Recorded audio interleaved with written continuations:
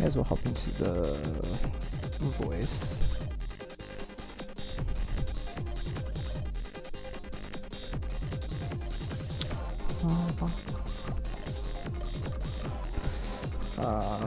Are we live? I think we are live now. Cool. Spin it off here so I can actually see the chat. Otherwise I can't see him. Evidently. Right, let's begin. Wow.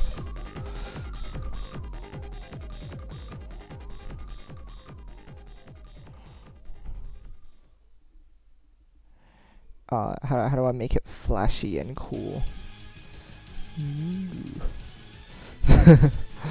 Alright.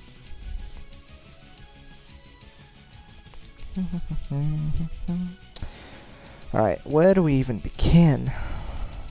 I guess, first up, what I've got to do is figure out what I cover, what the roadmap is gonna look like. Okay. So this will be like the scaffolding, or what is it called?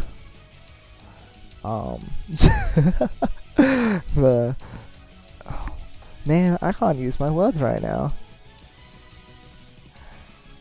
The foundation.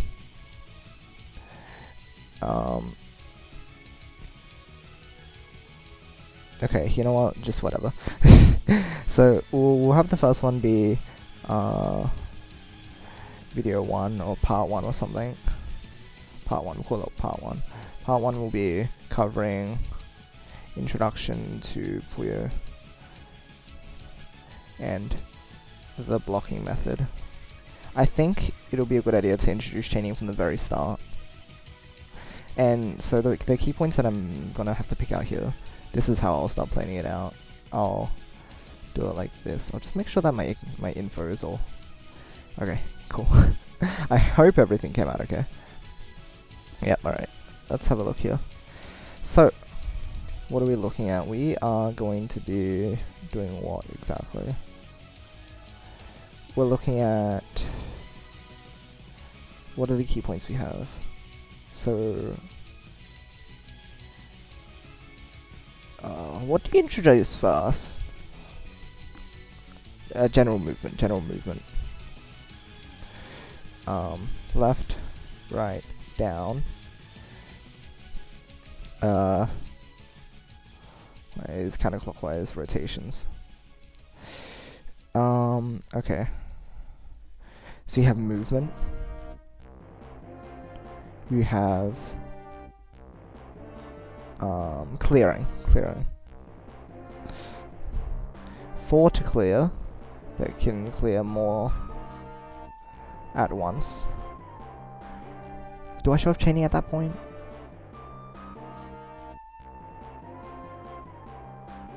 Four of a color. Hello. Why? 4 of a colors. 4 of a. Oh, it doesn't know that it's referring to something else. Okay. Well, yeah, we can ignore. Arctic, hello. Welcome. Hope you're doing well today.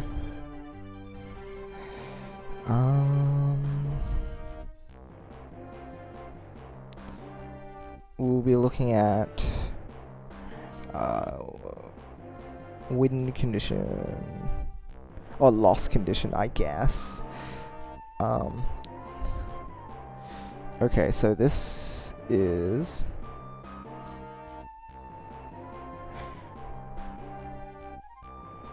oh, okay, you know what?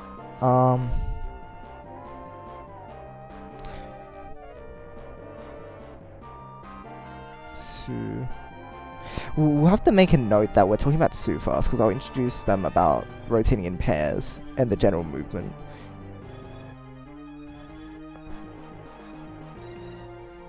Most of this tutorial series from the perspective of a Tsu player.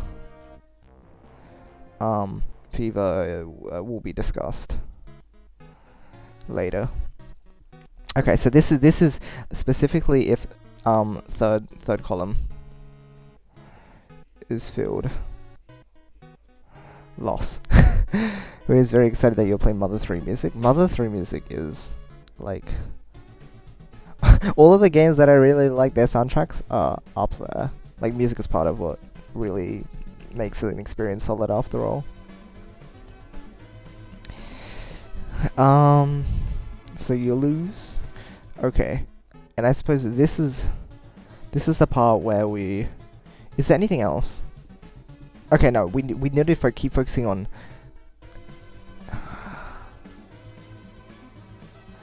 keep focusing on... the mechanics. I'm trying to think. Oh, I should talk about the actual board itself. Huh. Board size. 6 columns, 12 rows, extra invisible row above the field. Right. I need to cover everything, just to make it clear. Just so that even if they have never seen Puyo before, I can explain literally everything. Because I want it to be, like, detailed, right? So we have a board. We have pieces. So we have pairs that... Pairs of Puyos. Different... can come in 5 different colors.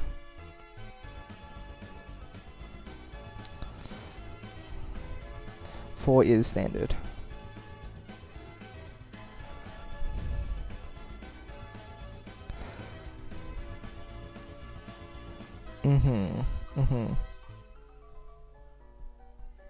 Color. 4 of a color to clear. Adjacent. Because some people might think it's rows, columns, or whatnot, or diagonals.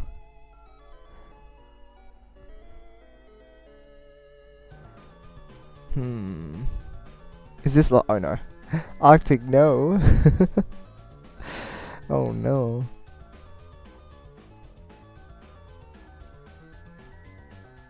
Ah, yes, pieces,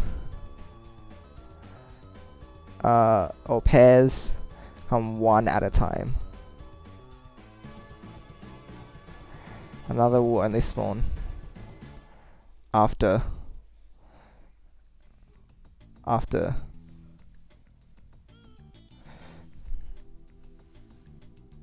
the current piece has finished its course, has finished its like actions.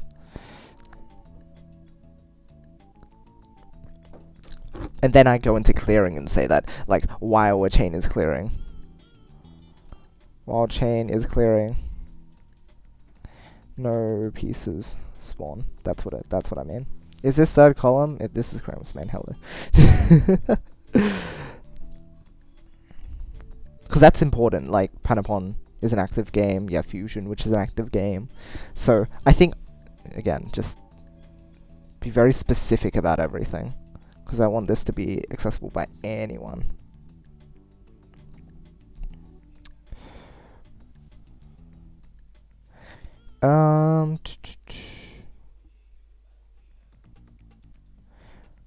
What else? Pieces are affected by gravity.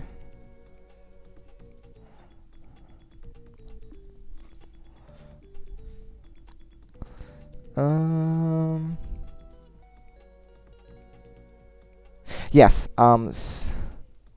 splitting used to describe piece dropped off of another. We want to introduce the terminology right here. That's important. Because it's like, I mean, splitting is obvious enough, but you want to introduce the word so they become familiar with it.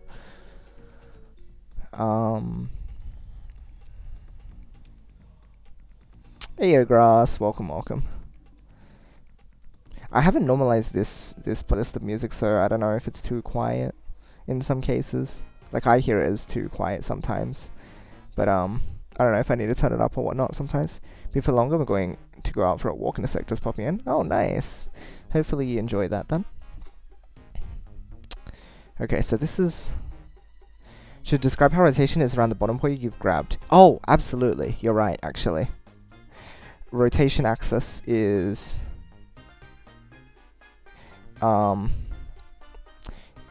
is the bottom Puyo. Right. It's around the bottom Puyo. Shown as flashing in some games. Right? Wait, do they don't do that in any of the modern... Do they? Actually, I don't remember now. I mean, it doesn't flash, but is it highlighted at all? I don't remember. I'm trying to remember if it is. Because that's what they used to do. They used to make it flash a little bit so that you knew which one is the... I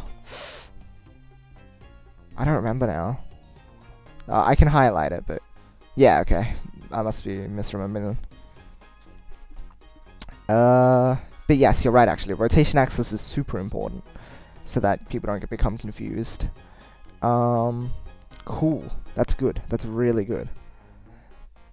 Yeah, if it's not any of the ones you would have played, then it's not, like, important for people to notice. Though maybe I can, like, show footage of an older game and, like describe how it works with that as a highlight without me having to, like, highlight it myself. That's a handy little thing. Okay. Okay, no new pieces, no forever color. Yeah, stop. Okay. Why can't you just ignore all of them? So mean. Okay. Okay, so we've got a board. You've got pieces. You've got your movement. You've got how to clear. You've got the win condition. Now you talk about the things that the board elements. Right? So board elements such as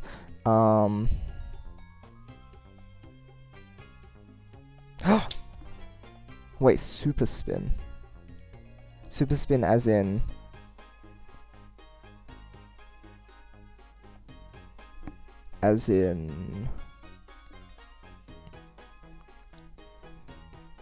I know one is actually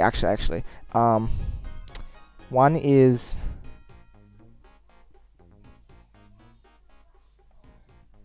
wait, do you have to double tap for that?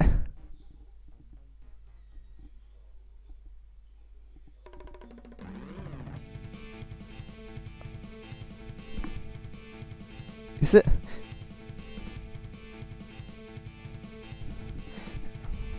When stuck in single column. Puyo can 180. This is bugging me.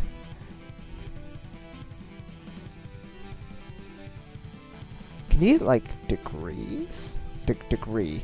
Yeah! Okay, got it. Can 180. Huh. I guess it just... If rotation used twice. It's just become... Yeah, you're right. Wow. That just became so natural. No, this is why I need people to be here, because I'll miss things. This is really important. Thank you, Arctic. Right, that's actually really good. You're right. So there's that 180 rotation. I won't talk about climbing yet. I'll do like an advanced tech bit later on then, where I can talk about like wall kicks and double rotating to like speed up moving of these, or yeah, you know what, I should probably note this later. Advanced movement, and it'll come in a later tutorial where I start talking about optimizing, I think.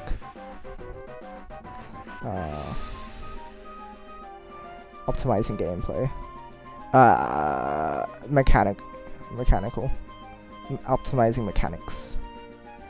So, yeah, absolutely. Climbing and wall kicks are definitely more advanced.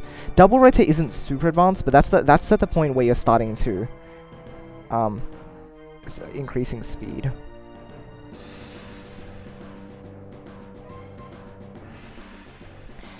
So this would be right. Okay. What was my first one that I mentioned? Walk. Is it wall kicks? No, double rotate. Double rotate. Rotates. Wall kicks. Column 2 and 5.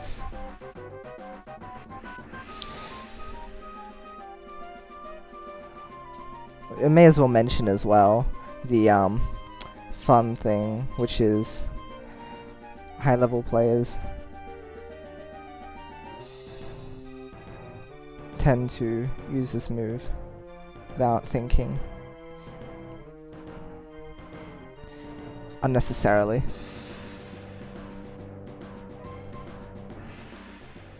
Necessarily. Oh my gosh.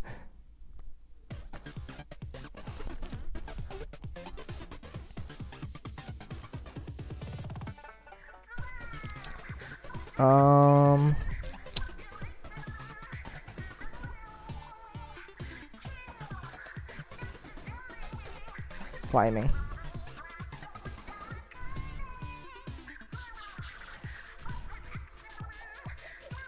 Speed and... because climbing isn't... Increasing speed and survivability.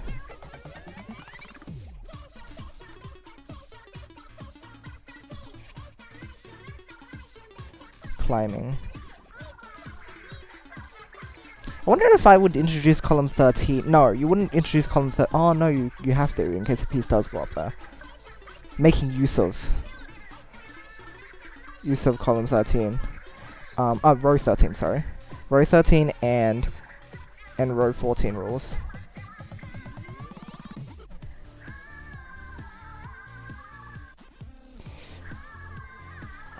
Optimization of splits. Splitting.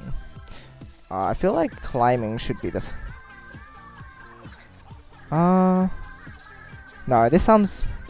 So you talk about double rotating, which is simple. Wall kicks are okay enough. Maybe I'll talk about climbing fast then.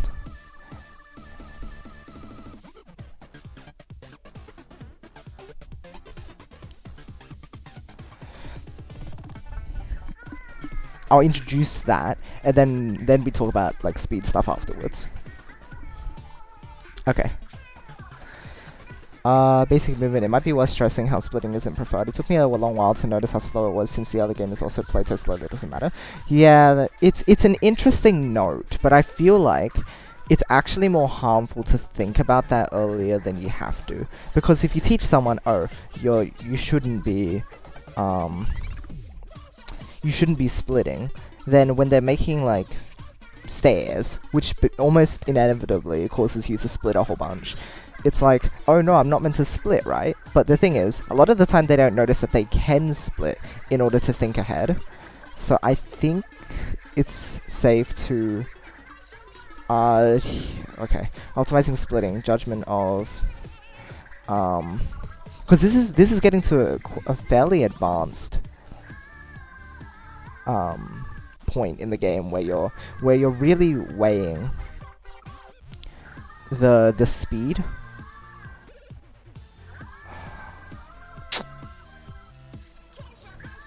of efficiency,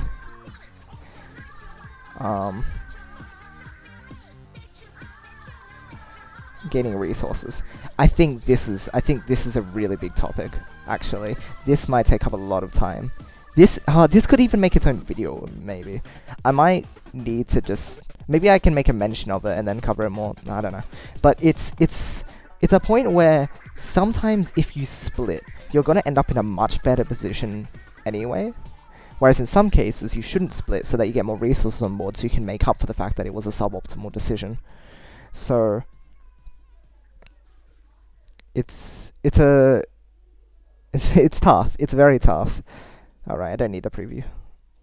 Just keep it there for now.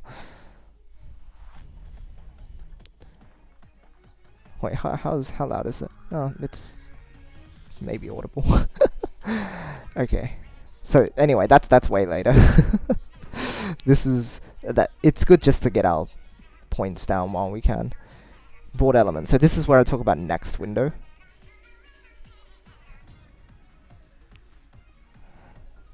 No. Next window.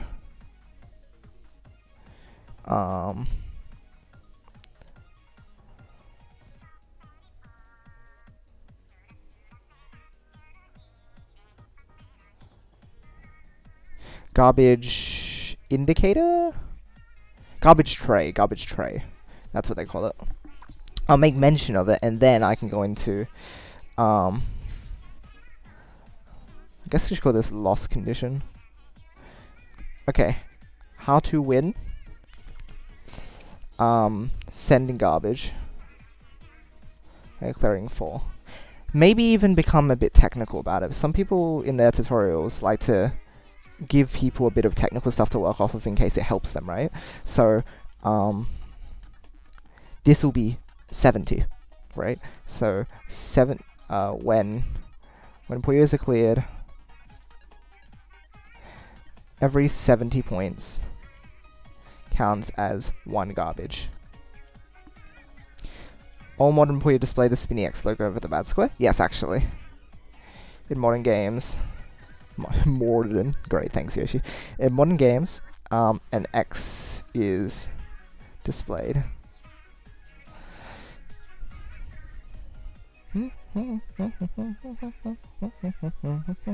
Field and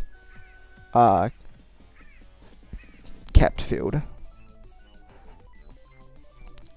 Clear on third column is okay. That's important too. When Puyos are cleared, every 7 points counts as 1 garbage, which is just a thing. Note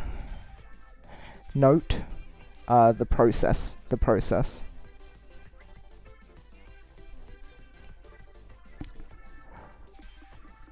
Appears over opponent's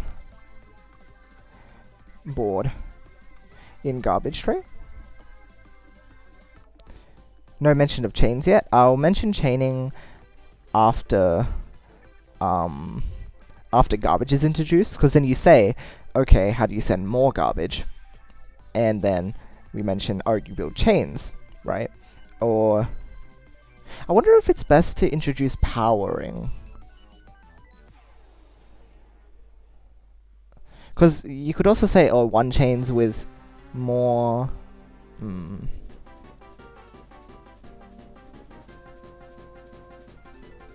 No, okay, I'll talk about what happens with garbage, and then I say how to send more garbage.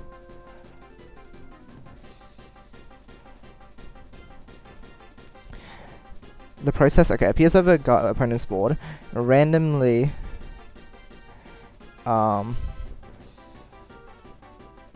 drops in any of the six columns.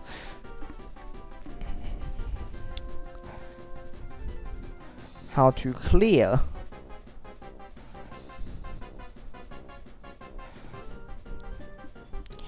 adjacent group of colors clear. How to send more garbage. Okay, so this is where we start discussing. Oh, you know what? I should also talk about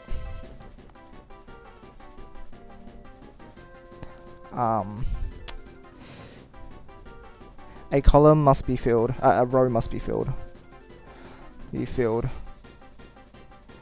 before another garbage Puyo can land in the same place. More than 6. More than 6 garbage has to be sent in order to have another Puyo land on top of another, right? Before it can land in the same place on that turn, on a given turn. More than 6 garbage sent.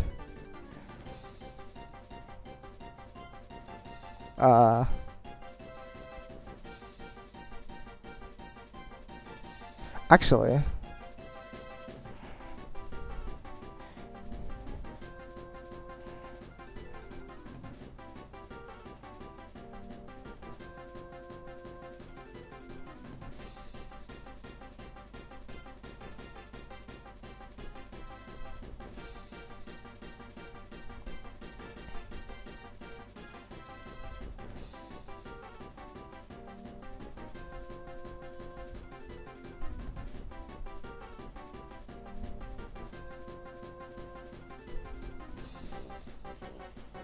I know I'm writing it in like math, but like I'll say it properly when I'm writing this up. This is just something to help me understand it better. The remainder is appears on top. Maximum, and then on this point, on the same point, maximum of 30 garbage sent at on one turn, which is 5 rows. Oh, at some point, okay, before I forget, all clear bonus. I just need to write that because otherwise I'll forget. I will forget. Okay. Yeah, let me look through this. Hello there, Kajin. Welcome. Feel like chain subjects like powering informs in its own video after basics. Basics probably mentions chaining as the thing you do. Now see part 2. Yes, I think so too. I think I say, how to send more garbage? You set up chains. Now, how do you set up chains? I'll tell you next time. But the fact that you can chain like you can use the gravity to create chain reactions. Oh, it's a bit loud. Is a mechanic in the game. Just mentioning it. This is more just a mechanics overview. You know what? Instructions to Puyo. Mechanics overview. Oh my gosh. Even explaining the board and basic mechanics is probably already a long explanation. You're right. Midnight Rose, hello, welcome. New to both your channel and Puyo. Literally have been playing for a week. Oh heck, nice. Welcome to the community. So glad you're making this. I've found more decent in-depth tutorials. Ah, nice. Wow, this is super convenient. Yeah, my tutorials, they're definitely good enough. Like, they will get you started. But there's definitely a lot you can do. The process wouldn't be easy to describe that garbage and send lines. Garbage sent in lines. In lines before another... Before... what?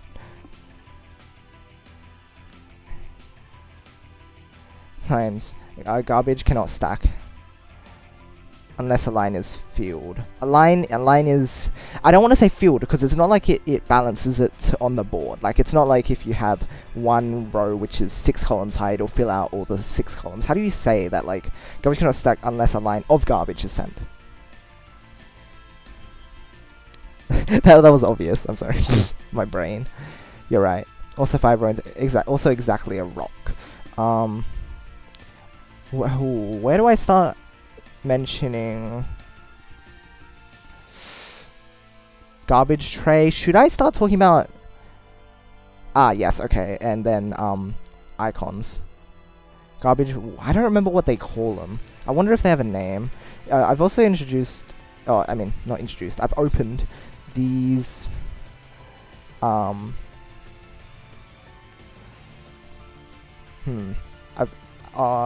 wonder how many guides there are. So this is... how to play Puyo. So this is where all the stuff is. I wonder where the page on... Oh, you know what? We're on the wiki. We can just look up everything. Yeah, let's look up the garbage tray. Alright, just checking. Tray.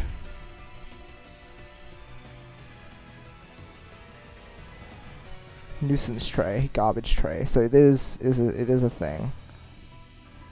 Nuisance? Oops. Nuisance, my gosh. Nuisance Q. Oh, Q. You know what? Any alternative language is also important, because people might learn one word and then they might learn another, and it's completely okay to introduce different terminology.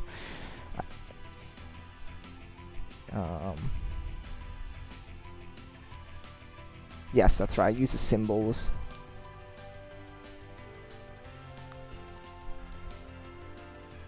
So the standard icons in what do you call them? Modern games. Small dot equals 1 garbage. Large face This equals 6 garbage, 1 row.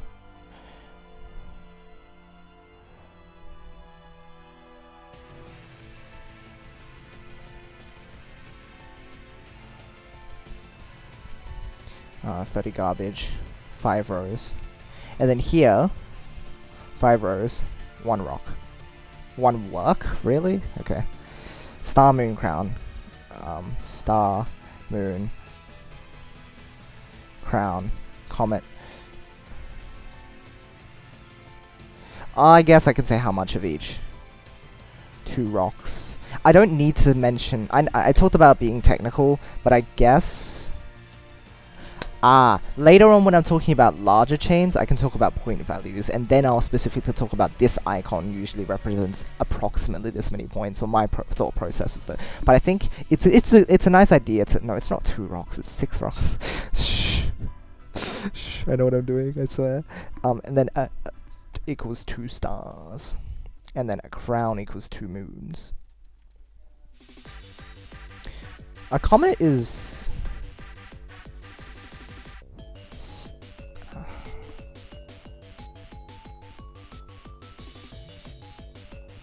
Wait, what is it? Is it 6 crowns? No.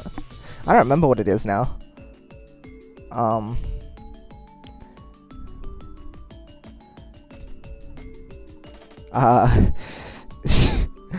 on.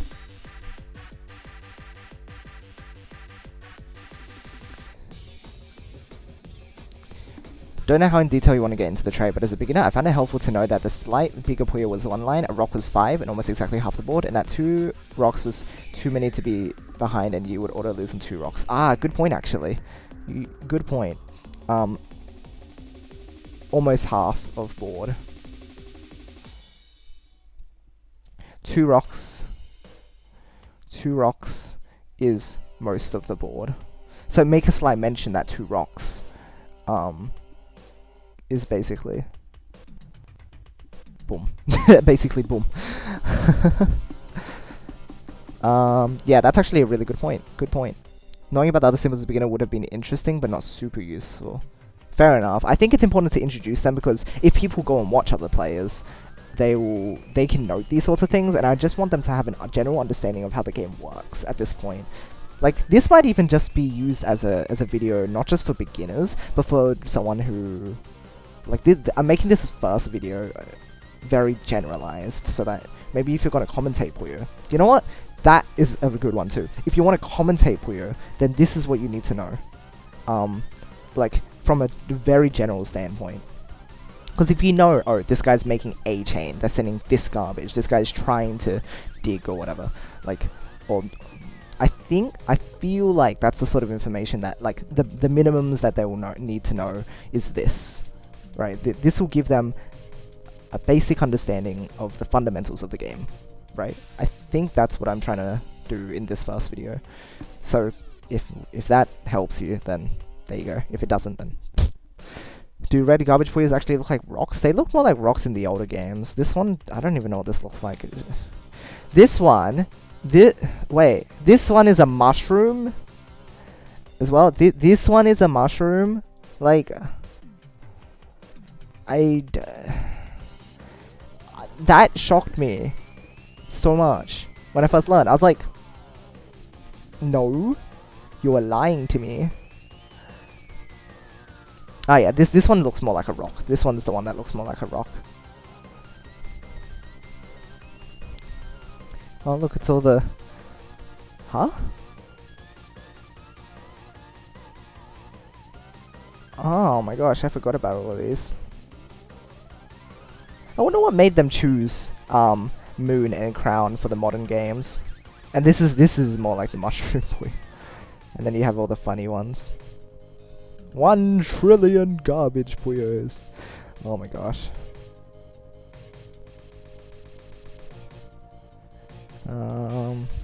Yes, the bars are visible from Puyo Fever, so you can clearly see, like, there are 6 objects in the queue at once. Update animation slightly varies. Slide away from the center. Slide away from the left. Huh. Huh, that's an interesting little thing, actually. Saturn garbage Puyo occupies a larger space than the other symbols. How fascinating. Oh, this is 2 crowns. Duh. Okay, Yoshi can math. 2 crowns. Comment is 2 crowns, thank you for that. It also says the number of garbage on the page. Yes, shush. Oh, all of these are so funny. Look at all these. Oh, they made the sun Puyo a garbage Puyo indicator. Oh my gosh. Yeah, GD wrong. Created from 510 Puyo. What were they thinking? Like, oh. How many players would have seen those? Naturally. Hello, Joseph. Welcome. Okay, so garbage tray. Now how to send garbage. They will appear in the garbage tray like as the icons that we've mentioned here. Then they drop in any of the 6 columns and they must be sent in lines. So garbage cannot stack in a row. In a column, rather.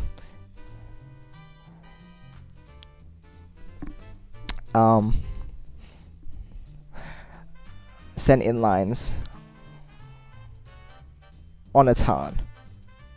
Once it's a new turn, it can stack in the same place. You can get 2 1 garbages appear in the same place if you're unlucky enough. Like, that's important. It has to be on 1 turn. How to clear them? Garbage. How to send more garbage. Okay, so this is important. How to send more garbage. Erasing groups. Puyos, 4 plus of a color or more than 1 color at a time, or together. Group bonus. This is a really important one. A group bonus is something that a lot of people miss and forget about. I wonder if there's there should be a comprehensive page on nuisance, like how nuisance is calculated. I could maybe leave it in the description or something if people want to read up about it specifically. What about just nuisance itself? Garbage? Because this is just for the queue. No, what about just garbage Puyos? Nuisance Puyos. I already put nuisance, right? What do they call it in the wiki? Formula? Maybe there's like scoring. I'm wondering. Yo, Arctic. Number of Puyos cleared.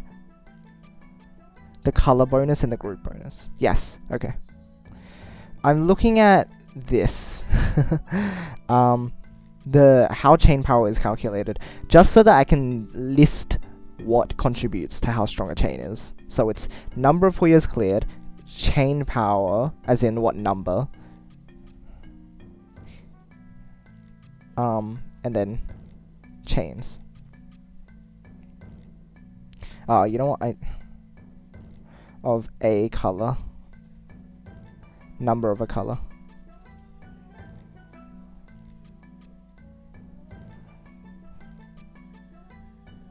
More than 1 color at a time.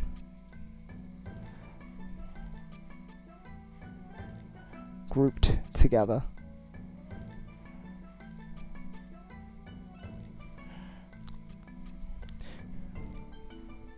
Actually, I'll just write that as a thing, and then chains.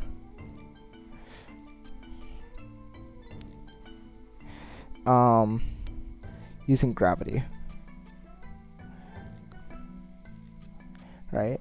Because that's how it works. Yeah, how many Puyo are in the group? This is really important. Because people make it 2 doubles sometimes, but the different parts are like sectioned off from each other, and then it doesn't send as much as if they were sectioned. They weren't sectioned off, like if they were all together, and that's group bonus, which is really, really important. Maybe I should look into this at some point for fun. Maybe I will. Okay, let's have a look and see what they have here.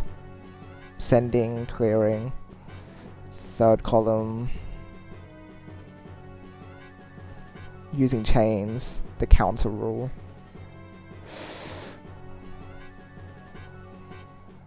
How to send garbage and then how to defend from garbage.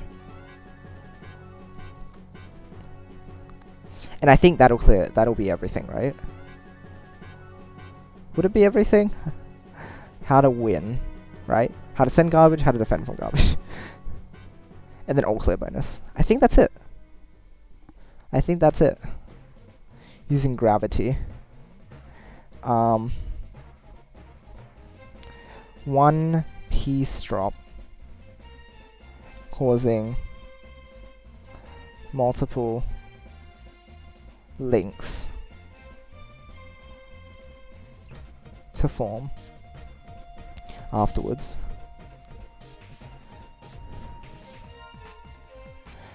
Maybe a fun note. 19 chain maximum. Just so that people get an idea of the fact that, like, with one piece you can set off, like, the whole board. Which is always good. Whoa. The only mechanic I can think of that doesn't have a bullet is how garbage won't fall until chains finish, making time an important element. Big chains equal longer to resolve but more powerful. True. How to...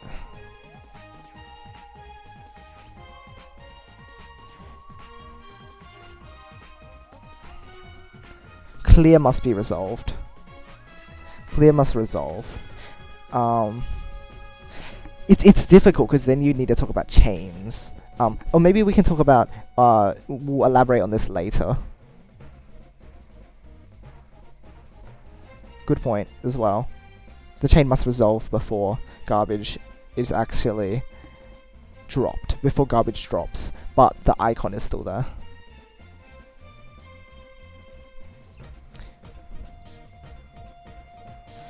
The clear, so it must, so a chain must fully resolve before garbage is sent. Before garbage is, before garbage can drop on opponent. That's important. Good point there. That's really important. On that note, quick. I might need to discuss with some of the other guys in the community. Actually, on that note, maybe I can hop into... Okay, so it looks like no one's around here yet. Usually Shining Bolt and, yeah, like, people like Dan, or... Wonder what's been going on here. Yeah, Veradora's also been here quite a lot. Yeah, I need to have, like, some more discussions with these guys at some point, because they have some really good discussions about, like, more specific situations, but, like, a lot of it is information that could be, like, look at this, they're writing paragraphs of information, this is so good, like, oh my gosh. I need to have a proper conversations to help them form these help me form these tutorials at some point, because they have a lot of really key information, but at the moment it looks like they're not around, so that's okay. But this is an important one that we need to come up with, like, English terminology for, because a quick does not sound right in English. If no garbage, nothing remains to fall after a chain resolves.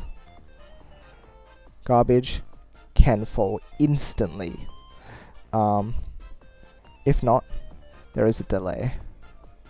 That is really important. It's a neat little thing that not enough people are actually aware of. Which is why people are like, oh, sometimes they get locked out of my next piece so quickly, but it's because they specifically made their chain a quick, but they might not have realized there or whatnot. For example, if you have a 2-double that has no, like, no excess, basically, then nothing will fall, and there'll be no delay on the garbage. But when we say a chain has to fully resolve, we mean that it has to fully resolve. I might also make a note about run quicks, because that was something that also got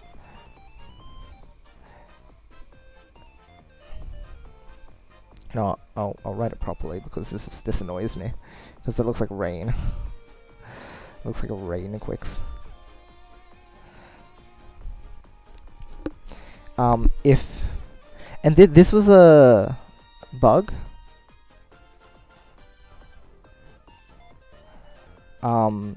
If top has nothing. If top link has nothing above, it acts like a quick.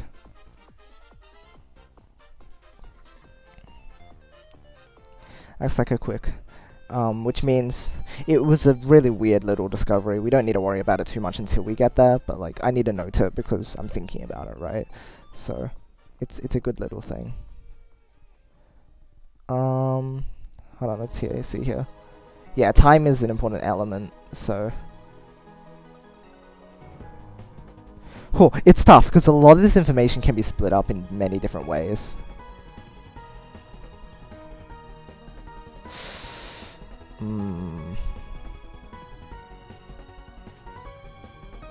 Is this mechanical anymore? Or is this... Or should this be in... Or should maybe this be in attack and defending?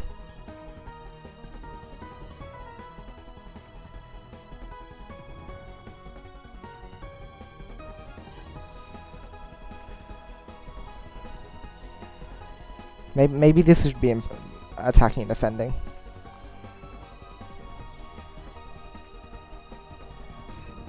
Because I don't know if I should be...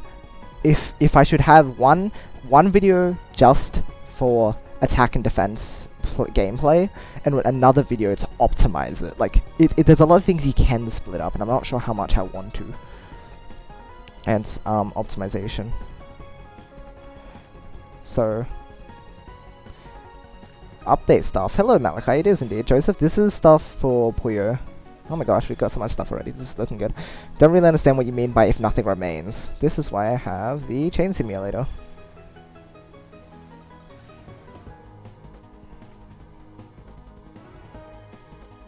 This is a quick. This is a quick.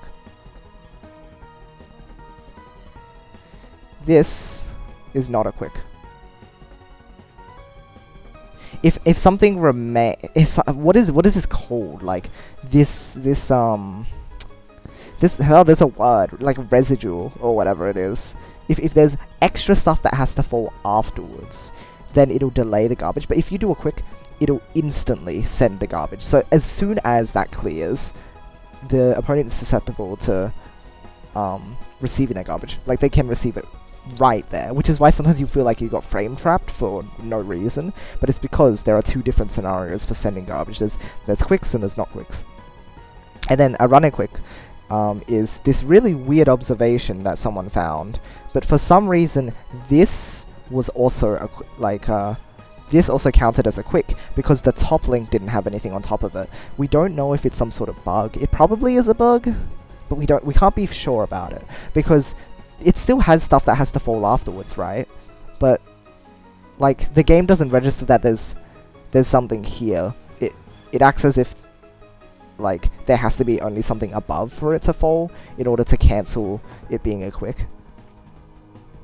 But again, we're not entirely sure about that. I don't know if that makes sense. Does that make sense? You understand? Nice. Excess. Yes, excess. And rather than an all clear, yeah, rather than all clear, because it's not so much if it's all clear, it's just what's on top of your current resources. I think it also has to be fully covered as well. Like if you have like if you have like how do I ooh oh like this, I guess, right? Oh, hold on. I don't know, but if you have this top isn't covered, so this isn't a quick anymore, or run a quick. But because of the potential bug or whatnot, I think this is still a run a quick. Although that falls anyway. It would like land here anyway, so it doesn't really matter. Whatever. Anyway, that's stuff that maybe again, like I'm learning Japanese. Maybe I can ask them about it someday. Maybe. It was a neat little thing. Very interesting. Excess is the word though. Thank you. If excess. There is no excess.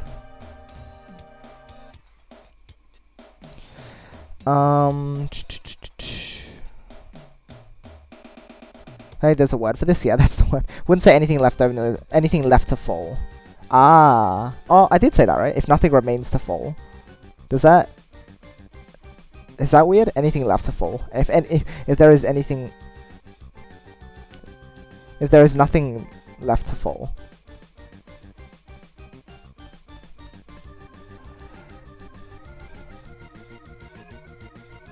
Or I could flip the sentence and say, if there is anything else left to fall, there will be a delay.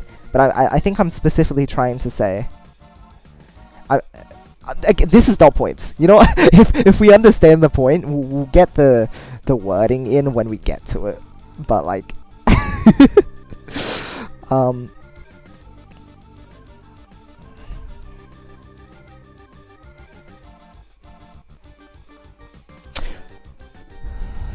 specifically for attacks and defenses, because it's a different story when it comes to like main chaining, because like chain length and chain power doesn't matter as much when it comes to like a 10 double versus an 11. We can make a note that like a 10 double can still win, but this is specifically in mid game. This is like mid game. Mid game.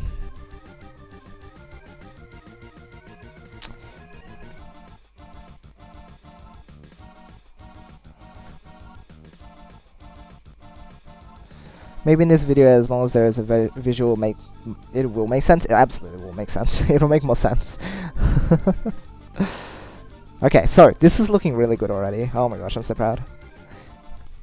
We need to like leave another space, please. Thanks. All clear bonus. How to defend from garbage. While garbage is in the tray or queue.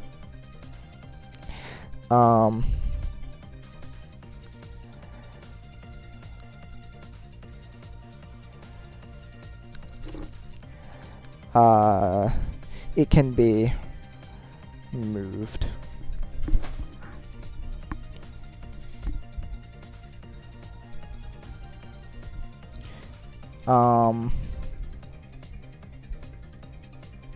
This includes while the opponent is sending it. Still sending it. Sending stuff.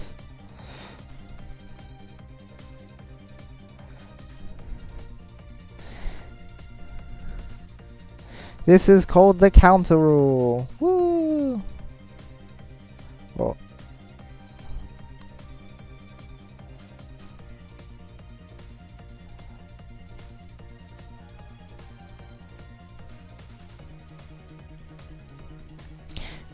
I wonder if introducing Japanese terms would be a good idea.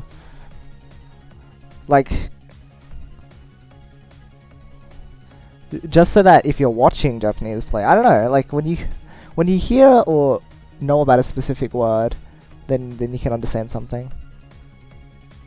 I don't know, maybe. Sometimes. It helps to know like what other people will call it, because who knows? English speakers can use Japanese terms, Japanese players can use English terms. Kind of goes both ways. Okay. Once the opponent's chain is resolved,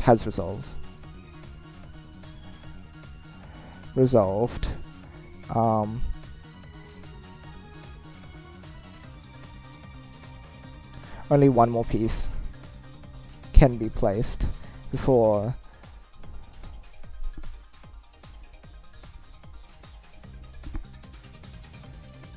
the garbage falls. This is the final chance to respond. If your own chain resolves after the opponent's, the garbage will fall instantly. Does that make sense to you guys? So this is talking about, okay, once their chain resolves, you get one turn to set off something to counter it. And then, but if you have a chain that's currently going, like if they set off a 3 chain, and then you set off a 2 chain, their chain has already resolved, but you don't get like an extra turn after that like if you already have a chain going on, when their chain resolves, that is your final turn.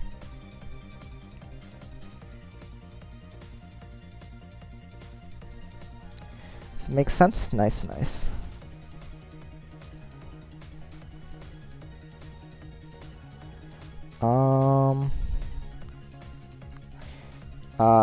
If your chain successfully clears everything that the opponent sent, you can counterattack.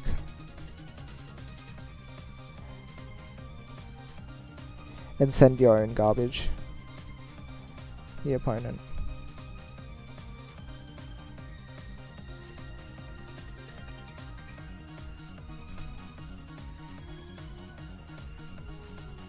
And this cycle can repeat.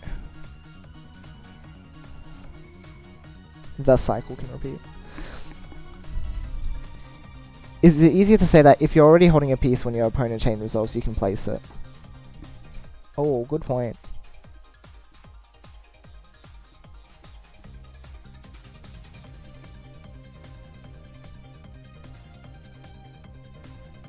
Only your currently active piece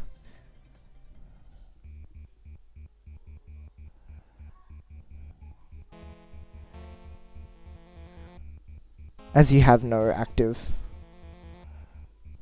piece, I guess. It's about having an active piece or not, I guess, right? Does that make more sense? It's not one extra piece, it's just the fact that that is your final play, I guess, or something.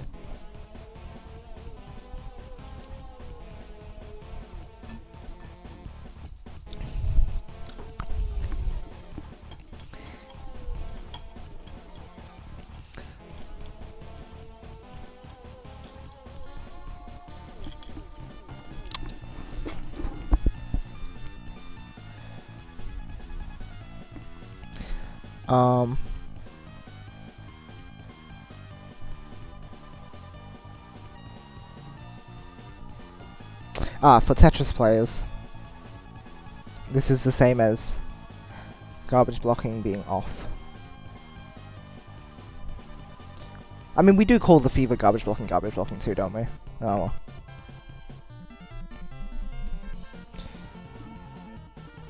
Yeah, oh well.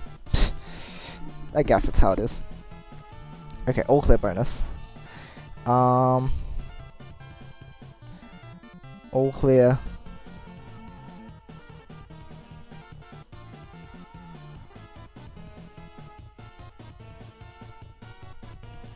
Appears on the field. The next chain will send a bonus rock. A 30 garbage. 30 garbage.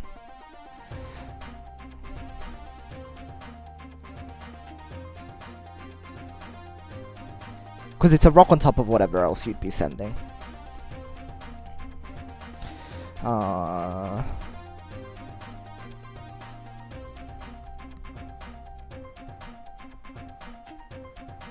Okay. I think that's it then, right? Wow, that's actually... See, this is really comprehensive. That's the word. A lot more comprehensive than the original guide. Right? I think that's it.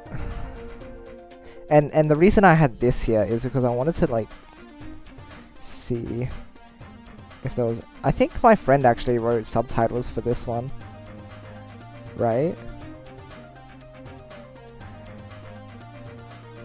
I did write an introduction. Should I write an introduction to the series, or would we be assuming that people just want to know what's going on in the game? I don't know.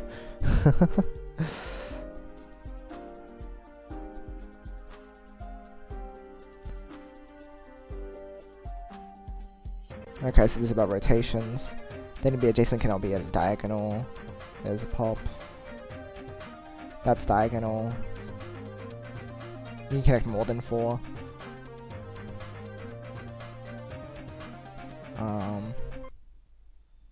Chaining, then I just went into chaining. Yeah. So I already talked about chaining in the introduction.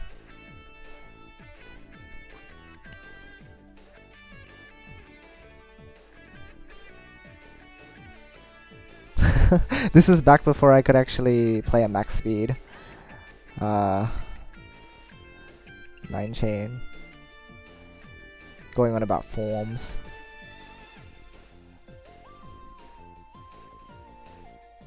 Yeah, okay. So I didn't cover anything that was like important and noteworthy. Oh, I probably should have kept my that open, because I was gonna look at my, because these the stairs and sandwich tutorial, I'm pretty sure like those have helped people a lot, because of the fact that like people are like, oh, it's like is really clearly explained, even though it's only 6 minutes. I'm surprised. Like, I know I use the RNG. One of the things that you can do the best for your audience is show it in action. Show them that you're working around RNG. And a lot of the guides will just say, this is how you build it. But they won't say, oh, like, I think I specifically talk about what do I do if I don't get a piece that I can use. Like, I think I do show that you can pile up pieces in certain places. And there's a lot of extra things you can do as well, like having these extra 3 spaces above that you can place the next piece in, because the link is made up of 3 Puyos vertically. The verticality is important, basically. Alright, the scoring is, that's all sorted. Counter rule.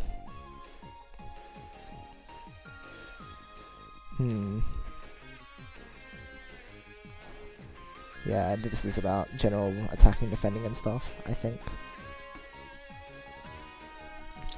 A short intro should be fine? Sounds good. Alright, I'll start writing up the actual scripts later. I think I want to plan out the roadmap first, because that way I can go back and cover points that I haven't. Like, sometimes when you're talking about like a more advanced thing, you're like, oh, I never covered this basic thing. Or if you're covering basic stuff, you're like, oh, sometimes like it might be worth putting that later down the road. So if I get a general idea of the flow of this, then we will be able to what am I saying? Basically developing a bunch step by step. Okay, so this is where we introduce, great, thanks. Introduction to chaining. The blocking method.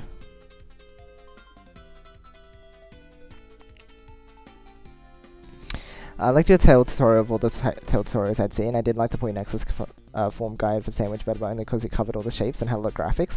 I think I'm going to be referring to Puyo Nexus rather extensively for a lot of stuff, so I can get names and like point out patterns, because there's a lot of good documentation on there, but it needs to be better. Like, we can expand on that a lot.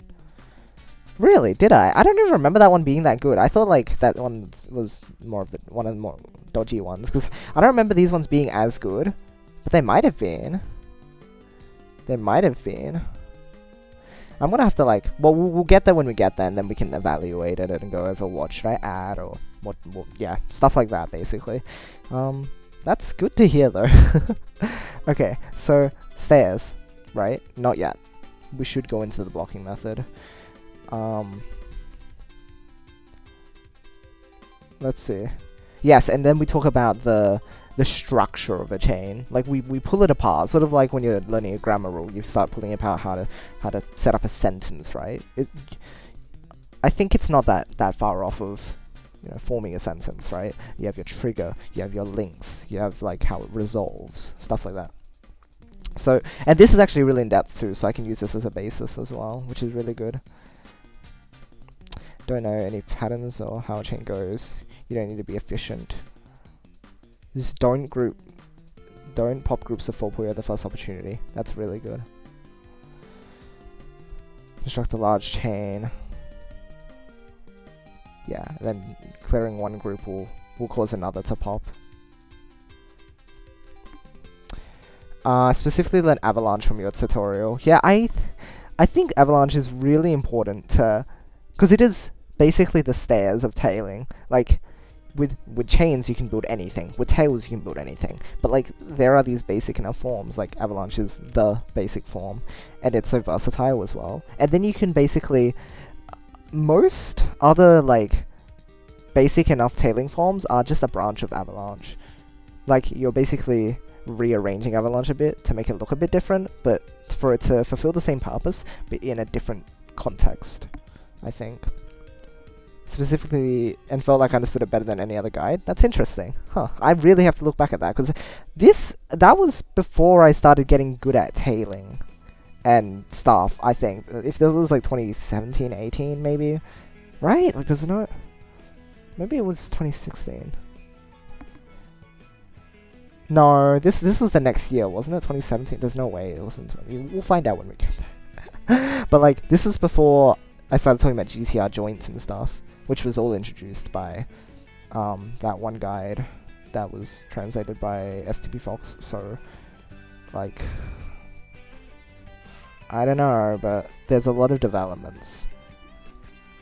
And I'm going to put so much more emphasis on being able to transition without GTR first, and then talk about GTR, and talk about specific... I'm going to hammer home my point about GTR being a pitfall, because I'll be like, go back to the previous guide and learn how to transition with other stuff first, and be able to use stairs and sandwich, because otherwise you're not going to get this. It's important, and it'll be beneficial for everyone. It's fine. I'm good. I swear I'm good. Okay. Alright. So... Oh,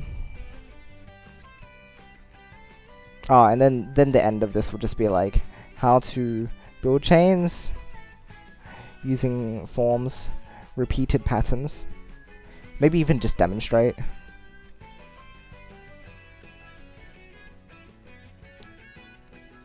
And then say, next time,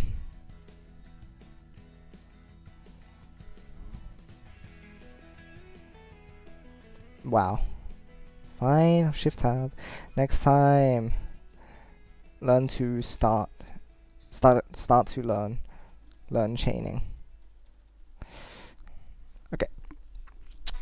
Exploit GTR. Too many new people seem to go after it. It's a problem because GTR is just 2 links. It's not a chain form. It's a transition. Like, it gives you 2 links. They're like, oh, I learned GTR, but like, have you learned sandwich? No, or stairs? No, I can't do sandwich or stairs. They're too complicated. GTR is just 2 chains. It's 2 chains. It's not benefiting you.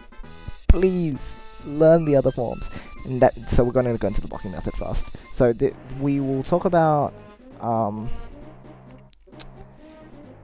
vertical,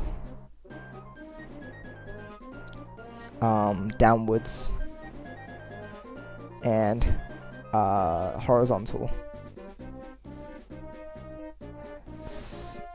side, chaining. So when we're talking about this, we're talking about just so that you guys know what's going on. This is about stuff like this is a vertical, right? You're falling on top. And then this is falling beside. So I think that's really important to cover first up. Is there are 2 ways to form chains. Hold on. 2... What did I do? Okay. 2 ways to form chains.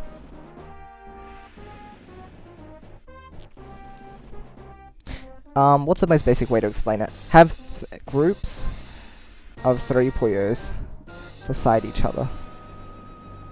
Have I been writing Puyo with a capital all the time? This whole time? No, maybe.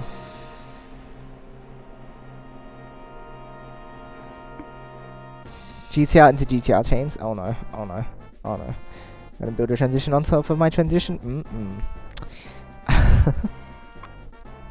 Groups of 3 Puyos beside each other. Okay, wait. Construct a group of 3. So your first step is construct a group of 3 Puyos.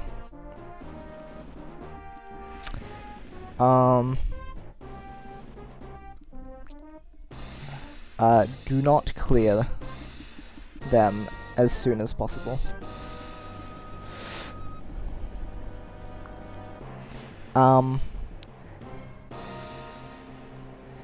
Next time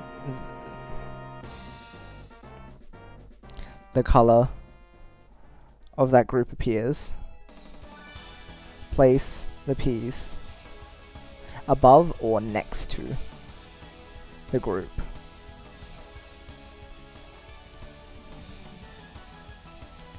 Use the other color, clear the other color to cause the initial group to clear afterwards. So that's basically saying, make a group of 3, place your piece either here, or like here, or literally anywhere, and then clear this piece such that this piece will link up with them afterwards as well. Put it adjacent or on top of. And this can go with anything technically, like you can just do this or whatnot, and you're like, oh yeah, great, lovely, beautiful. With this you can't like put it here or something, but you get my point, right? I think that should be a good enough explanation of how to handle it, right? Does that make sense to you guys in like a very basic, from a basic standpoint? I think that's how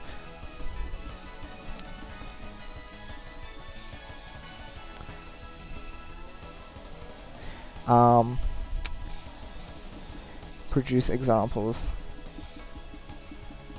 That second sentence doesn't make sense to me.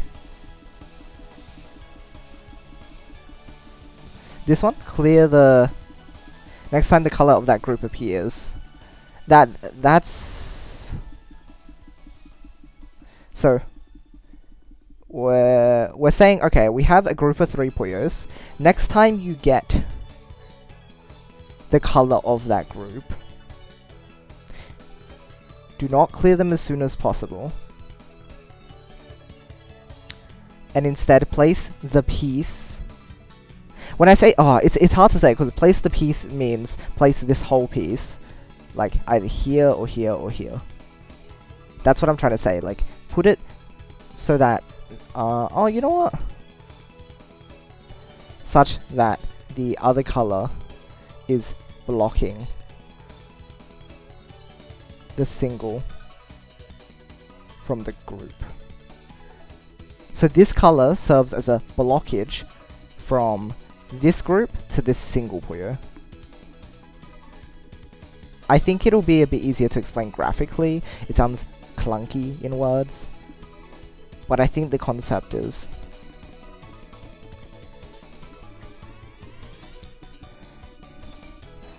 this process is called the blocking method.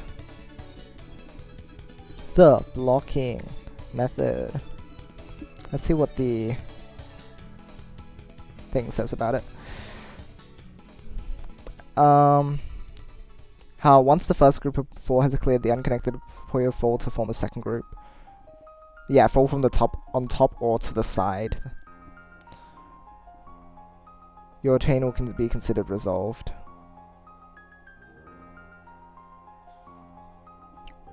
Okay. The first link of the chain is called the trigger.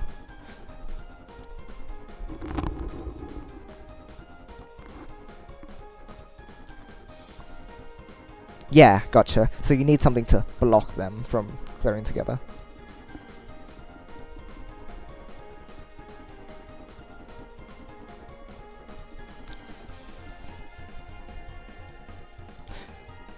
So, you know what? Maybe even highlighting the words themselves is going to help.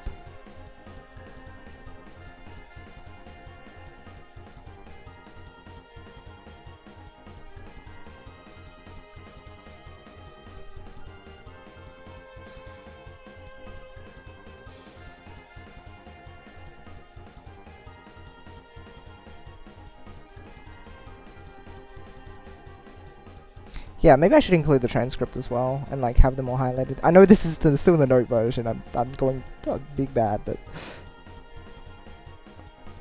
is there a faster way to highlight? I mean, color. No, there isn't, is there? I see no shortcut up here.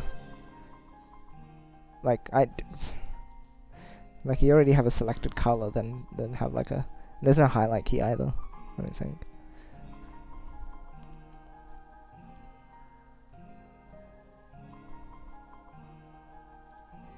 Boom. Does this make it clearer now?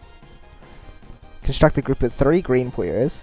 Next time that green appears, place the piece such that the red is blocking the green. Clear the red to cause the green to clear afterwards. Boom. The power of coloring in. Maybe it helps. Okay, the first link of the chain is called the trigger. So at this point, I think I'll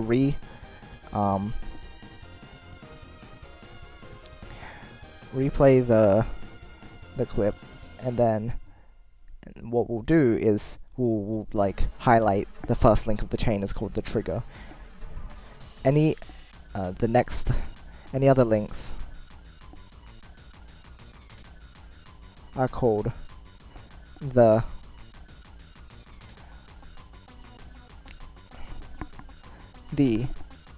nth link.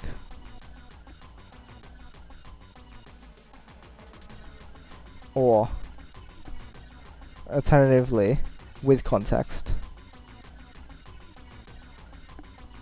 the color link. In this case, it is. Oh wait, hold on. I'll put this on a new line. In this case, it is called the green link. The second link. The greens are called the second link or the green link. Because sometimes you're like, oh, my blue link cuts and stuff like that. But if you have the context behind it, it'll more easily clarify the point that this is specifically the link that I'm looking at. Because sometimes when you're looking at a chain, you're like, I can't judge, you know, that's my 10th link or whatever. And you say 10th link, maybe you can judge it, maybe the people who are watching you can't link it, can't see it, right? So it's like, oh, well, my 10th link's gonna cut. And they're like, what is your 10th link? I don't see it. And then you're like, oh, I mean the green link. And they're like, oh, the green link that looks like it's going to cut, and it will cut. And so it's more obvious. And again, this is the sort of stuff that you can use when you're commentating, right? You're like, this is how you commentate. That is important. That is what the terminology is for. It's for commentary, it's for discussion. Let's have a look here. What does chat say? Makes more sense. Some graphical image will probably be even more clearer though. Yeah. When we get to constructing a video, which I'll ask someone to help me with, we'll go ahead and we'll throw in images, we'll show in graphics, we'll have a lot of different things, but you know, colors might help the transcript stick out a bit more. Whoa, hello, James, welcome to stream. Puyo strats. Yo, indeed. what's up? Whoa! I thought I heard a mic bump, but but like I wasn't sure. Hey, what's up? Not much. My mic wasn't working at first, but I figured out why. Why?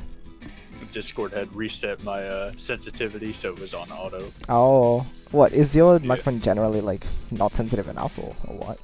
No, I have a very specific decibel sensitivity set, so no background noise is heard at all. Right. Wow. So you can get clear James coming through. Amazing. Although you might have a bit of a lisp, James. I don't know if it's kind of. I don't know if it could be heard yet, but I've something's up with my lip at the moment. So. Oh well, I don't think I heard anything, so it's all good. Oh, okay. You ever bite your lip a little bit too much because you're eating? And then it's like, right yeah, and then you can't talk, and it's difficult. Let's see. Ari's pointing out which way is the other color and which ones are the group of three and stuff would help a lot. Absolutely. I will throw in as many arrows as needed because I'm gonna be saying stuff like, this is the next window, this is the garbage tray. Like, people will not see unless I point at it. I need to point at it. So, I will point at it. It's okay. It's fine. I'll use all the arrows. Alright. Hello, Dan. Welcome.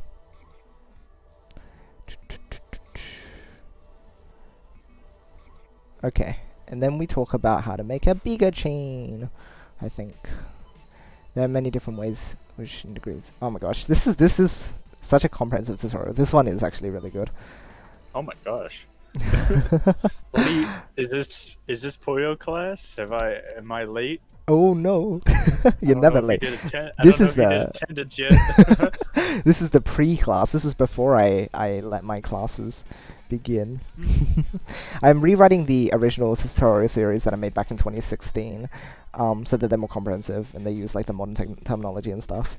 Because yeah, way before I knew you. back when I was still like a baby. So Baby. I was teeny tiny. Before you became the next grandmaster. Far before. Back before I even knew what Tetris the Grandmaster was. Whew, it's crazy. So now we are making updated better guides so that people can actually understand the game. Sequential chaining. Group of 3. Oh, okay, so they basically said what I was saying. Right. Place it on top of the other color. When you pop the second group, the single will complete this. You will, and then they talk about the trigger. Oh my gosh. Huh. We'll start the process of resolution. Wow, they really do word it well. Okay, this is good. Can appear at any point in your chain, and your chain could potentially have more than one trigger. We won't introduce more than one trigger yet. We'll talk about that when we're making bigger chains.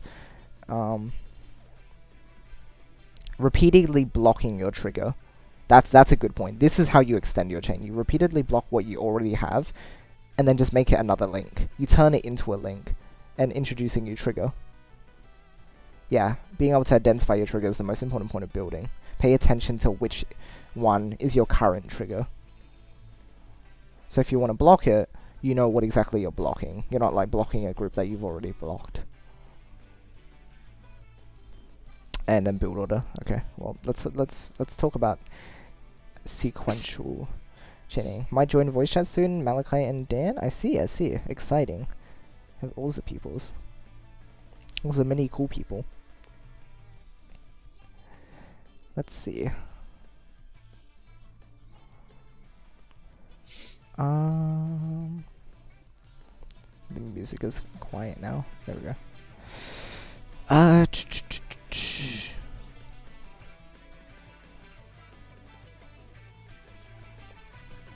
Okay. This process can be repeated to create a larger chain. Demonstrate. Wow, demonstrate. Great, I'm good at typing.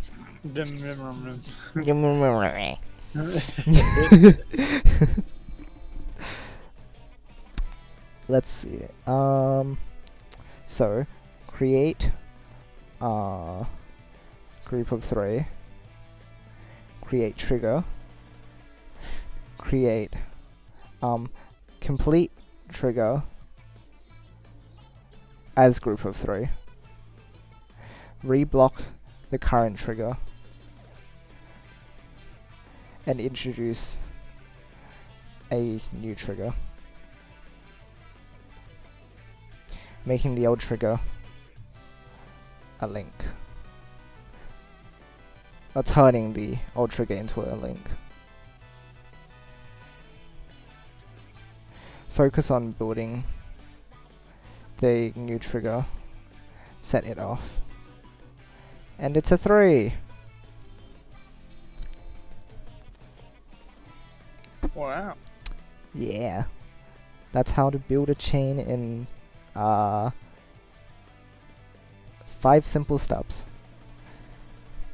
It's actually not too bad. This is Tetris, right? It is the video game where you place pieces, so it may as well just be Tetris. Ooh. The video game where you place pieces. Which one? I wonder which one is it. Oh, it's Sonic. God, imagine if you could like build chains with Tetris blocks like gravity. Oh my gosh, let me introduce you to Where is it? What's that? What's that? What is the Tetris game with gravity? Tetris game with gravity. Oh, what is it? Oh my gosh, I need to know. What a name! It's really funny. No, where? Drop gravity. Wait, hold on, no. It's line clear gravity. Line clear. Types of line clears. Back to back combo. It's here somewhere.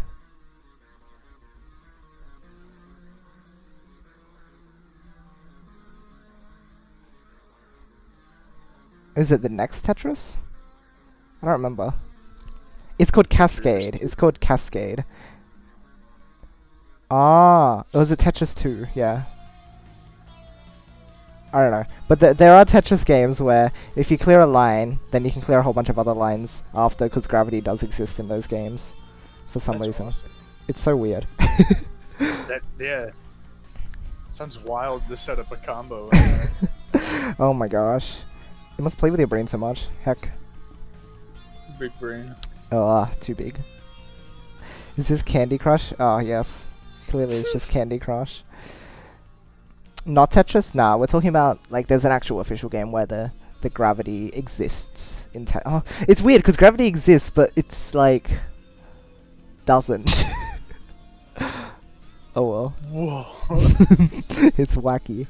So let's create Doesn't combos get in better than Tetris. this. Right? Like, what are we doing next? I have no idea. Okay. Okay, so that's our information, and this is. And then demonstrate for a 4 and 5. Horizontally focused, vertically focused, so that we can demonstrate, like, if you build on top of another link, you can build something, or if you build side by side. Sneakily include stairs.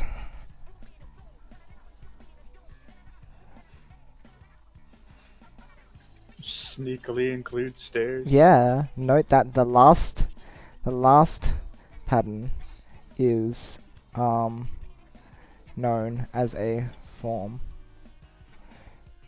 A repeatable form used to create chains more consistently. For the next video. And I think that's all we need. No, wait, no, there was more in this.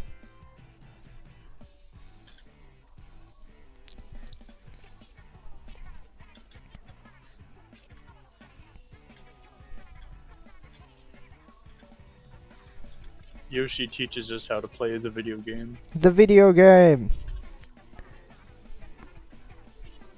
Ooh.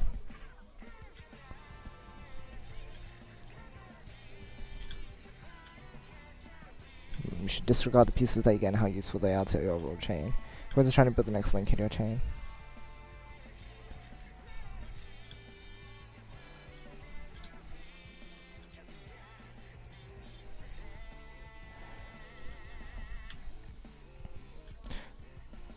Vertically focused, right, left and right side.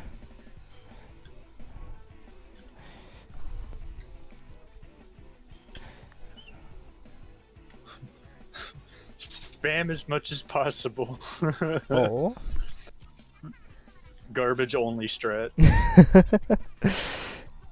Easy peasy. Just one chain forever, lol. Easy. Easy win. I like just one chain forever, lol. I like that. That's fun. I think there's a video on someone's channel where they just one chained someone like 5 times and they died. Hold on. It was actually really good. I think it was on Steelix's channel. Step 1, learn TTR. No, don't you dare. I'm going to eat a sock. What do you eat a whole sock? We out here eating socks. Okay, what am I looking for? We're looking at Steelix's channel, Steelix 100. I think he had this one video where he just he was uploading a soundtrack. I wonder if we could easily find it. Great Mania 2 with the Puyo 2 music. I wonder if he'd have it somewhere. He's got like TGM stuff. There was like this one chain. This is just a video he made where he just sent one chains, or maybe it was Shu. I don't know. One line. Okay, was it this one, or maybe it was two chains? Maybe it was two chains repeatedly. Hold on. Let me. I think this is the one. Yeah, we're just gonna like. This will be a good tutorial video, obviously. He's still doing his first 1000 RTA. Oh my gosh. Anyway, yeah, that's. Okay, oh wait, hold on. He already sent a 2 chain or something. Okay, sends a 1 chain. And what, 2 chain? Then a 2 chain. And then a 1 chain.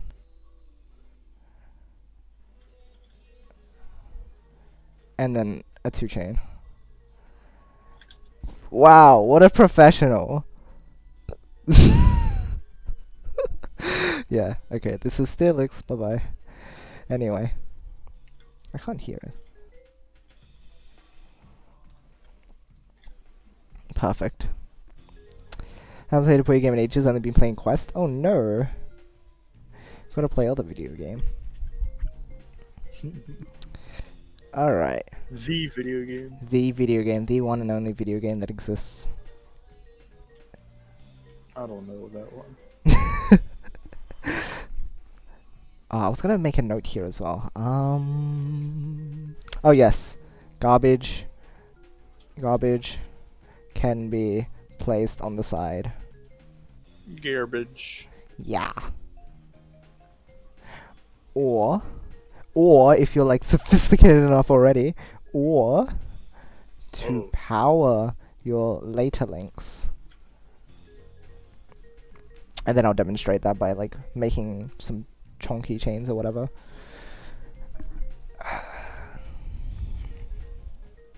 So, I think this describes the blocking method.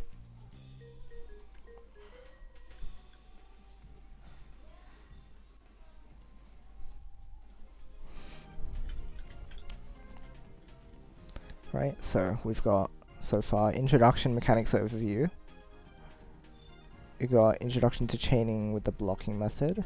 You got using form stairs next.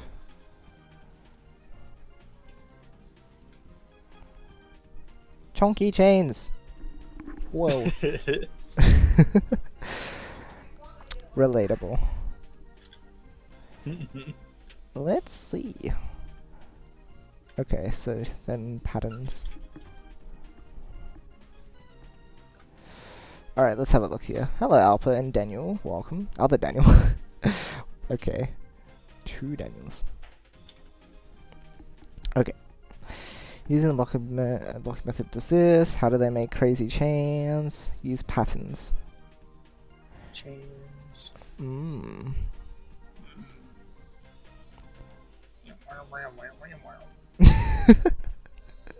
Perfect. I do my best. It shows.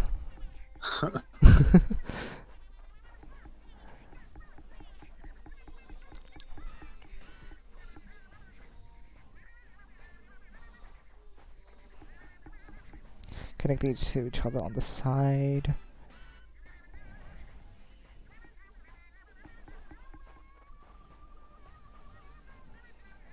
Okay, cool.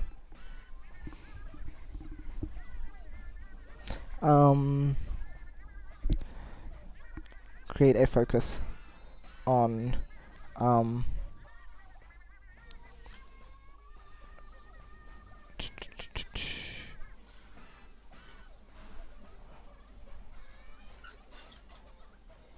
calling it horizontal, right? The horizontal ones are the ones that are next to each other. I think they're diagonal. Uh-oh. This is dangerous. I did not know we were playing Connect 4. Uh-oh.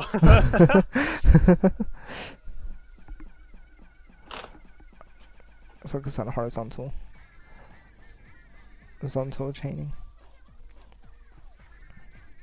Side. Cascading. No, cascading is regardless. I forgot. You Hmm. have a channel point for 10,000 called H. It's great, isn't it? It's perfect. It's the most What is important it? one. What does it do? There's a Or is that part description. of the secret? There's a description. I think. It should show up. Oh, you received my H of approval? Hmm. Damn. It's amazing, isn't it? Whoa! Heck, everyone, get onto it right now.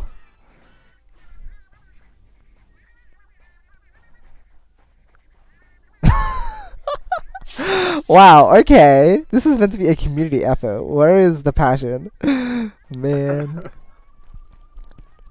I probably wouldn't have been able to help much. It's alright, Alpha. No problem. Okay, what are we doing? Show basic 2 chains with 1, 3, 2, 2, and... No, it's 3, 1, man. That's terrible. Do not show off 1, 3 first. 1, 3. Note the first 2 as potentially repeatable patterns.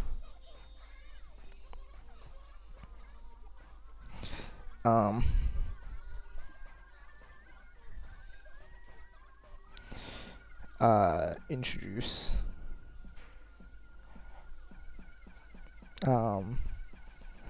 the end result 5 chain 3 1 stairs.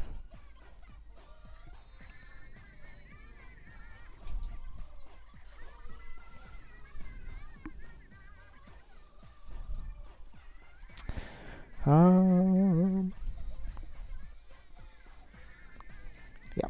Okay. So, and then we start discussing how do we do that, right? So how do we do it? We set up vertical groups of 3. Set up a vertical group of 3. That's the thing, a lot of people try to do stairs, and they try to do like a 4-chain stair straight away. But you need to apply the blocking method so that it makes more sense, it's more transferable. The knowledge is, it is meant to be transferable. You set up a group of 3, you set up another group of 3 next to it, then you put a piece on top of it, such that it'll fall into it. The way that the blocking method does, it's just that you're introducing that other color, or that singular color, later. Like, here's the difference. I think this might be where people get confused. So when you're building using the blocking method, right, you have a group of 3, and then you block it straight away, and then you set up your other 3, right? But when you're building stairs, you have to remember which one's your trigger and which one is your link. So in this case, you put emphasis on the wall one is the link, and the one next to it is the trigger. You want the link to be able to connect with the same of its kind, right? So you set that up after you've set up your trigger and your link. And then you use the trigger so that link can actually do its job, right? So I think we should be talking about it in terms of that. Vertical group of 3. This is the second link. Okay, the process. Oh my, that was wrong. This is the second link. Set up another group of 3. This is the trigger.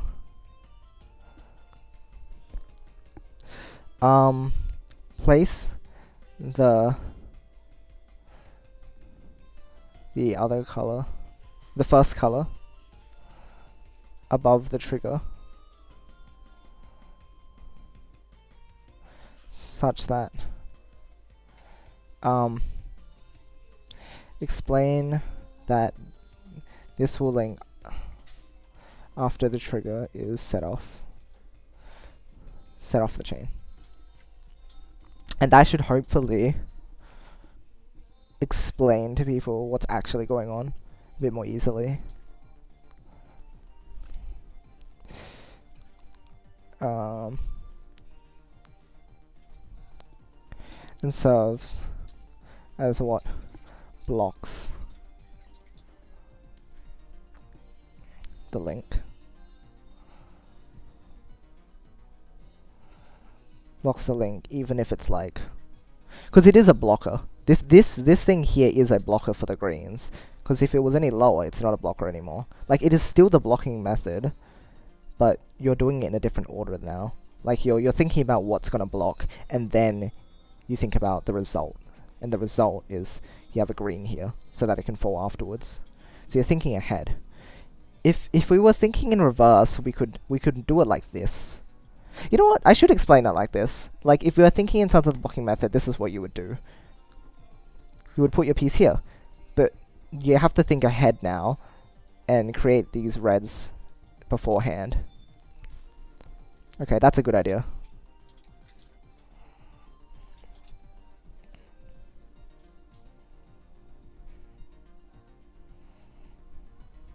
Further explanation.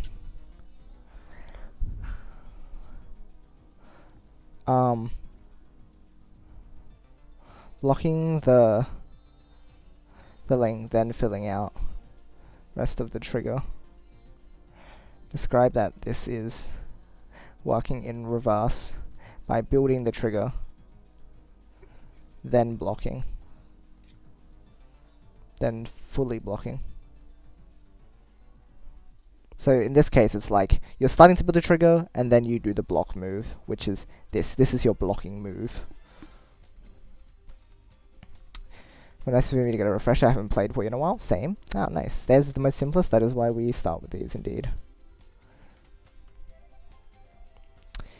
Malachi. Oh my gosh. I have seen that one. What?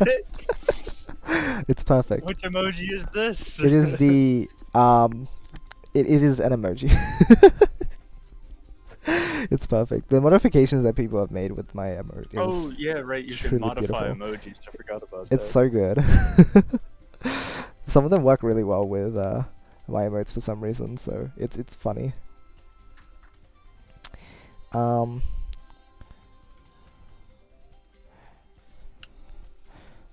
Describe. Draw out how it looks like stairs by using this, basically. Basically still Puyo Nexus and stuff. And then describe a similar process with show the process for 2-2.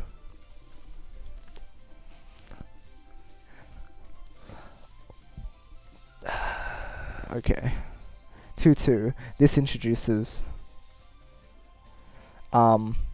setting up a link with two colors, two of a color initially,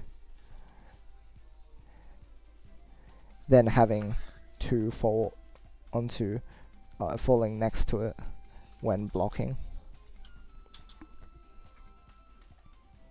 Cool, Yoshi? No, never. Never.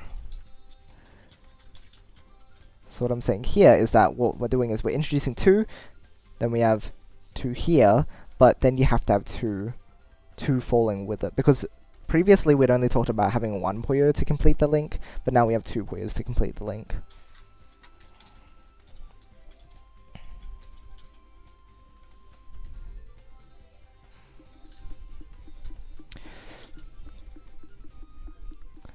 Show the process for 3-3. I mean, okay, it just works. But don't do it. Oh, not 3-3, 1-3. Because then we can show off, oh look, you can even set it up with 1 and then have 3 fall onto it, but like, don't do this because it's bad for your health. And you can do it on both sides. Oh, there we go. And then this is how to build.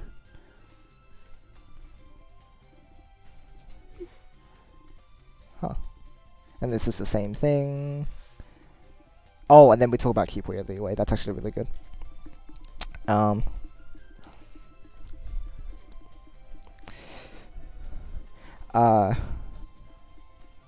then show, and then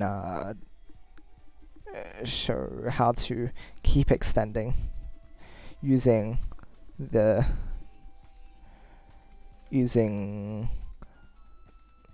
process from the blocking method. Don't need the quotations. So this is building one link at a time. One link at a time. Once the process has been understood well, we can move to planning ahead. Building the groups of 3 ahead of time and using the link Puyos efficiently. And placing. So when I talk about this is about, or if I get a red green and then I have a green blue, well I can do this. I can put a green blue like this, and then I can put a green and red like this, and then when I have it set up like this, I can use my blue red here. Like this is really key. Stuff like this. So this is when you start planning ahead. Right? And then stuff like that. Or I guess like when you get a red yellow, you have the option of putting, and then you have a red coming up. You can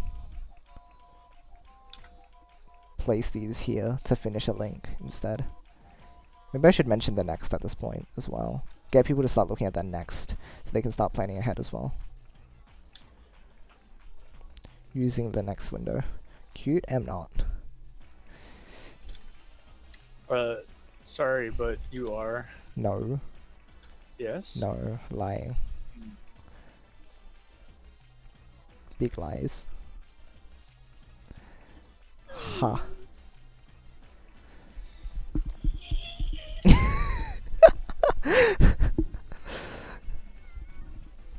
It's okay. It's fine. We all know you're the cute one. It's all good. Damn. Right? I got The truth is out there.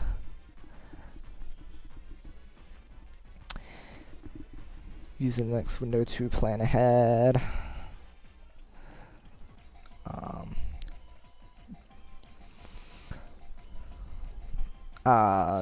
The what's it called again? What's the word for it?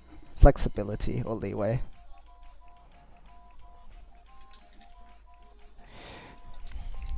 Noticing that each link is vertical, so any of the 3 spaces above it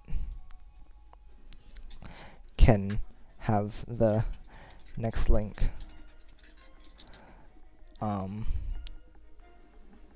have the next link color in it.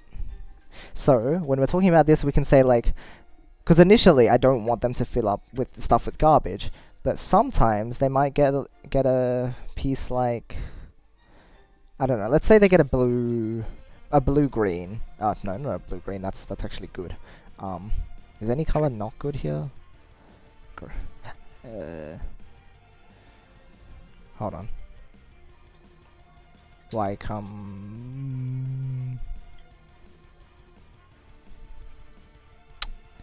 let's say they get a what am I trying to say? Oh man.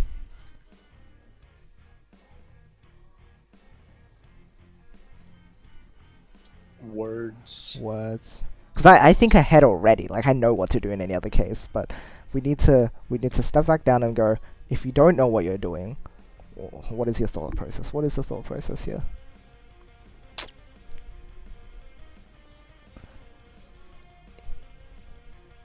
If they get like a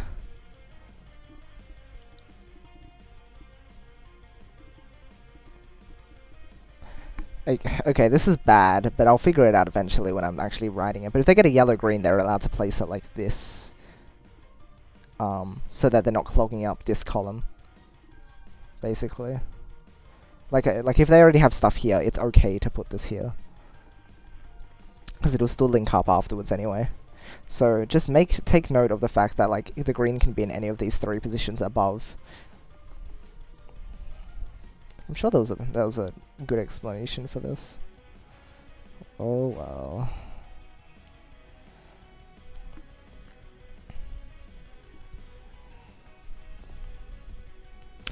Helps with disposing of non-useful pieces when necessary. Mixing and matching of different types of stairs.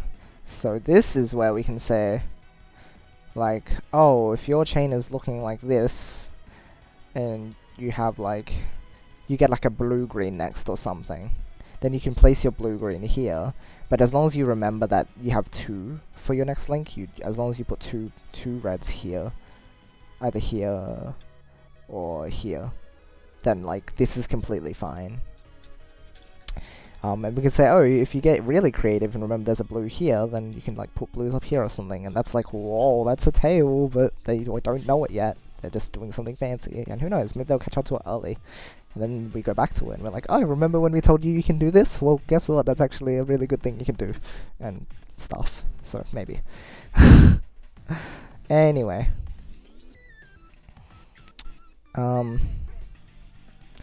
Dealing with garbage. Dealing with non-useful pieces. It's okay to throw pieces to the side. Most commonly, you can place pieces on top of the final link. I gotta go for now. It's almost 2 a.m. Oh my goodness, you are being naughty and staying up so late. Wow. Do I have to tell you off I too? just didn't know what time it was. I'm normally going at 2 a.m., but it's 1:53 and I need to get inside. I see how it is. Alright, well thanks for hanging out. It was good having you here. It was fun. Hopefully I can catch stream again tomorrow or in the morning. Sounds good, yeah, right? We'll see you around then. Alright, see ya. Good night. Bye. So a lot of people, for some reason, they don't realize that you don't need to throw your pieces on like this column. You can just throw your waste here, and like it's not gonna do anything. Or you can even throw your waste here. Like it doesn't actually matter if you throw waste on top of completed links. Oh, completed links okay is debatable, but on the last 2, on top of your last 2, the last 2 links, with no issue, because you can't cut anything. You can't. Like here, when you get to the 3rd link, it's a bit more iffy because you can cut it at that point. But like with this, like once these 2 are completed, you can like clog up this space with whatever you want. Like there's a lot more room than people think there is. Right? Because that's the thing, like people always dump their pieces where the board is empty, but like if you finish with your link, you can just trash stuff on it, it's fine. It won't cut. Not really these tutorials, but where does the black Puyo originate from? I believe it's from Nazo Puyo. I can actually check that, I think. Let's have a look. I think this is all about.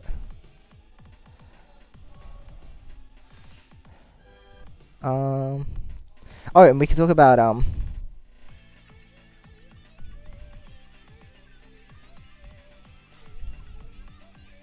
also when dealing with garbage, because this is where we can start talking about, hey, you can start using this in battles now, like with your friends or whatever. If they send you garbage, you're fine. And now to eat some food, I'll be back. Alright, enjoy your food, Malachi. How long have we been going on for? An hour 55. Does not feel like it. This is really good. I'm glad I'm sitting down and doing this at last. Transitions already. It's intense. I thought you'd talk about sandwich first. No, I feel like you should talk about sandwich, because how do you do 2nd floor links? Oh well. Well, we'll have a look anyway, but Puyo types. Types of Puyo. Perfect. Iron Puyo is yeah, it was introduced in Super Nazo Puyo. That's right. Yeah, so they were just like a blockage for the puzzles in that game. It's the same as the block, basically. But the block is in... Oh, they're also in Nazo Puyo games and in Puyo 20th. Interesting. So I guess these ones maybe are affected by gravity and the block ones just stay in place. Maybe that's what it is. Well, that's an interesting little thing. Yeah, Nazo Puyo, that's what I thought.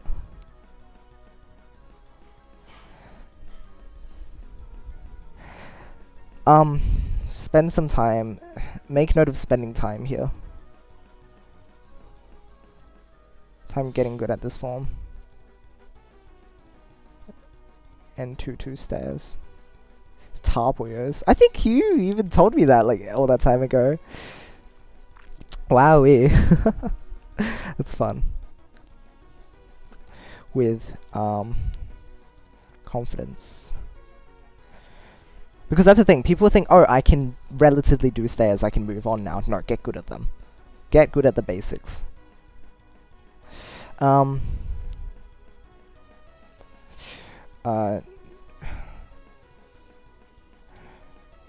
get good at making 4 chains?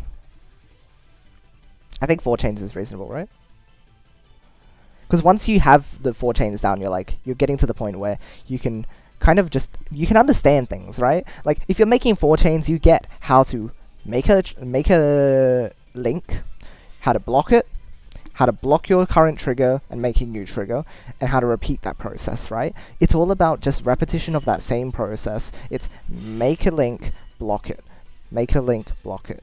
And then whenever you're ready, set off the trigger. And that is the fundamental. That is the fundamental theorem of chaining. It's the fact that every link is made of a trigger and a link. And the trigger just sets off the link. Even if it's indirect. Like here we're talking about direct links, tails are indirect links. But that's just advanced stuff and technical stuff, it's fine. Anyway. So this is where we're going on about... So they should get stairs up to 5 chains with confidence. Show off the possibility of a 6 with a lucky color. Because you can get a 6 with the first floor if you're doing cool stuff. So where are we up to? We're up to part 4 now, right? Part 4. Using forms. Sandwich. Sandwich. Sandwich. Nah, sandwich makes it like the opposite. It's because the thing is, the step from stairs in sandwich is actually, it's a bit underrated how difficult it is, right? And people are just like, oh, I know how to do stairs, now I'll do sandwich. But I can't do sandwich, so I'll just do GTR. And that's what the jump to GTR is completely wrong. It's completely wrong. So, sandwich is just, you need to have that solid grasp on being able to use the blocking method and being able to understand how stairs work. And the idea of using your next window and building ahead, I think, is really important. Understanding how the pattern works and then remembering the pattern. Because it's those two things. First, it's understanding. You need to understand how something works in order to understand it. In order to remember it effectively. Because if you don't understand how it works and you're just trying to follow a pattern, if there's no theory behind the pattern, if you get given a formula and you get given a set of elements to apply to the formula, you can plug it into the formula, right? You're just repeating what they said. That's remembering, right? But you need to understand how it works in order to be able to work around all the situations that you get thrown into. I think that's really important. If you hammer that home, I think it'll be easier for people to learn the game. I think that's important. So,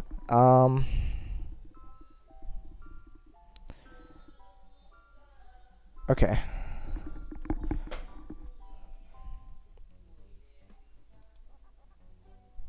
Where would I mention that?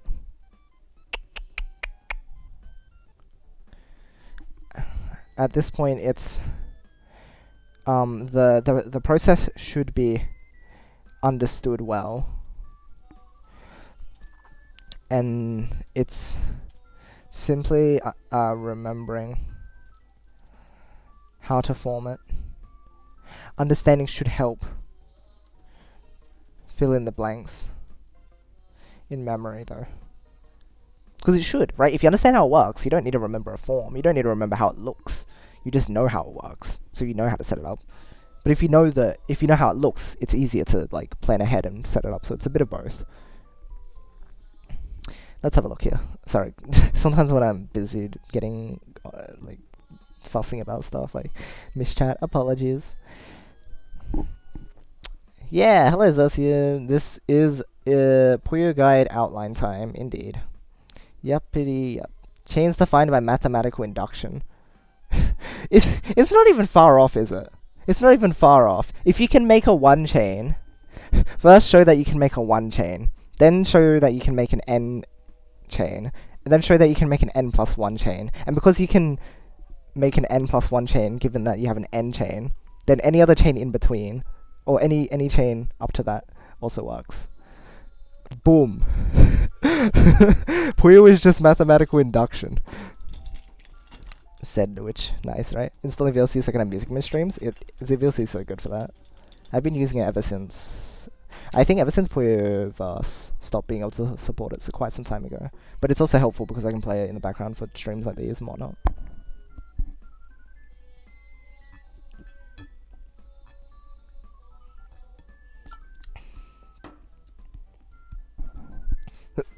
Oh, pardon me. That was a bit loud. I apologize. Okay, this is good. I appreciate the Puyo Nexus guides existing as well, because if not, I probably would have missed being able to elaborate on everything. Anyway, I hope this covers I mean, this again. Like, look at this. This just looks so comprehensive. I'm so proud. We're actually stepping through the process. You thought my original guides were stepping through the process well? Now watch me do scripted stuff. Boom, this is going to be so good. I'm so excited. This is so good. This isn't even the script. This is just the information we need for it. Okay. Anyway. Using sandwich. So this is about the second floor, but like, the second floor doesn't really help until... you actually know how to build on the second... Oh, you can use the blocking method to... True. Once you're on the second floor, you can just use the blocking method, huh? Yeah, use the blocking method on top of the reds. Maybe I should talk about transitioning this early. This is an interesting note. Should we talk about learning stairs and sandwich, or should we go... or should we go from stairs into the stairs transition and then talk about sandwich? Because by building on the second floor, you build on your knowledge of how to use the blocking method. You're reinforcing it, right? You're bringing it into another application. And then once you have that down, it's like, okay, sandwich is going to help you form your base and your second floor a bit more easily. And then you go, oh, you already know how to do your stairs transition, right? It's the same thing for sandwich.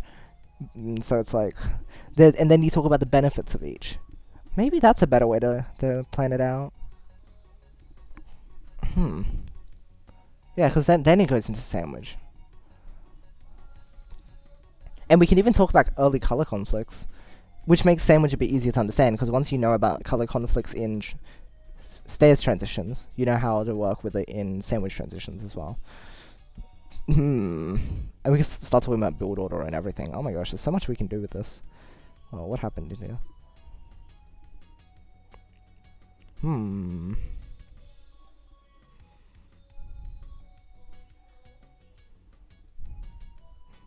Well, this is another place.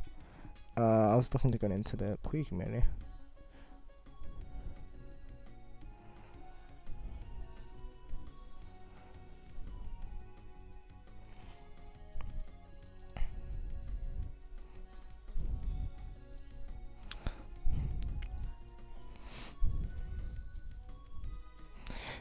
Transitions right after.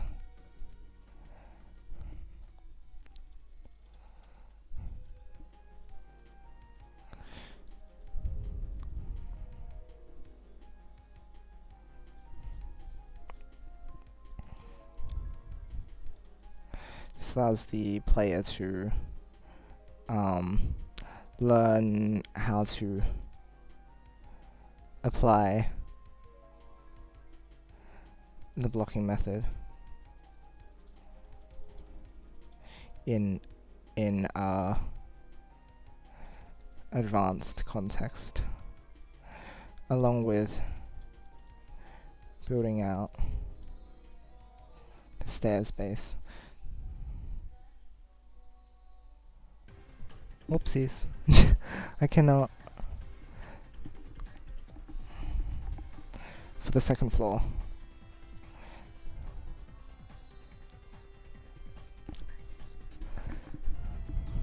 That way they're continuing to use that initial theory early on, rather than revisiting it later and going, how do I build second floor?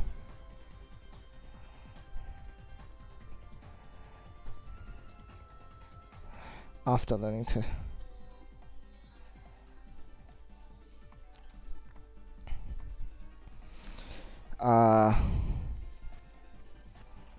once this is learned and sandwich has been taught, the jump to transition with the sandwich is simple enough, and they can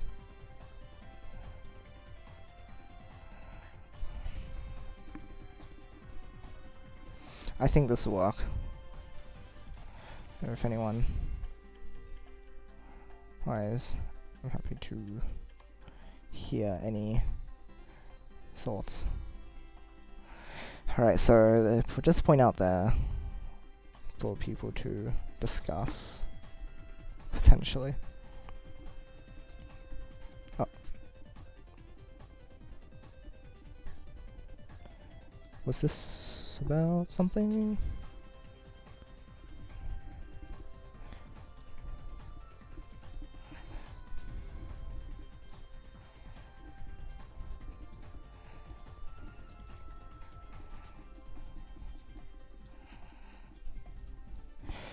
All good.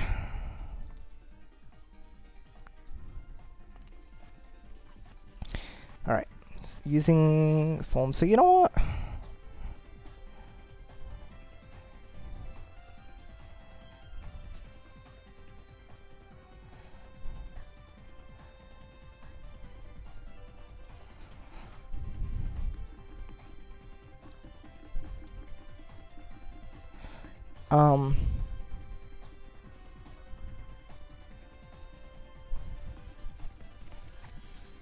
Cool.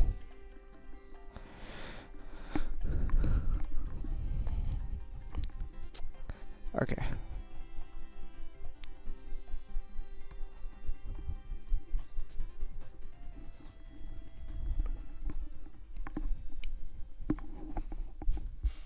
Okay, so let's have a look and see what points they brought up in this.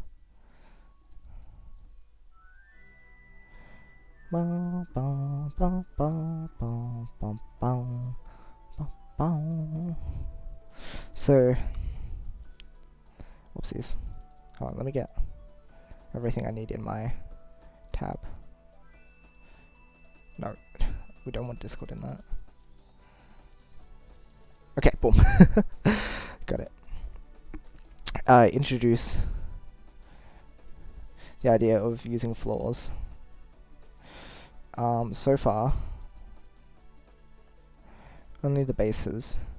For stairs, only the base has been used.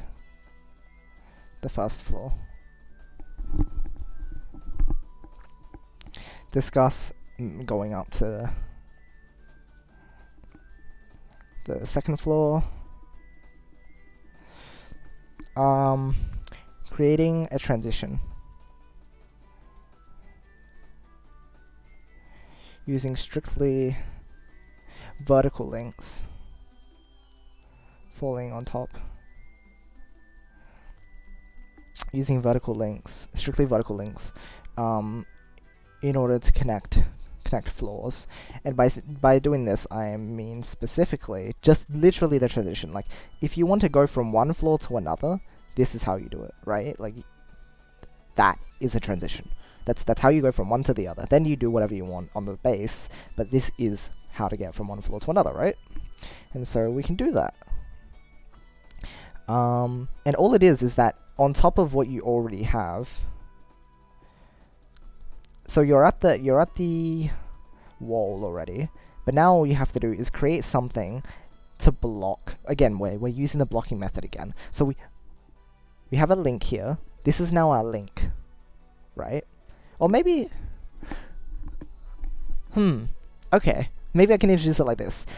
You're up to the wall, you want to create another link. You create another link, but you can't set it off for it, right? So now we're thinking even further ahead to the point where we're blocking two things at once.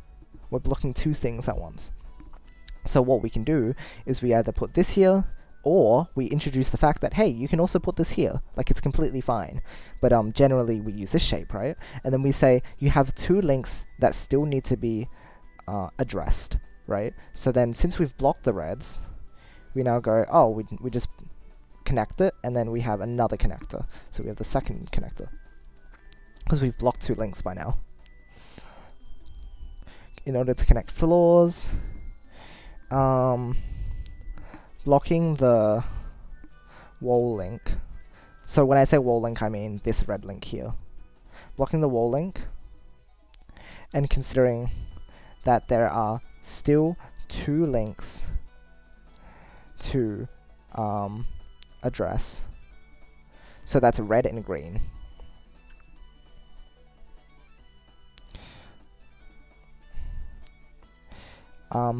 Address those two. So blocking as in, so we have the yellows now, and then we go address those colors ASAP. First, the one that is immediately blocked, the red, and then the next one, the one next to it. Right? So that's that.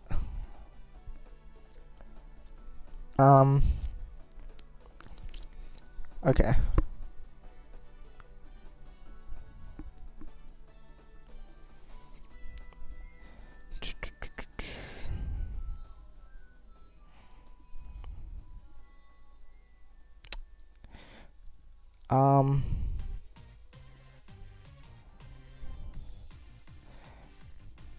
And then assuming the stairs base has been finished,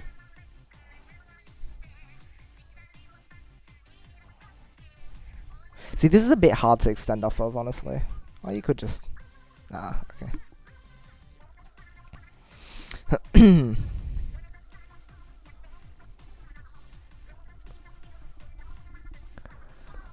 Okay, so...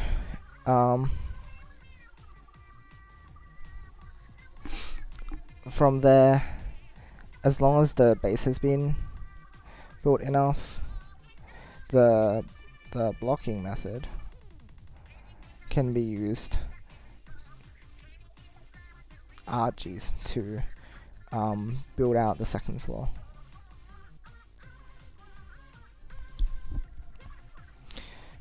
So then they're just using introduce color conflicts when base links clash with the second floor links. So then that's stuff like this, where you have to take note of the fact that if you have a link, if a second floor link is near a first floor link, a base link, be careful not to let them connect. Right? So stuff like this as well, where if this falls, then these will connect. So keep things as clear as possible.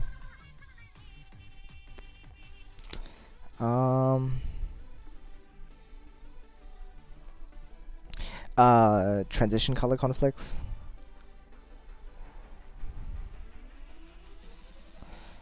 The 1-3 rule.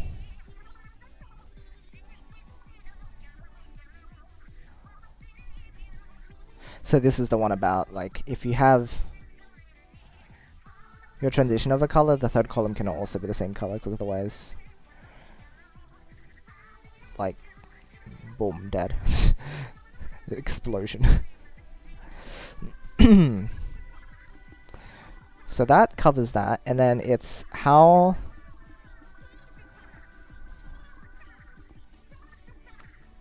So this is the theory.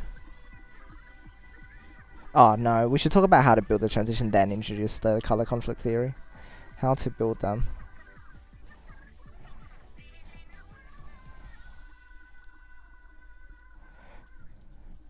Notice that the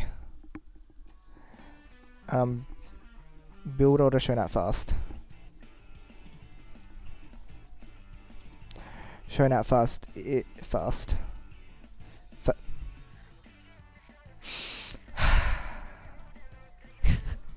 The build order shown at first is reliant on doubles.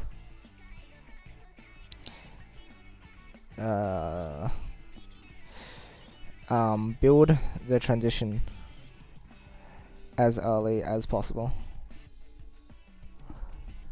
Think ahead.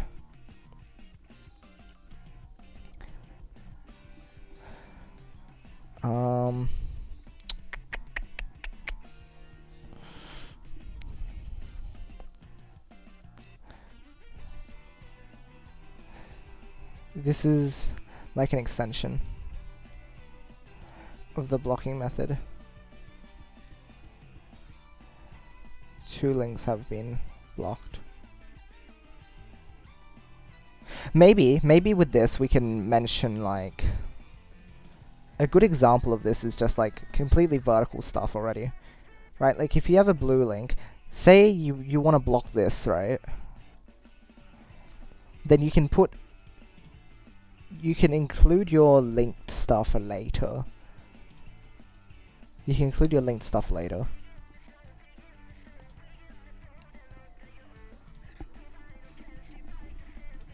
Have been blocked, but can be resolved later. So this is expanding on their knowledge now. It's like, so we've had direct chaining, and now it's more indirect, because green can fall later.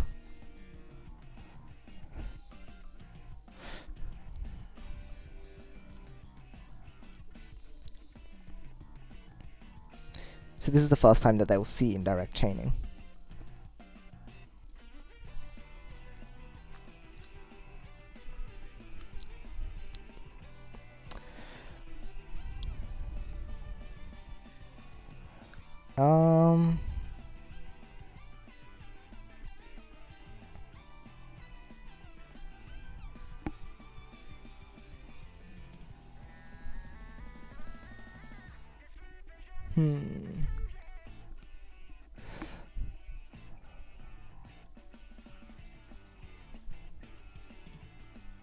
The column 1-3 rule also applies for the color that goes here. If you're building a head, you can't make these two the same colors, because otherwise you won't have anything here. So that's important too. So it's in both cases. So a good rule is like the 1-2 trick as well. So like if these two are the same colors, then it's easy to remember.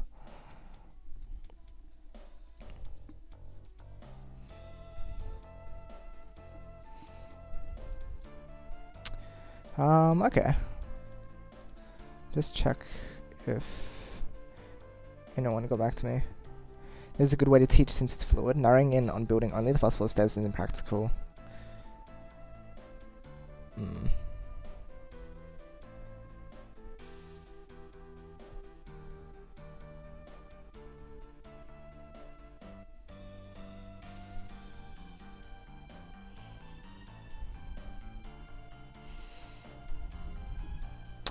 Good point. Maybe we should introduce the idea of No, I think the way I did it is also okay. Like, it still gets the point across the same way. Like, we're like, oh, this is how you build your chain. And then next time it's like, oh, but this is only one step of like how to make a big chain. You'll notice that like bigger chains use more than one floor. Okay.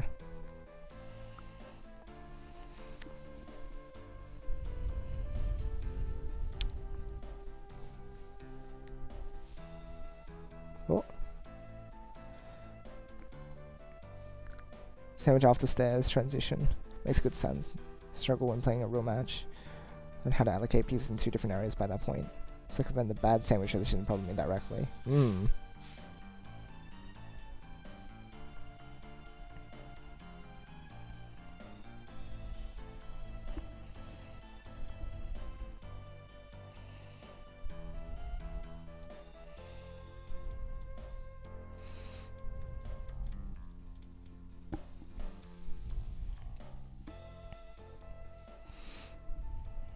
And we're sure to specifically mention in the basics of chaining to make sure that the blocking method is practiced, and particularly like practice well and player really understands.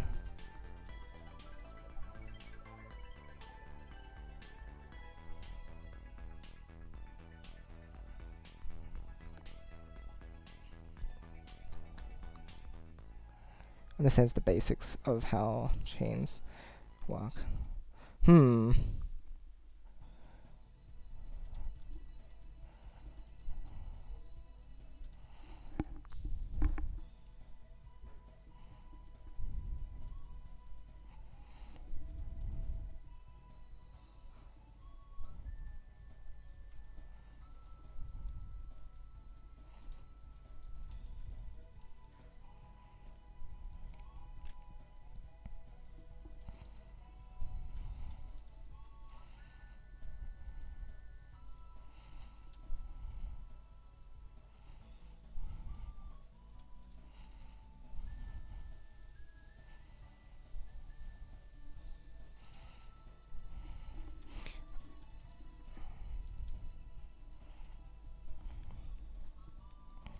Interesting note. We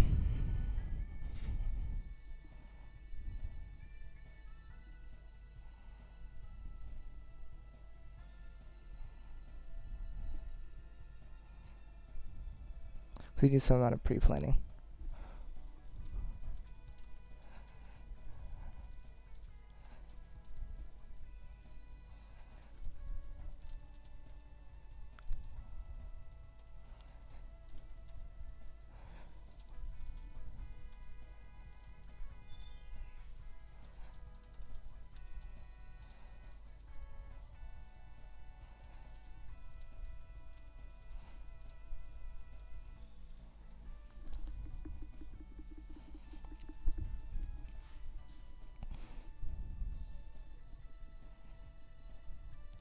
Yeah, so that's kind of, it is technically the point where you start like planning out what you're doing.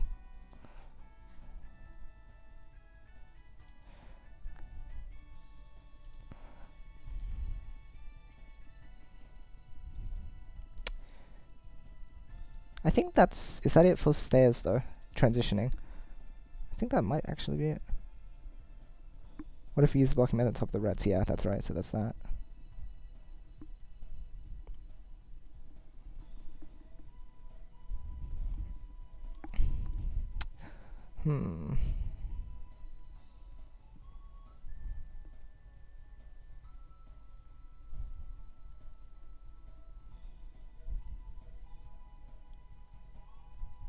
Let's see.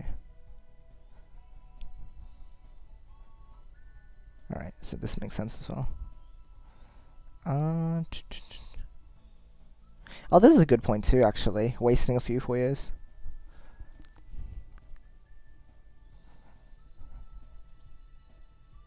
sometimes it's worth wasting a few Puyo. Like this method is viable still.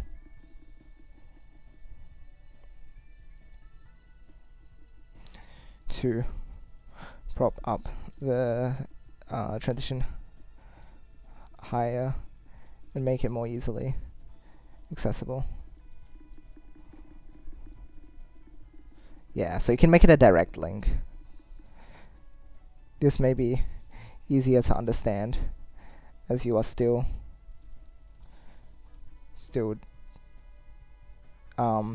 doing direct chaining.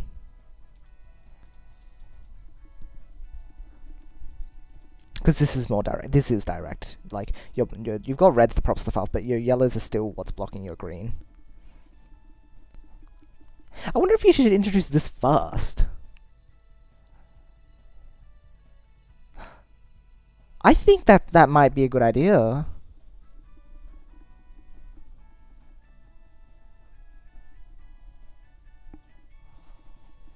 Huh.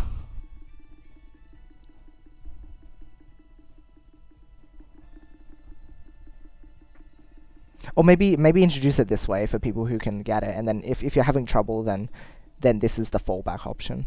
Like this, I feel like it's okay to make that jump. It's not too huge. Then color conflicts.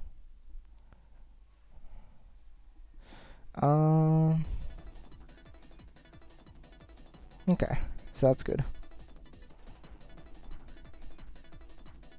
Cool. I think there's agreement here. Alright. See, these are the sorts of things we needed to clean up. Stone clunky.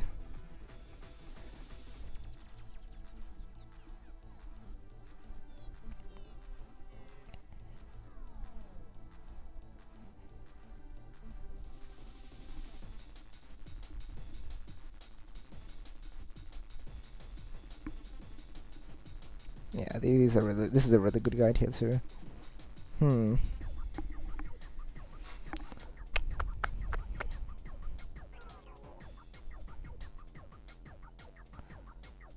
Right.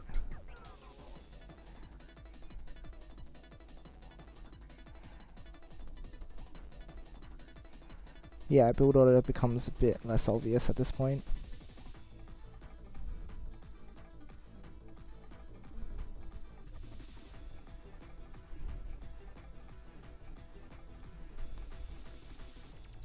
Yeah, and this is how to switch between them using 103301.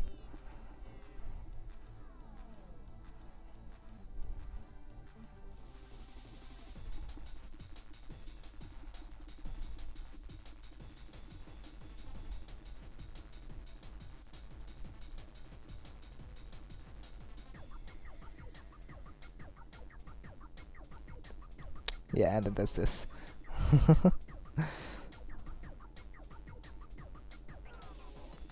Okay. Oh, heck. That is a noise. Ayla, Ali? Or Ali? Thank you for the host. Very much appreciate it. Very much appreciate it. Wait, hold on. So is that all? Alright, cool. So now this is where we do start talking about sandwich. So this one isn't actually like super duper. I'll quickly look on the next section to see what they're doing.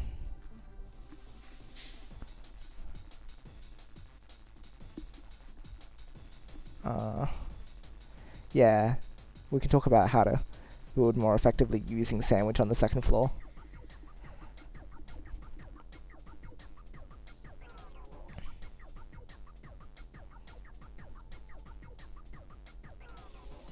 That way, after we learn the form sandwich, it's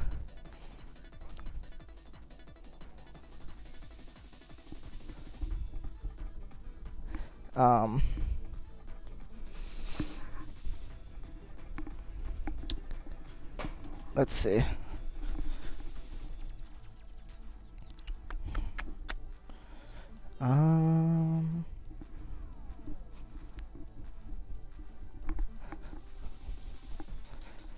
Applications of stairs and sandwich.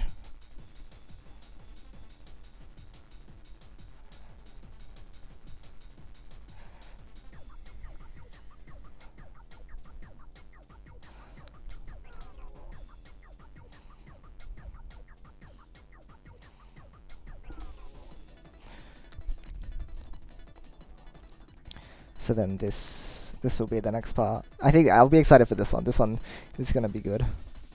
Because that's when you're... Yeah, once you learn sandwich, you learn how to transition with it. And then from there, if you know how to do pure sandwich and pure stairs, you can just get by life and 12 chain, you can get to advanced bracket. Like by now you can reach advanced bracket. It's crazy. You don't really need to learn much. You just have to get good at a certain number of smaller things. Wow, this like there's a lot of information obviously, but like it's kind of crazy, isn't it? Like you don't have to get too far in to really be getting good at chaining. There's a lot of situations you have to deal with, but the theory behind it is not so bad. Huh. It's not so bad after all. Wonder what else I'll be having after this.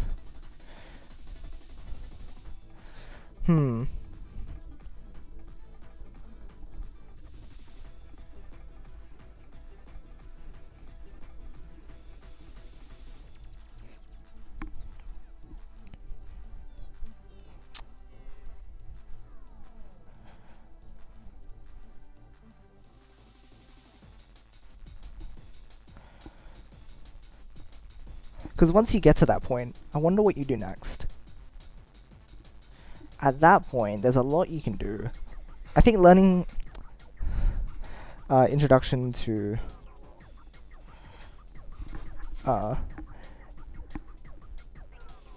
tailing indirect links. Because that's when we start introducing stuff like Tanaka special, right? And that's one of the most basic ways. Or we can talk about like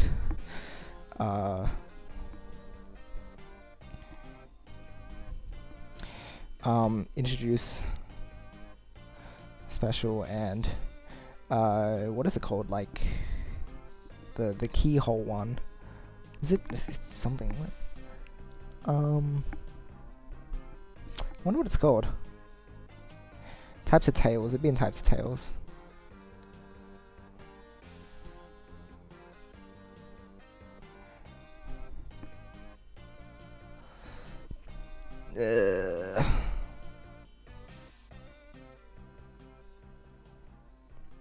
Okay, tailing. It's like door bolt is the most obvious one. But this is where you start getting into indirect stuff, right?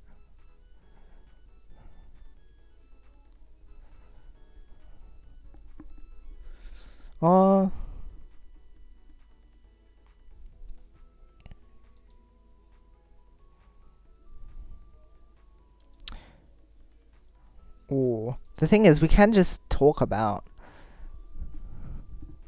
avalanche.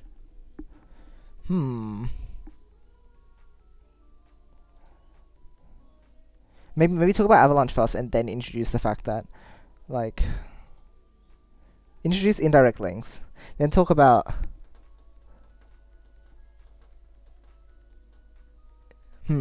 you would talk about them as separate things, and then you'd put them together, because you can do avalanche as using indirect links, such as like this one here. I think is really good. The blues going into the greens. It's avalanche, but it's indirect.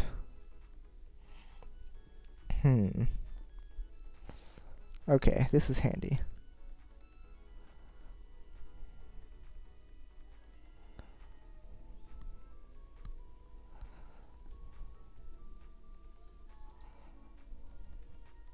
So it's got door bolt there, huh?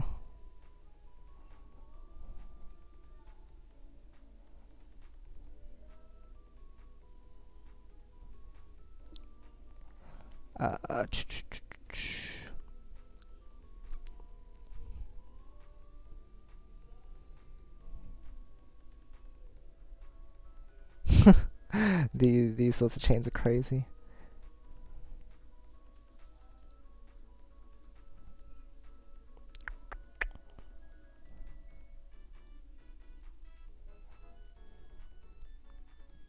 Right. Door bolt. And then you got fancy ones.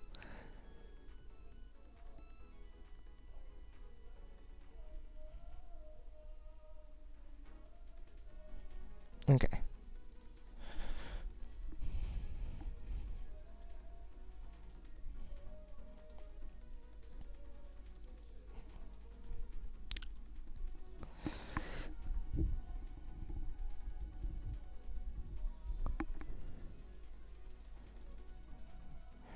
Discuss avalanche with indirect links.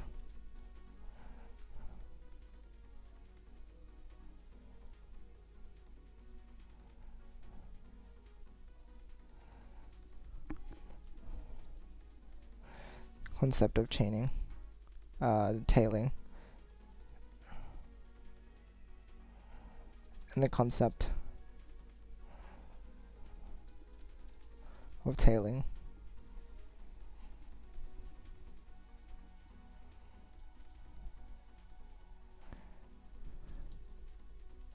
Hitting on the back of the chain for extra links. Just avalanche. The key role of height differences. Indirect links. Avoidance of color conflicts. Yeah, okay. Well, anyway, that's further ahead than I should be, but I was excited. I wanted to see what else I would be introducing later on. Part 8.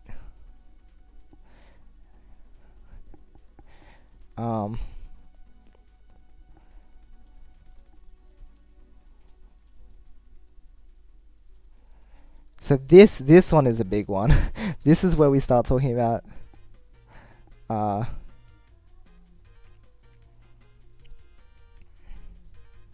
time to use.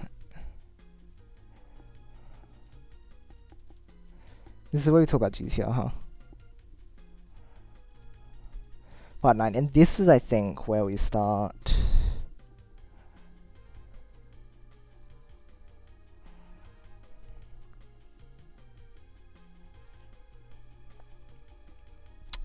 Because I just wanted, really I wanted to get a solid understanding of what to do in each tutorial, but this started getting really detailed, and I'm glad, but I want to lay out my my plan, my general plan, so that I could expand upon it later as well. Oops. That's where my mouse is.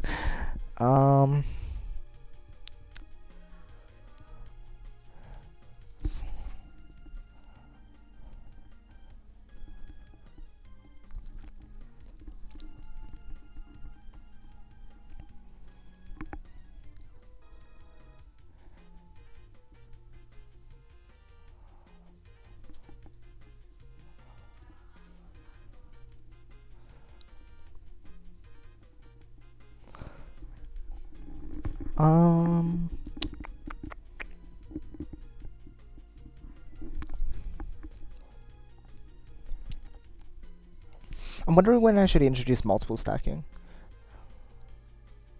No, I think from here we start talking about the mid game.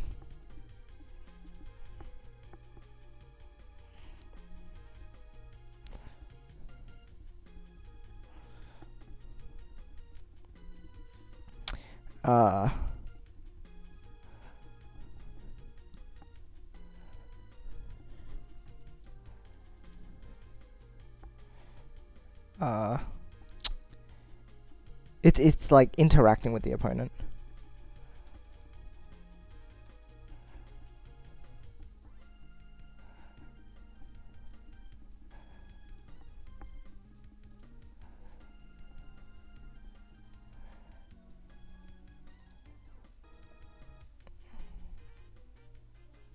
No, I think this should go in.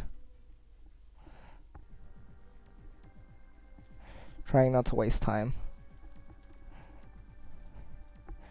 Elaborated on later on.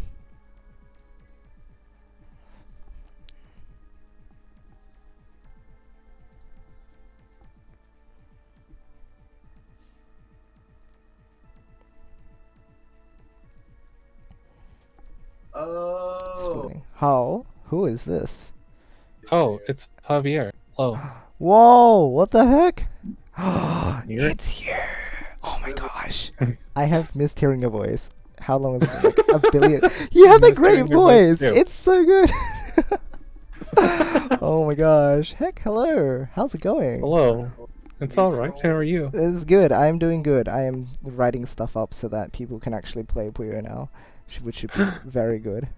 Well, I mean, everyone can play Puyo. Are you sure?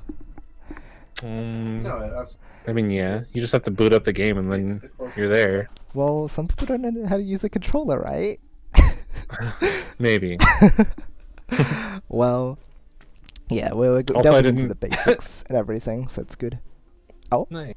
Yeah, I saw you were in the Discord and I saw you were streaming. I'm like, he probably doesn't know he's on Discord. But I do. Oh. Oh my gosh. What are you doing? It's giving me a big scare. That's what I always do. Whoa. That is a lot. That is a lot. Ovia, no, you are the best. No. Yes. See, that's the thing. It's like, now I'm in voice and now I can really argue. What? No, that's not. Long Ovia. Yeah, just laugh at him because he's a dork and he deserves the love. There you go. You still need to let me know what you want for your emotes. It's true. I was like, people, do you have any ideas? Oh, right. We're thinking of maybe getting one for being confused and maybe one for getting flustered. So those are in the realm of possibility. But Okay. no one's locked it in, so I'm like, I don't know. But yes, good. Thank you for the reminder. That is important. Yeah. No worries. You should make like a poll on Twitter or something. That's a good idea. Wow. Wow, using your brain is hard.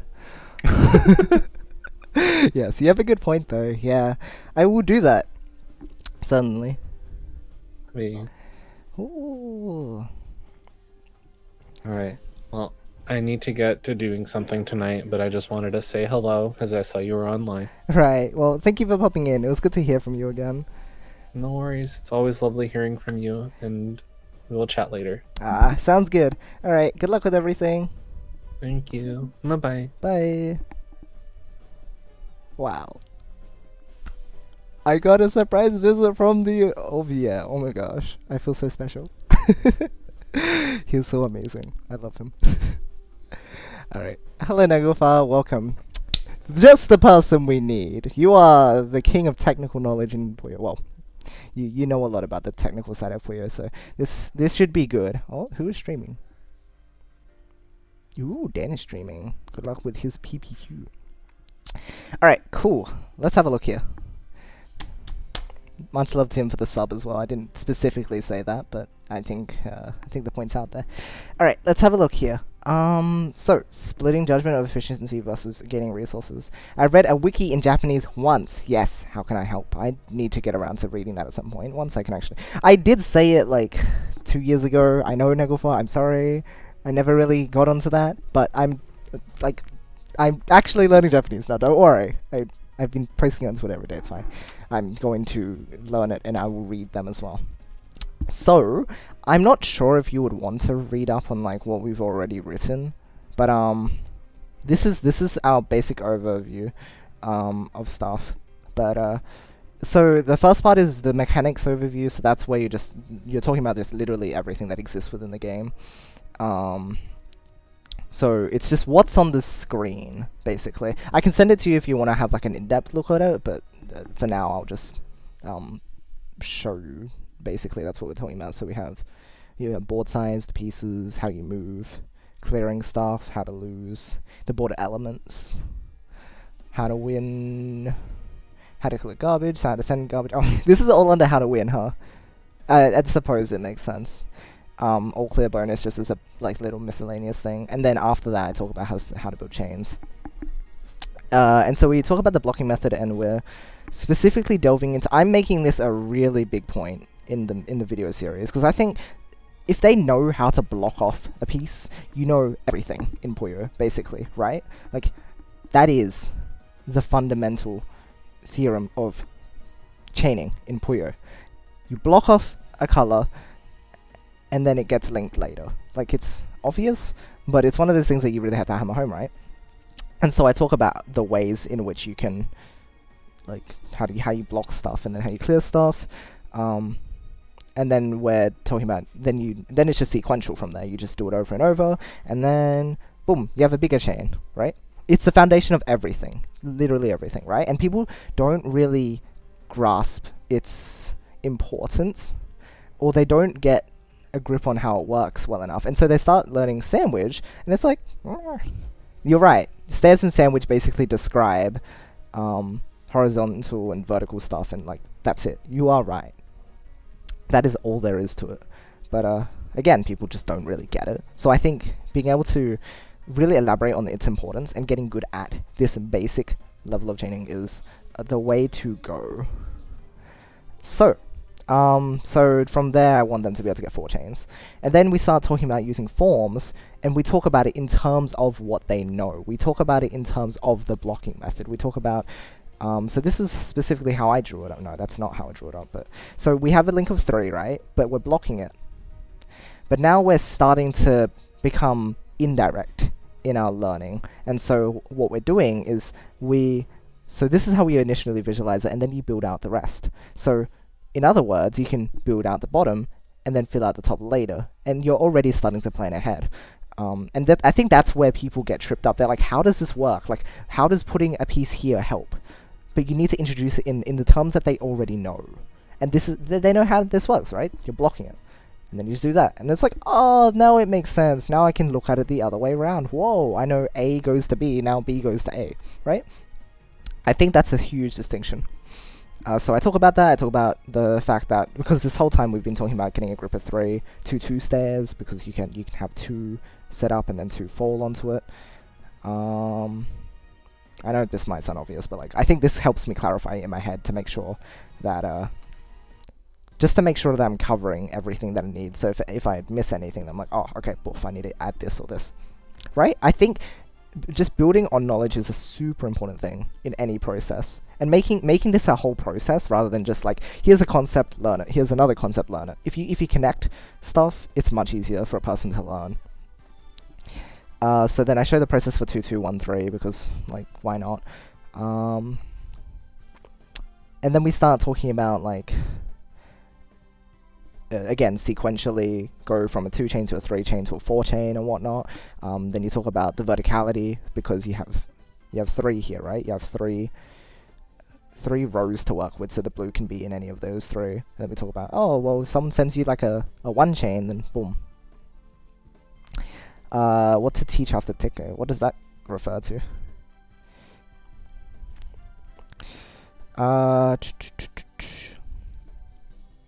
And here's one of the biggest changes I'm making, and I think it's actually a good idea. I've like briefly mentioned it with these guys over here, and they were talking about it's a good way to, again, I'm building on what they already know before introducing a new thing, and by building on what they already know, it allows moving to the next thing more easily. Regular patterns, stairs, and sandwich. Oh, I see. Okay. Gotcha. Regular patterns. Right. Yeah, I think...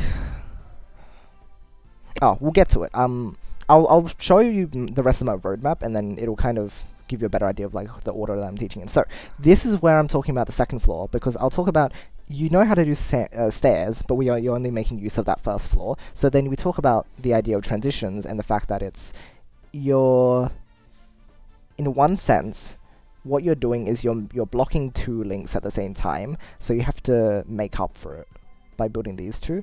Or alternatively, if that's too hard to grasp at first, you can just like build up already, and then you can have a more direct looking chain, right? So this can be your transition as well. It's not as efficient, but like it might be easier to grasp the concept if this is the way that you're doing it.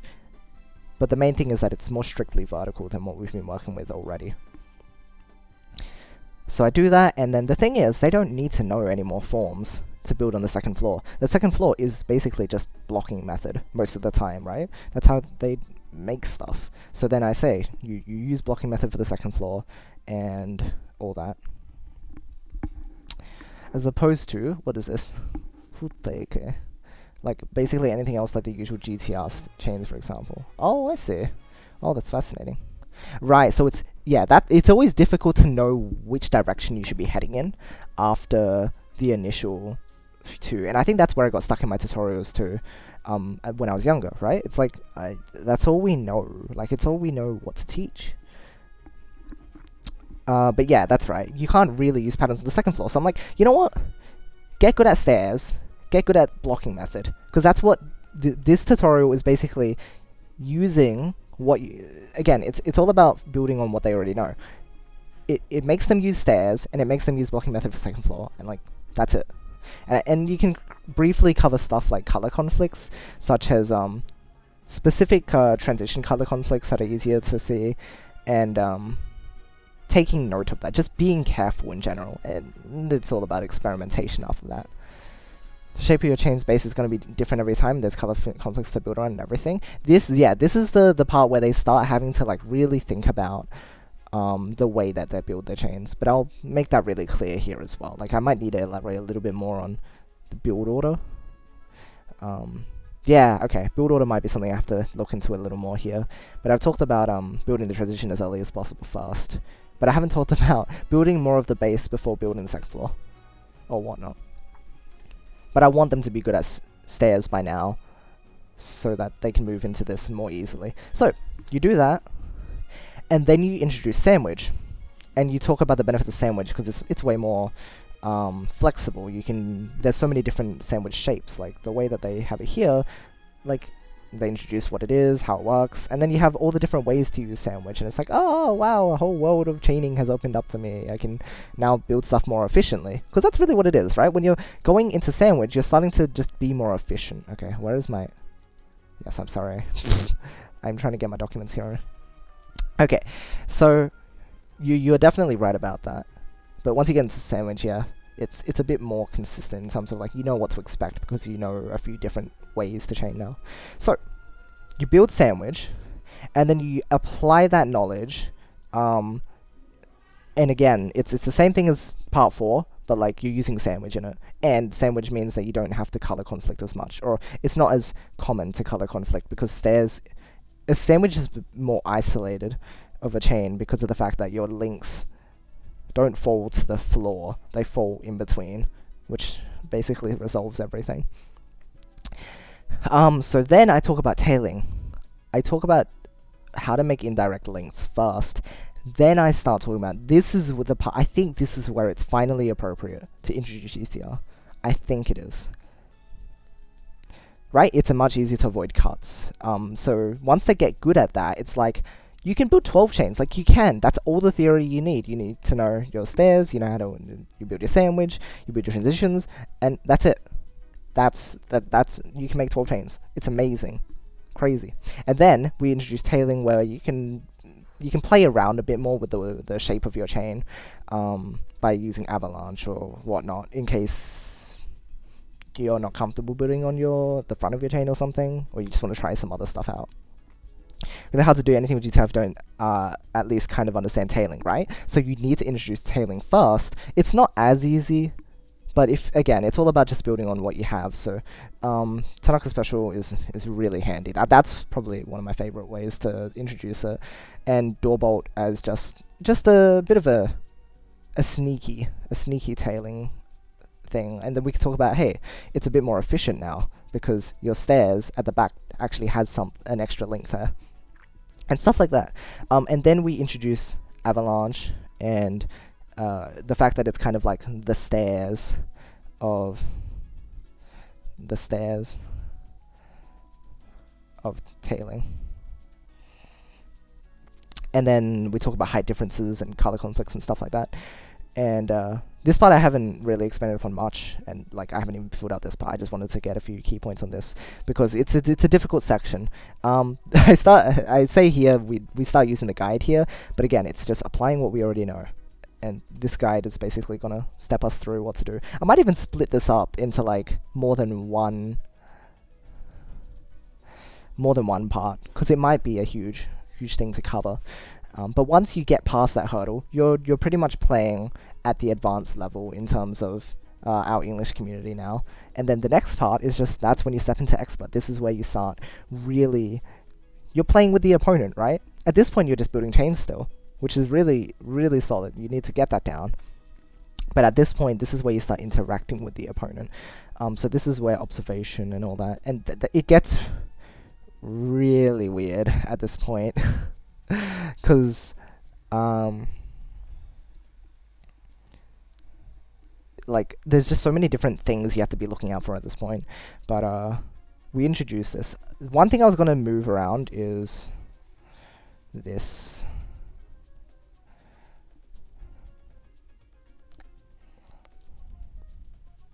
I wonder where I should put this. I'm wondering if I should put this before mid-game.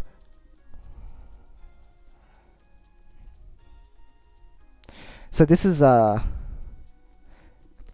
think this should be introduced when you're starting to like, you want to be able to build chains well, and then you want to be able to build chains fast. And once you're able to build chains fast, you can dedicate some brain power to looking at the opponent, right?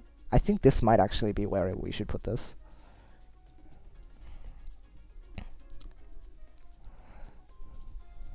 This annoys me because this G is not here. So yeah, this is where we start talking about attacking and defending and stuff. This might even be part 11.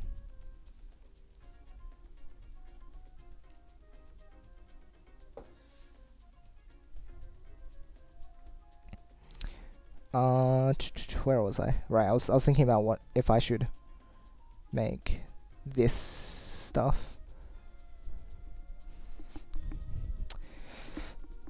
Let's see here. Let's see, it gets completed. Yeah. Oh, what is this stuff if I do? Even if you tell me though, I feel like I'll forget. But like in the short term, at least, it might help. Don't think small automations are more important than mid game, but I never got that far. It's interesting. I think it's again one of those things where it's just building on what you know. So you may as well introduce it. You can put emphasis on it later on because you've already covered it as well, is one thing. Like, at this point, this is more just how to play faster. How to play faster. Because, you're building good chains and then you play fast. And you don't need to think about how to put your piece down. Actually, that's super important. I think that's actually really important. Like, people don't know how to put stuff in, like, column 5, for example. But if you know how to optimize your finesse, then you're wasting less time thinking about it, and then you can go into mid-game. I think I'm just trying to take away stuff that would use extra brain power in other cases.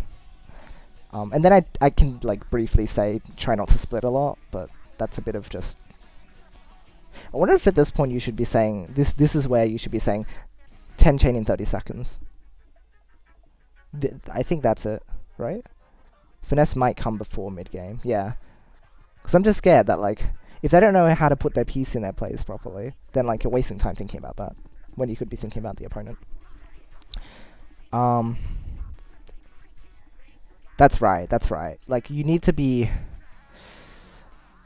I think by now, with your understanding of how to build stuff really well, like, the fact that you've been building up to this point for so long now, you can finally say, okay, this is how you play faster.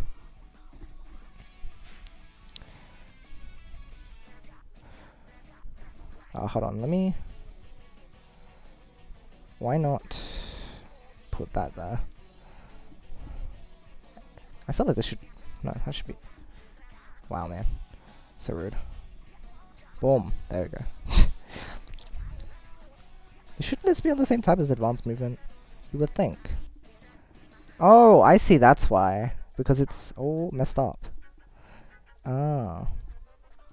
It doesn't go under that bit. Oh, man. That's why. Boom. Boom. Yeah, you need to tap it out rather than... You need... Whatever. My...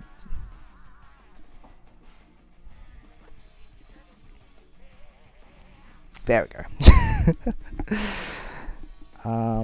But yeah, you talk about that, then you talk about the mid game. I know looks annoying right now, but we still need to fill out this part anyway. So then you talk about tailing, using GTR, optimizing mechanics. Then we introduce mid game, interacting with the opponent. Then we talk about like really fancy stuff, because this is where things start getting really fancy, I think. But I think that's about it for now in terms of what I have in mind, but I know there has to be more. I know there has to be more than just this. Because this seems like a huge step. And this seems way too basic. It feels like I'm dumbing it down, almost. Like, I put so many years of work into this, and then all of a sudden it's like, is this really all I had to learn? That doesn't seem like enough. Yes, you're right. There's a matter of what other forms you might want to teach as well. That is a good point. Because I feel like somewhere during this process, you have to introduce other ways of forming your chain so that you have higher efficiency and such as well.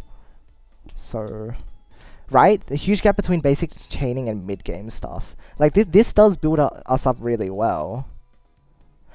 I guess I'm expecting GTR to do too much. But...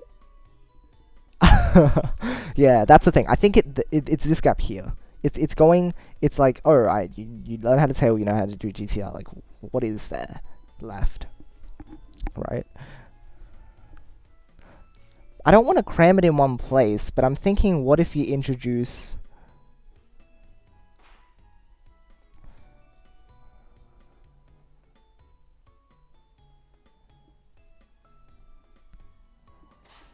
What if you start introducing other forms after this point? Or should you introduce them before GTR?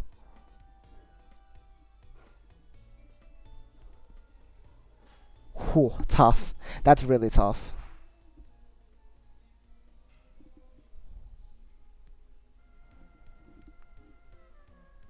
I think so, because you can apply that. No, it's tough. GTR as the introduction. Okay, yeah, all right. Okay, right. Okay, that's fine. Whew.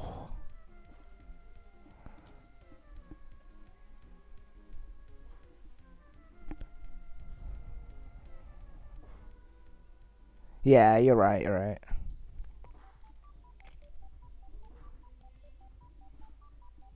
And then maybe I can introduce this and then I can go into whatever else.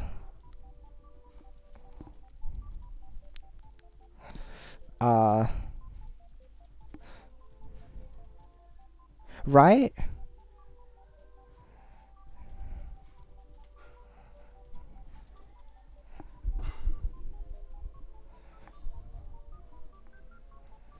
Because there's so much, there's such a wide range, but what becomes, what builds on what you already know well? Wait a minute, is this not aligned? Why is that white? This bugs me. What's going on here? No, what? Oh man, maybe it's just being silly. Probably is. I hope so.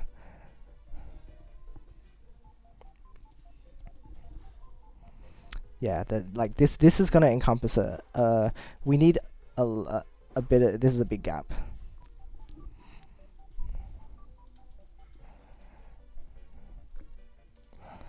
I won't number these just yet then. Yeah, so this is where it gets pretty intense. And this is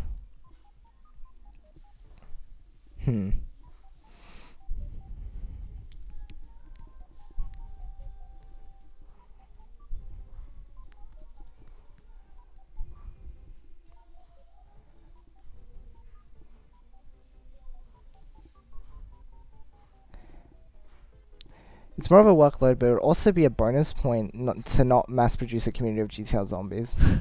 That's what I'm really, really hoping for. That's the thing, right? I don't want people to become a GTR zombie, but I want them to understand its benefits. I want them, because so many people just use it without understanding it. That's the problem, right? It's all about building on their knowledge base.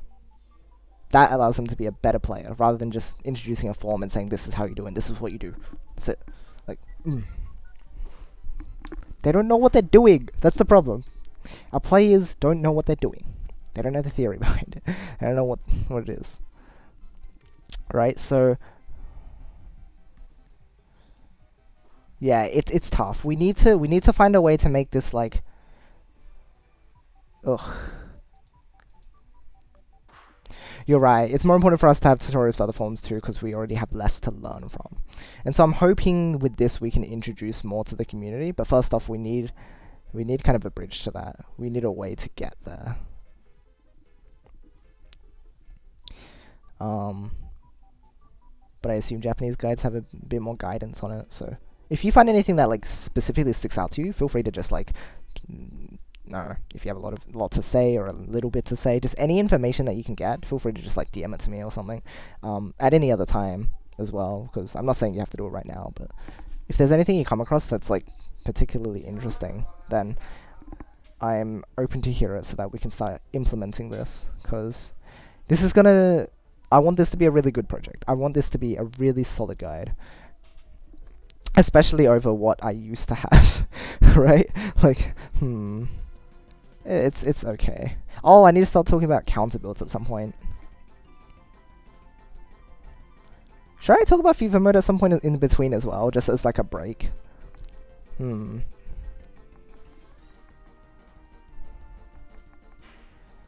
Yeah, and that's mid game. That's tailing.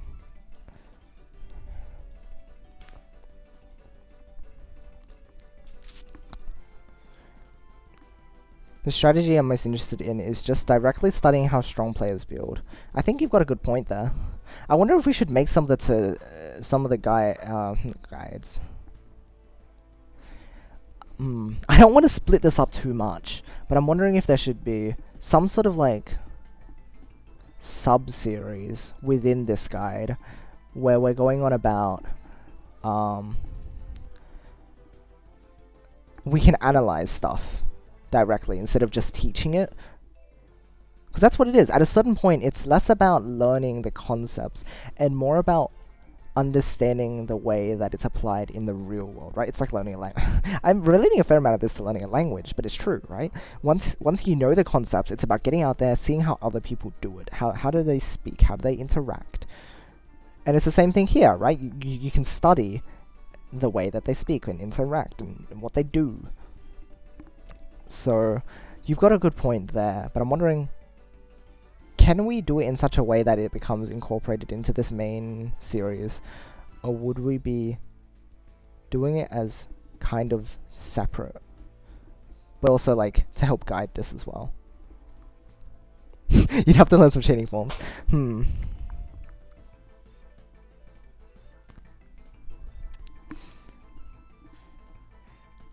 I'm wondering if you can go like, oh, this is the chaining form that we're going to be focusing on today. And here we're going to analyze some examples of the way that it's used so they can understand the application. Because by then they're starting to understand like the way that chains will work already. So now we're just like introducing more on concepts to them so that they can just kind of build on what they have. So it's like, you don't really need to discuss it too hard, right? Right? A lesson on diving tails. And then you focus, you have a focal point, and you have examples and some sort of explanation. Yeah, you're right. As long as things are linked together, then I'm happy. Yeah. Ooh, teaching front style. Dang. Ooh, that sounds intense. Hi Ensign, how's it going? It's good, it's good. How are you going? I'm not coolest streamer, but yeah. Okay. You're right, it is pretty high though. It's good. Can you imagine more people? Because watching Lily do front style makes me so happy. It's so cool. It's so cool. So yeah, you're right. There's a lot of stuff that we can do. We just need to expose people to it, and then we can build a more flexible community. Tell me about teaching Puyo. What's up? It's so good. I need to get Raikon onto this at some point. Isn't even that hard. No, it just involves a lot of different things that you need to like know how to work with. I think that's what it is. Like you're playing a lot of stuff at once. And in a way that isn't as immediately obvious as when you use GTR.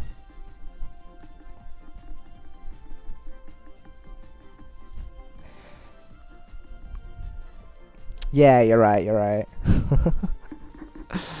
So there's a lot you can do with it.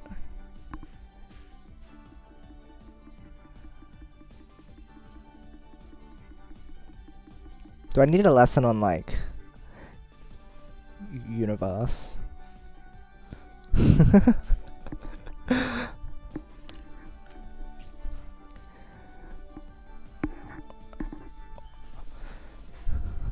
I'd say maybe including Tom's definition of a balanced mansion. Oh, I should talk about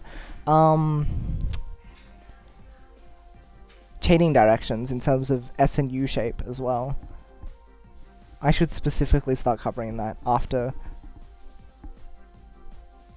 Right? Like, I should introduce the fact that, like, different chains are more suited to building in one style and another. Right? Right. We'll make all the tutorials. We'll make all of the tutorials. Alright, I've got to eat real soon, so we'll have to take a break from. How long have I been doing this for, though? Like, 3 hours. This is so good. I'm enjoying it a lot, though. This is going to be, like, it's going to pay off so well. Mention that briefly. Yeah. The U-shapes are really hard. So, I could make mention of it at the very start of the first. Maybe even during the GTR guide. Yeah, you can say that, like, or your GTR chain can look really fancily U-shaped or whatever if you really wanted to. I was gonna say counters are really important. Counters. You know, I'll put down just general notes here about stuff.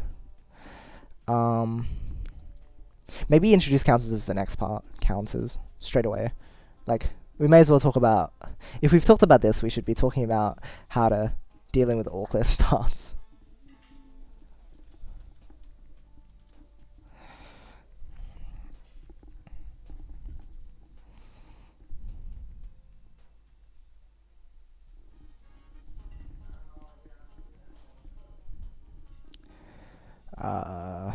Alright, well that gives us a lot of stuff to think about. If you figure anything else out, we can expand on this, but otherwise, in the meantime, we can fill out sandwich and this stuff as well. So keep thinking, and I will go ahead and my break time text. Is it 20 minutes? Yeah, I mean 20 minutes is probably fair. Can you guys see that? No, you can't see that. This is. Oh, I can't like. Can you see it when it's here? Like when I have this open? Or is that a color that would fit like up here? I don't know what I'm doing. I can't see it. Right, because it covers that much of the screen, right? And it's up here. Black text would probably be easier to see, right? Or red? Maybe red. But you can see it? Okay, well, I'll keep it like that then. And then I'll be back afterwards. So, if you have to head off in the meantime, thanks for hanging out. Hopefully have a great rest of the day or night. Hope to catch you another time. And if you're sticking around, I'll see you soon.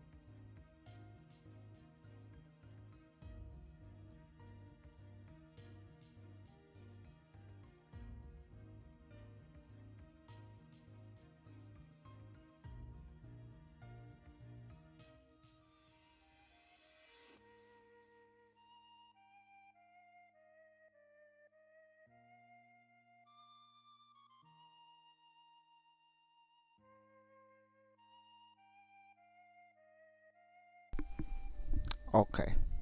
Yep. Well, now you know my shortcut. How disappointing.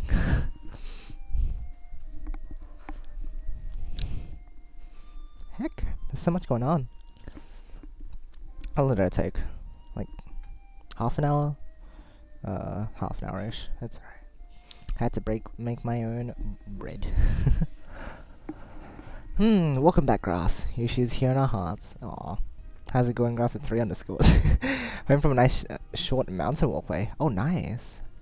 Not near any of them. Climbed to any peaks. 15-30 minutes by car. That's pretty nice. On the one I went on, which isn't all that tall. Right. The one mountain I want to go next time, which has a whole preserved rainforest at the top, which you drive to. It's been a while since I went there. That sounds awesome. We've fully explored it, actually. Oh, lots to do. Take photos on these trips. Oh, one from 2 months ago. Oh. Welcome back, everyone, by the way. Welcome back for comfy stream. It's very comfy. Look at that. It's very comfy.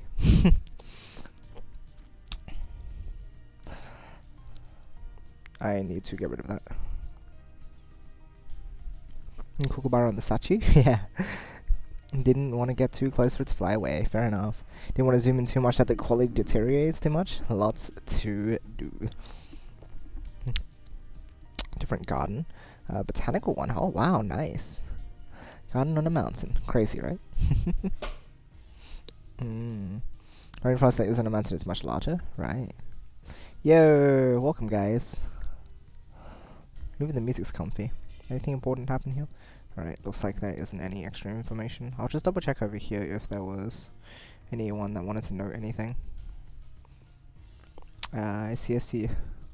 Nothing as of yet.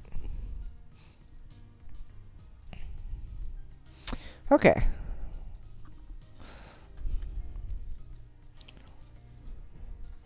So...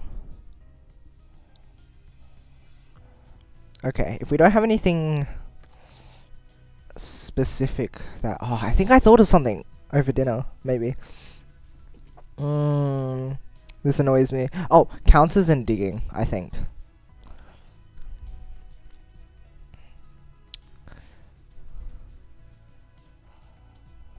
Counters and digging. I think this should... I don't know if it's going to be too much to put in one place, but the benefit of it is that you are just... the counter builds are generally built to deal with stuff like AC starts, right? And that is dealing with garbage. So you can introduce it by saying you can deal with AC starts using counters, and then go into like how can you dig a bit better, like how do you dig like more than one row down, that sort of thing as well. Having links that can dig down more than one, and you can use your tailing techniques from like back here as well to go into this.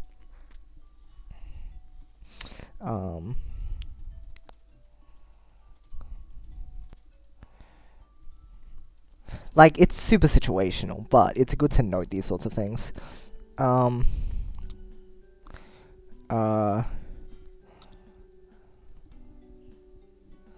Emphasis on side clears. Because, again, if you're clearing from the side of something, it's much better than, like, if you were digging it from the top down. Right? You'd reduce a lot more that way. Okay, let's have a look here. Been watching this on... oh my gosh. It went... see, this, it does this sometimes, where I just can't scroll, so I have to, like, get to the point where it says the more messages below thing. Anyway. Been watching this on mute for like 2 hours while watching a Japanese club show online. What's down here? Hello, Sigma. Welcome. We are... writing! We're writing the basis of my new guide, which will be a video series to replace my older one. It's going to go into a lot more depth about how to get good at the game properly, and just a lot more technical stuff, and hopefully should be a bit more helpful. Go see if I can do the rest of Solstice. This is it's convenient timing the music comes in now. I realized as well I need to add some more Mother 2 and Mother 1 music at some point. I think I only have Mother 3 music in here, which is a crime.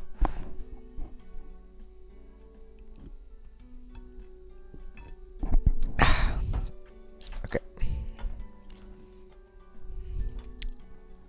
So, let me just finished drinking some water. Remember to stay hydrated.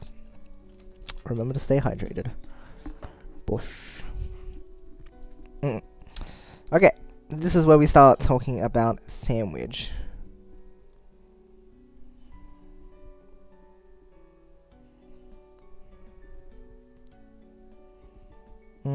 I think that's all I wanted to mention here. Digging.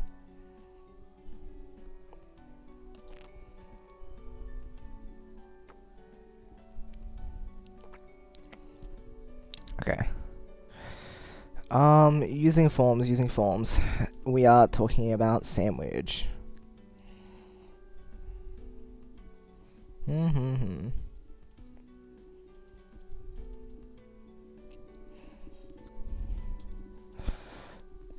Why is it sometimes called key?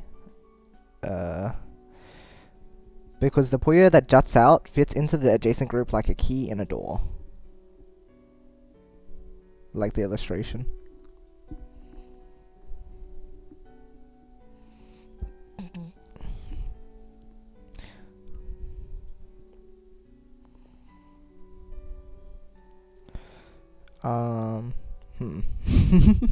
Yeah, I don't really like it, but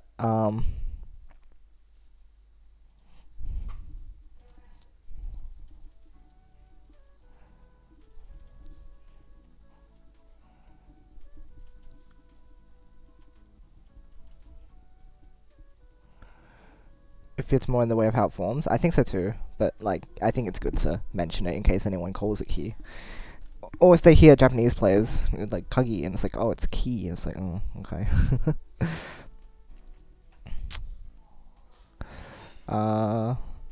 Since he plays the bread bottom first, right?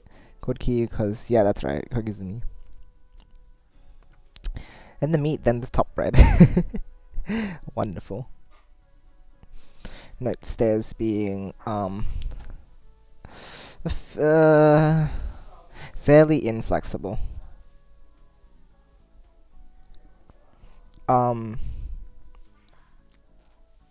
Because it's not bad, but it's because there is a lot of stuff we can still do with it, like the fact that it's verticality helps it and stuff. But yeah, stuff like this.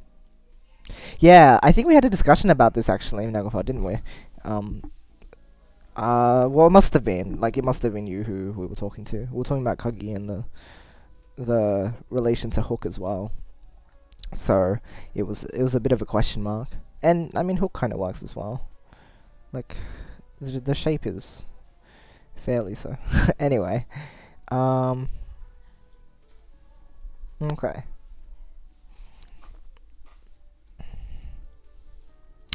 Okay.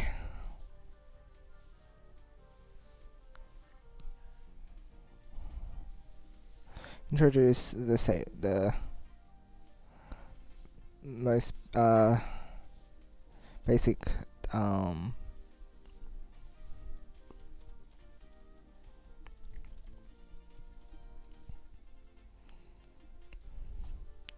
1-2-1 or 2-1-1 rather.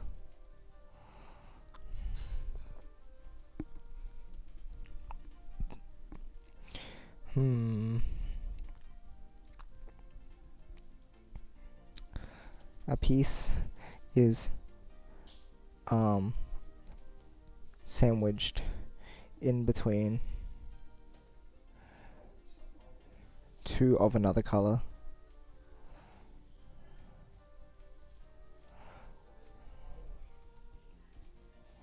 In order to block them, and the rest of the trigger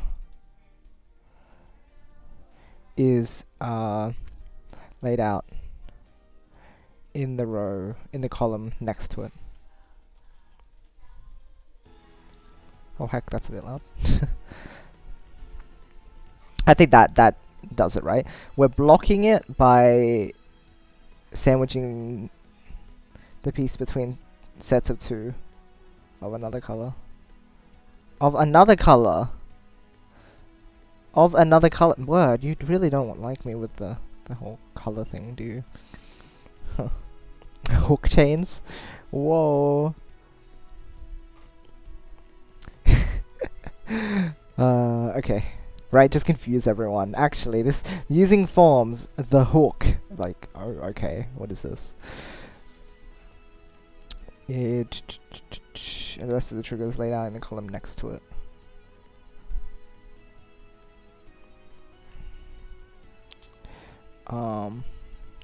Once again, show the 2-chain base form before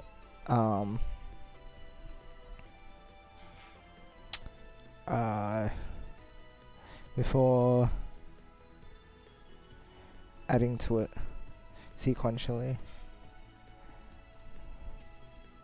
Right, so by this, at this point, that they're like, they should be pretty confident in like the way the chain gets formed. Here's how it looks, and this is how you extend it. Like this is, you were just repeating that pattern, but repeating that pattern. They know how to do that already. They've done that with stairs for ages.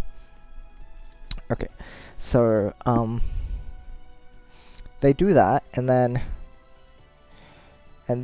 from there they can introduce the similar but also very useful version. This one's 112. Oh wait, it's not. Hold on.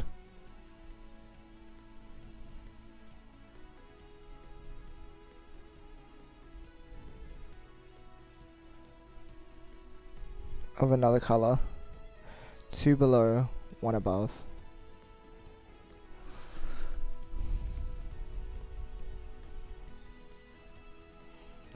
A piece is sandwiched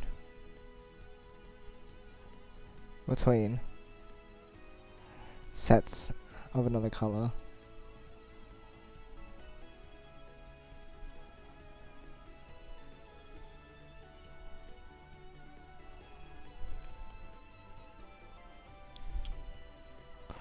Two.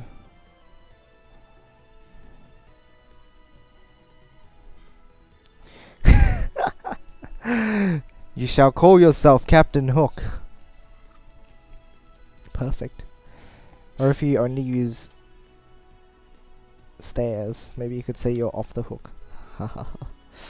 Anyway. So in order to block, we do that.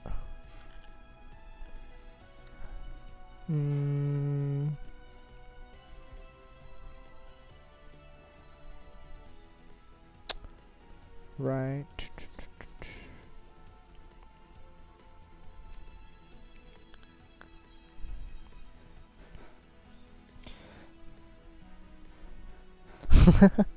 Right. Lost in translation. It's just how it is, isn't it? The unfortunate reality of having to go between different languages. Imagine not having a global language. Anyway. I wonder if I can give more explanation.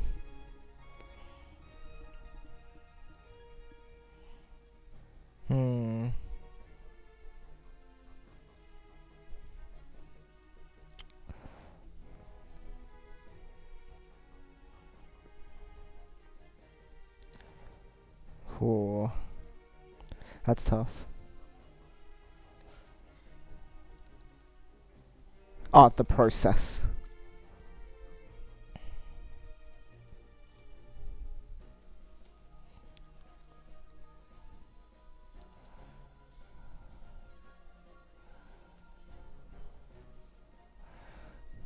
Right, because I had the process here. Set up.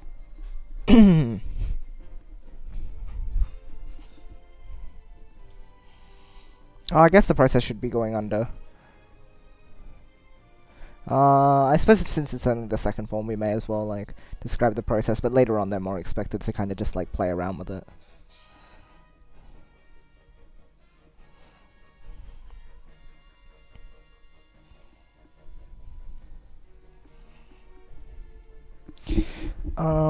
Have groups of 2 as the base, but offset.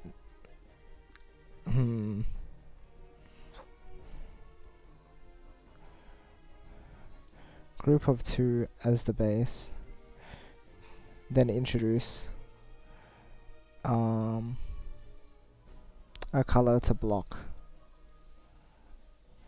Ensure that this color is used in the column next to it.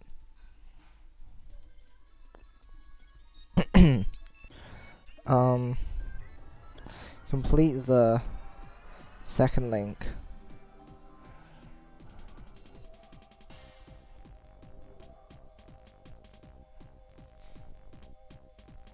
Base of the second link. Color to block as the trigger. Complete the second link by placing the same colors above the blocking Puyo. Blocking, or sandwiched in this case, sandwiched. Complete the fast. Complete the trigger by forming another group of 2.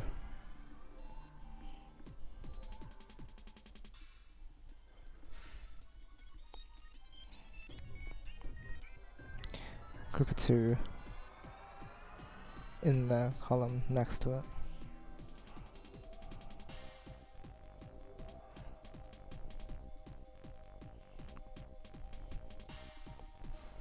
That's basically what it is, right? You have, so here's the process. Have this, have your blocker, have your second link complete, have your trigger complete. Does that make sense? That's basically the process, right? And then you just repeat this. Right? Block it. Complete the link. Trigger. Complete. Block it. Do this. And I'm sure I can describe it this way as well. That's basically the process of it. That's how it works. And then once you get good at like learning how it works, then you get good at being able to build it out of order without having to think of it that way. Just having it like be understood in your mind that way automatically. Because that's what you want them to do. The term key Puyo is useful here. Oh, would that be referring to the Puyo that's slotted?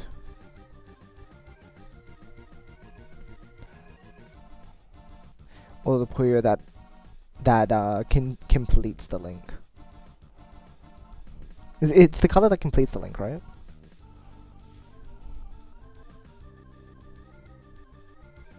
That falls to complete a chain link. Maybe I should have introduced that instead. Then I can talk about the key Puyo being the... well, yes, the Puyo that falls. You're right. Of course, I know my things. Okay, so I should talk about this in here. In the blocking method section. Oh, you're right, the one that falls. Oh my gosh. See, I knew I was gonna miss something. Thank you. I knew there had to be something.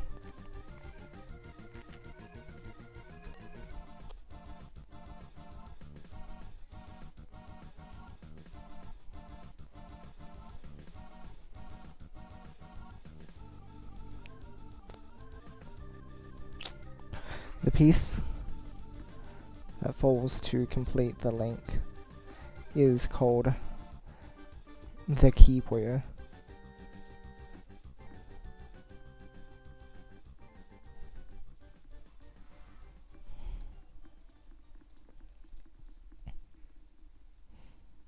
And then I'll have to mention it in stairs as well.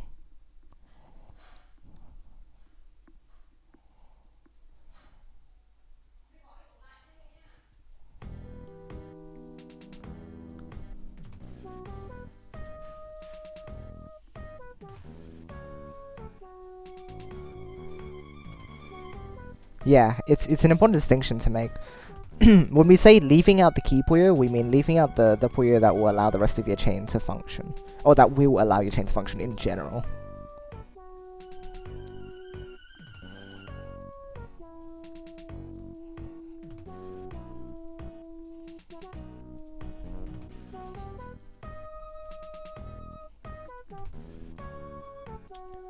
Puyo in place. We don't really have a word for blocker, blocker Puyo, do we? The social distancing Puyo. You gotta keep Puyo as a big mid game thing? Absolutely. I suppose it doesn't really need a name, but like...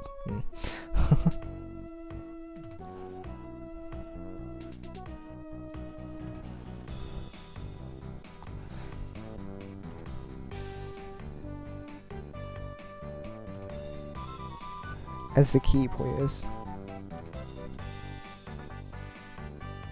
Is it appropriate to call them key Puyos when they're both the ones that complete the link?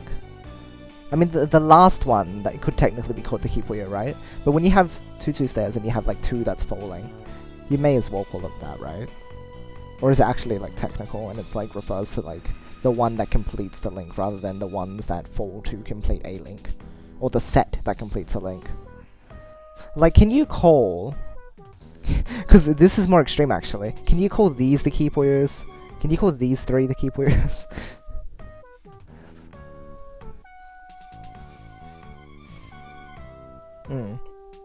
I suppose here it's technically the 1. Yeah, no, okay. It depends on the context then, huh? Oh, well. Oh, right, completely.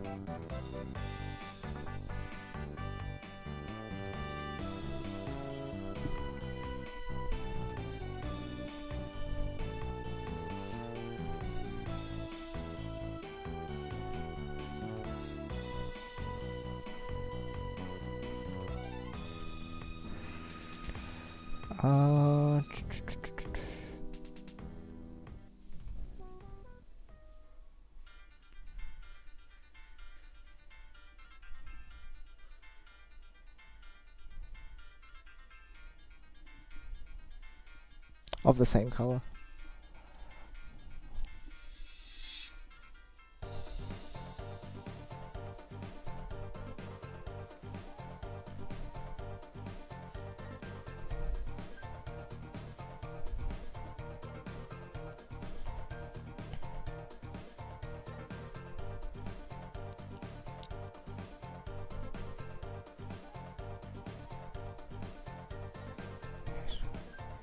These being key Puyos. Because on the final link it's 2.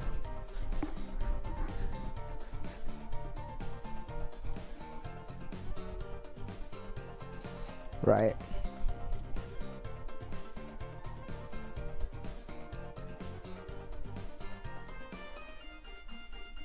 By blocking.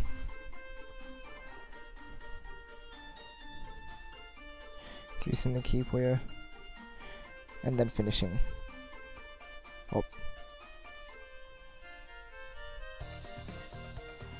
Trigger again. Cool.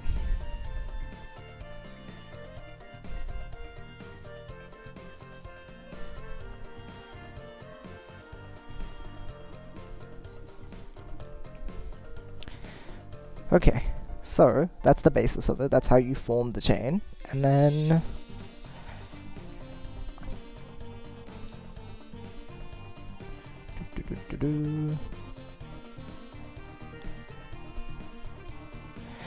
note that 211 and 112 can be used as pure forms, similar to the way that stairs works, but that their flexibility comes in when considering the variance of sandwich.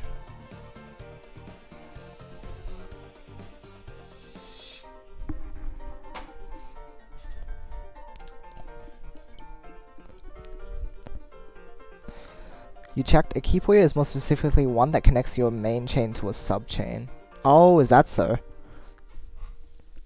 That makes sense. That makes sense. It's you're right in saying that it basically completes what exists in fusion. That's how you fuse a chain, right? You have a subchain, you have a main chain. The key Puyo links them together, fuses them. I wonder if it's okay to use it in this context though. If not, we might as well just introduce it into our own vocabulary, because it's a good word to have, right? Like the Puyo that like links the chain together sounds really clunky, or like I don't know if there's a better word for it. There might be, but right now the key Puyo, the one that you're looking out for in order to finish your chain, is fair. Oh, anything that falls to connect that link is something. Something Puyo. Don't know how to translate that, that's okay. Huh, that's interesting though, if they have a word for it. Hikake Puyo. Interesting. That's tough then, huh?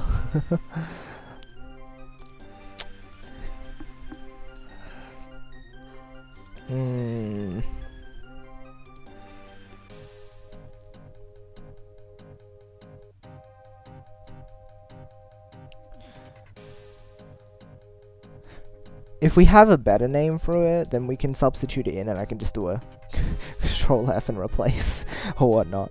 But oh, so they even have a word for the as opposed to the Dodai Puyo. Do for ground and Dai for stand? The stand that is on the ground. Which, it's just the base link, isn't it? That would make sense. Or the base part of the chain. As in, what it falls onto. Yeah, okay. That's interesting. So they have those... The foundation. Ah, I see. That makes sense. Foundation. It's also what we call the first floor. Oh, huh. That's interesting.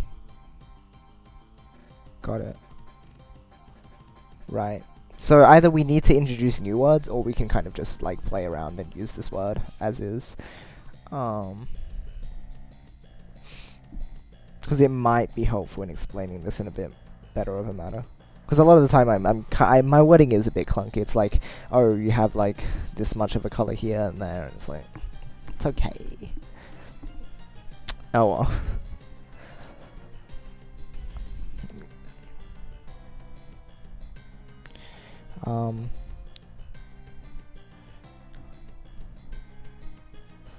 Let's see here.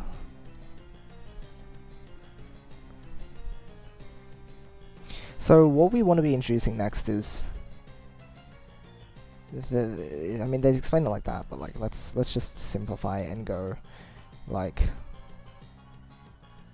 this.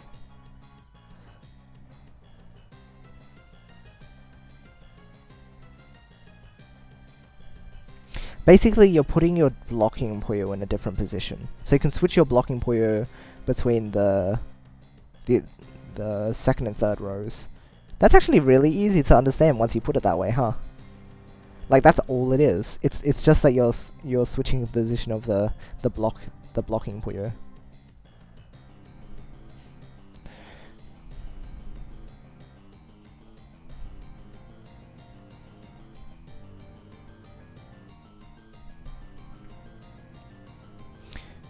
No, we'll pull that back. It is simply formed by moving the blocking Puyo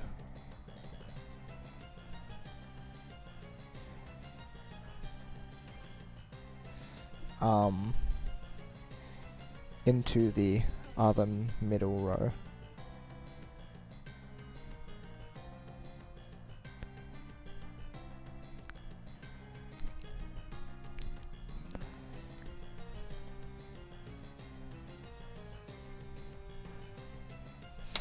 It causes an L shape to appear, but functionally it does not work any differently. I wonder what situations So we'd need to like come up with a scenario, for example, like you have this set up and then how does it come into play? I suppose if you get like a red yellow, for example, and you want to use it efficiently. Like you have 2 red yellows maybe? No, because you can still... It's a bit difficult, isn't it? Like it's one of those judgments that you don't need to think too hard about sometimes. Because the red yellow, you can say oh instead. If you want, you could put it here. And then you have the option of either putting your other yellow red like this.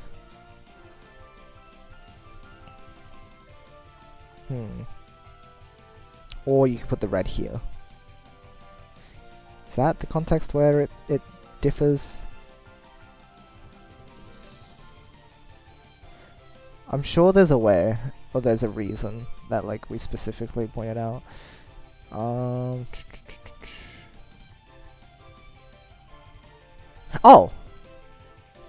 Yeah, if you're getting a red-green, okay, that's what it is. If you're getting a red-green, this is where you can use it efficiently still. Because even though you're breaking the way that it works, all that does is we're moving this blocking Puyo down 1, instead of having it be in the usual position of here. That's what it is. We're moving it down, and that's it. And that's the whole reason for doing it. And this can be the example I use then. This is a great example. There we go. Perfect. This.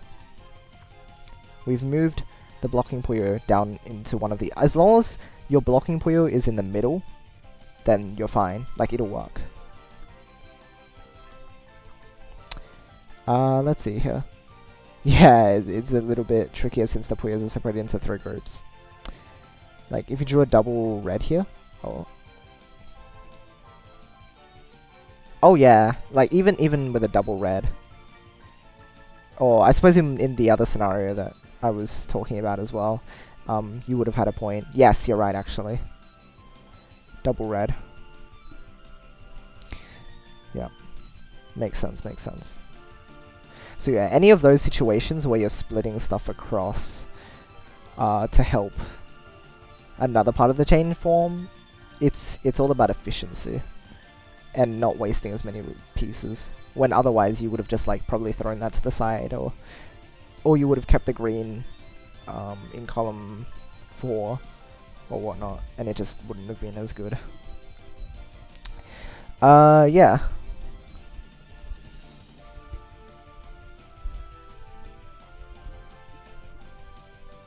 For more, for higher efficiency. There's just 1 red in play? Oh, well, I don't remember, but I'm sure it would have made sense. Yeah. We'll get as many examples as we can for each scenario so that like it's clear to the player.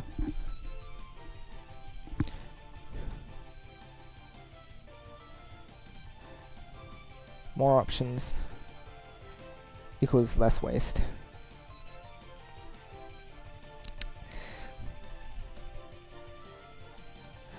The result is that it switches between 2, 1, 1, 1, 1, 2.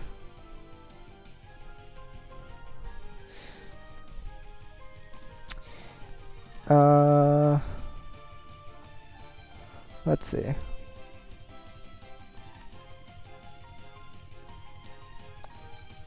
I guess they can also... They can switch into each other.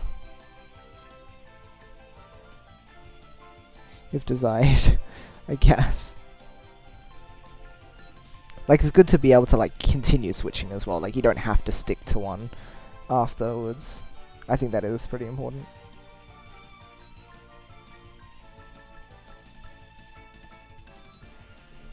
Like, you're just shuffling it back and forth. Like, here, it's the red and then the blue and then the yellow and the green. So it's just switching back and forth. There's this.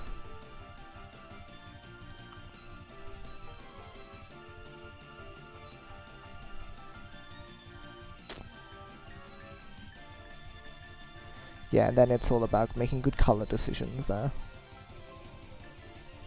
Introduce color conflicts where one color is used and two columns close together. Absolutely, and that's where this is. I knew it was coming up soon, but I was wondering if there was anything else important to mention.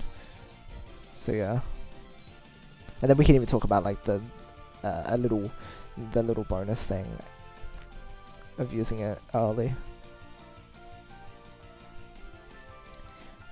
Don't put a red in column 2 if you have a red in column 4 already.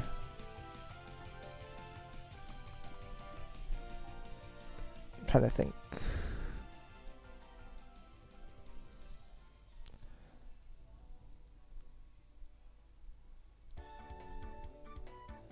Yeah, you're right, you're right.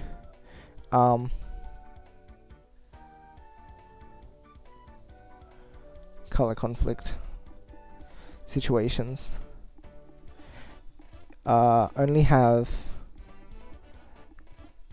the same color on either side of a given link if it can be completed without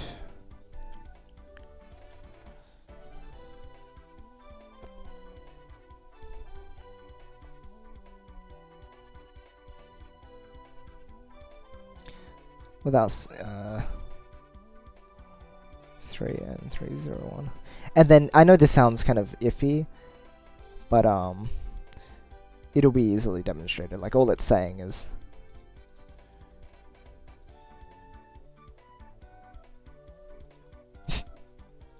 don't do that, because otherwise it'll cause issues because of this.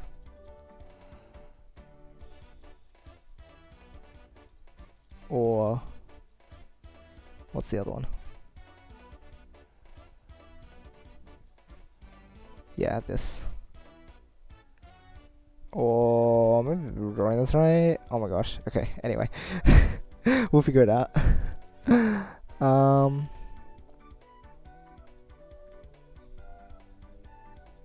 Or else color conflicts arise.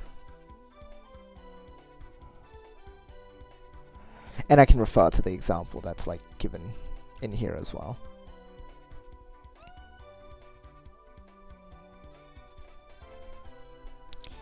So that is important.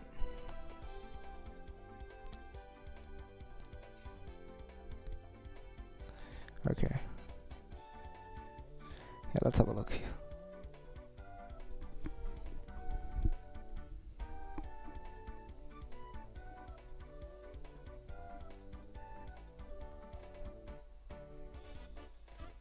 Right.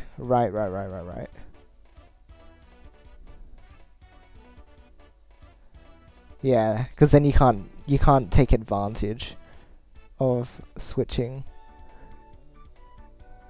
because you've already got that color in use.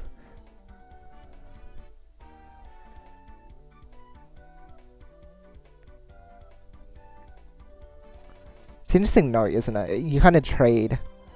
You trade the kind of like isolation for efficiency.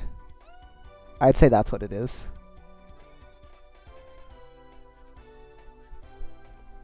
Isolation in terms of like them not being able to hit each other. Yeah.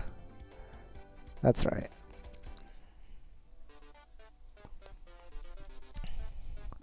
The trade is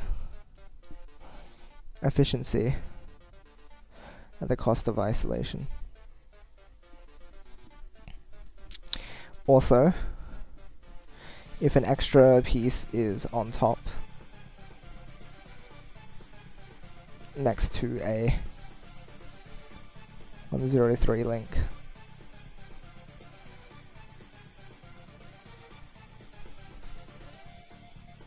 as with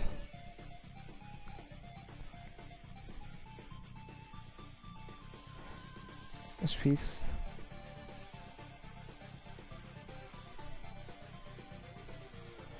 above and next to are the same color, there will be a cut in the chain. And then we can just illustrate that as well.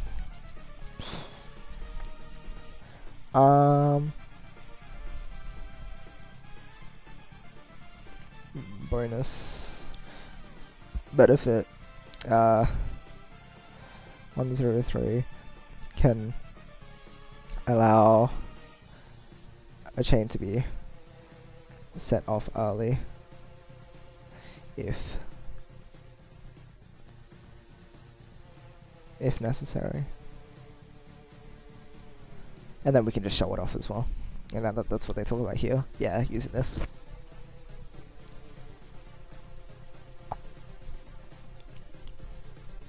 So yeah, there's that.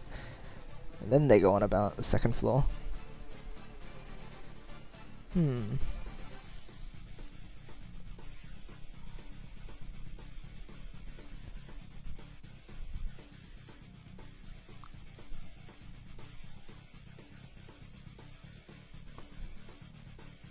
Oh, they use Puyo here as a description of connecting to the sides but also below. Yeah. And then, yeah, the Puyo involved here are more self-contained. I was saying isolated.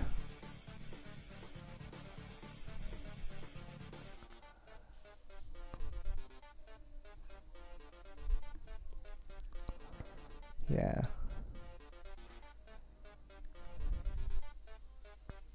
And then there's that. Making use of column 1.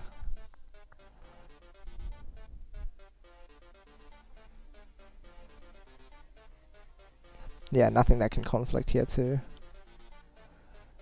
And then yes. This as well.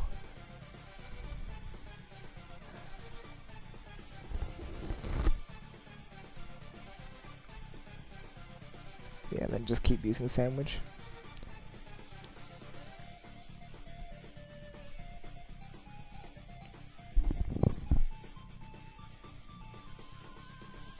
Yeah, and then videos to watch.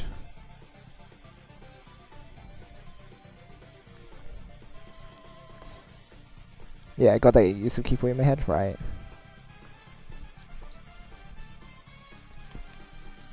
Mm-hmm.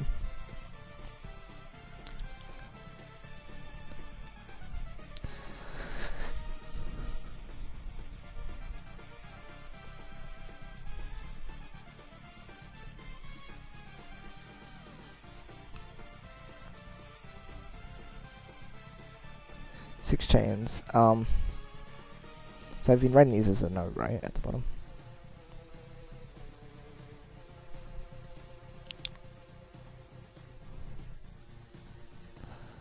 Make note of being able to consistently make 6 chain sandwiches using whichever means necessary.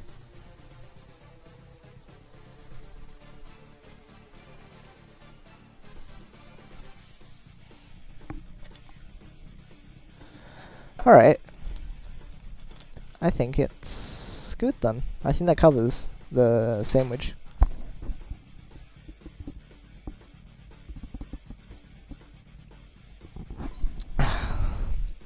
Nice.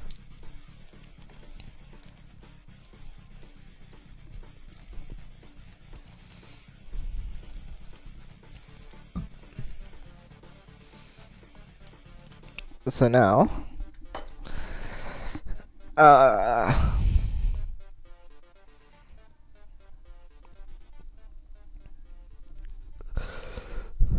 okay, introduce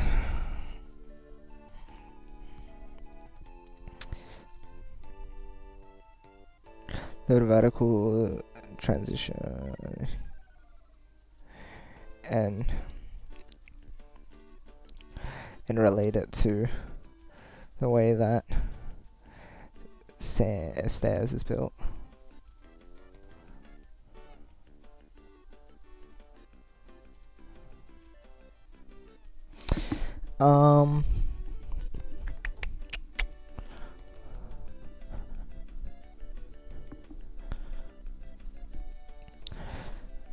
Let's see.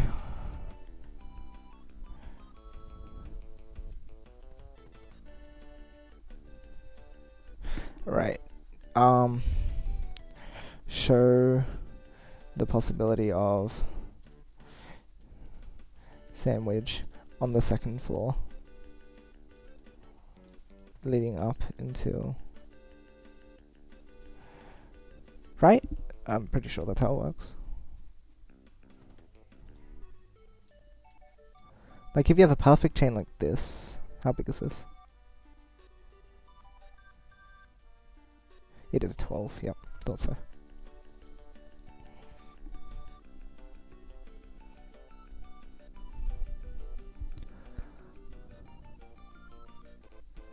Ooh, build order theory. Is it important to be discussing the idea of building from the backside yet, or should we still enforce that building from the front side is more reliable? Because with stairs for sure you want it, but with sandwich it's not as huge of a deal. It's still fairly important, but it's not as brutal. Oh wait, hold on. You know, I'll introduce it with introduce using sandwich after the stairs transition. I think that's important. And building it up.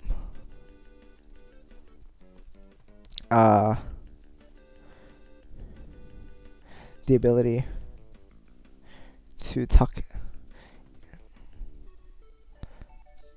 it using the transition into the transition.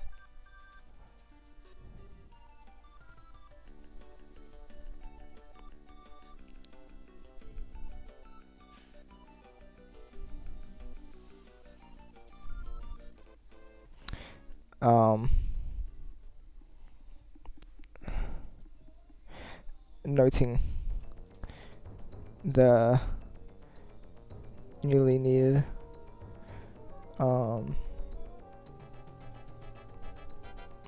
key Puyos, and then extending it to reach a 12 chain.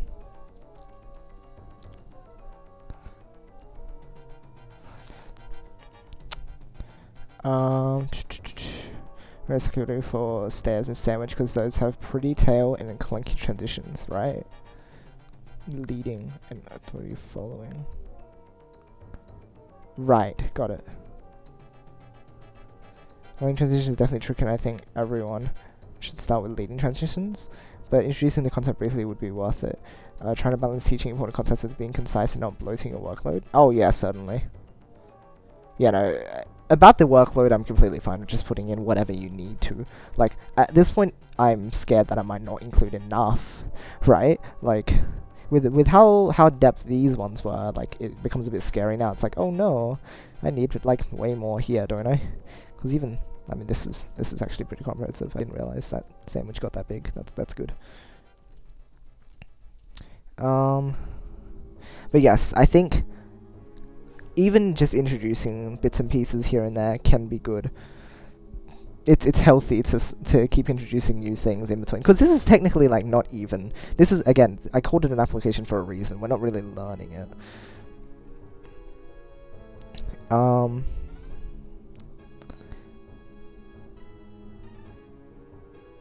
But you're right.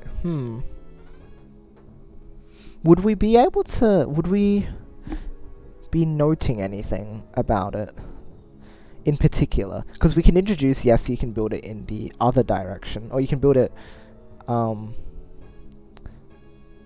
with a following transition, but what exactly can it bring to them in the moment? When we introduce it, you want to like go, this is also an option. We recommend the first one, but this one also has like this thing that you can do with it. Because this is before we introduce tailing, right? So, question mark.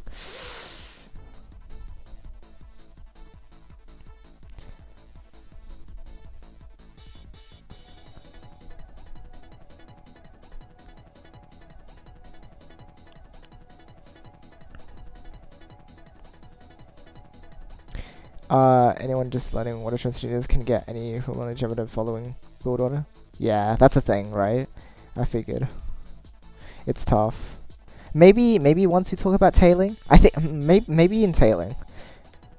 Because the thing is, when you get to GTR, by then you can start building the other way around. So maybe in tailing.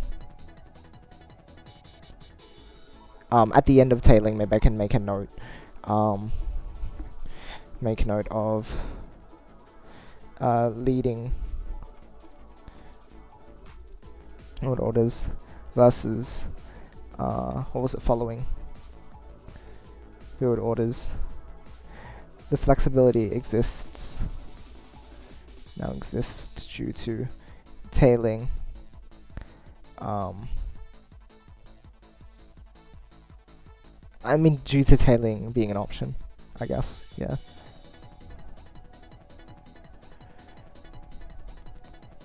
So I think maybe here, and then when we're talking about GTR, we can also talk about the fact that like you can build GTR with a following build order. Good point there, though. That's very good.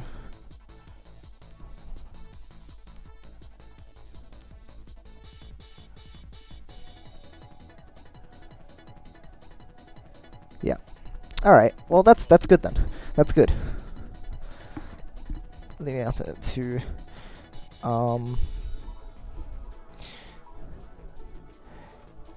note that's similar to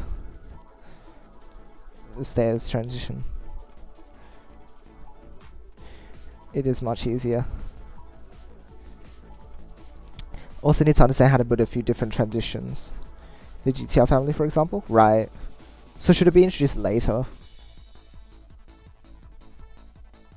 Or maybe I could just throw it in for fun, like, oh, if you, for some reason, want to start building your tail earlier on in the game, then you can totally do that. So, and we'll call it, we'll like say, oh, and this has a certain name, we will call it the following build order, and whatnot, and then I think from there, it's like, it's introduced, but like we don't put too much emphasis on it until it becomes relevant. To build the transition first.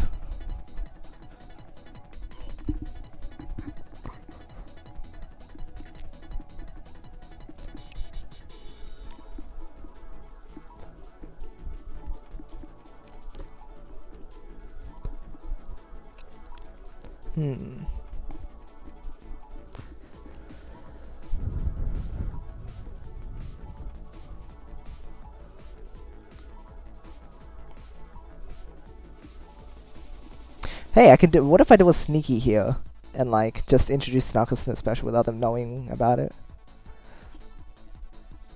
Similar to how like at the end of this tutorial, I plan to the blocking method one. I make a stairs.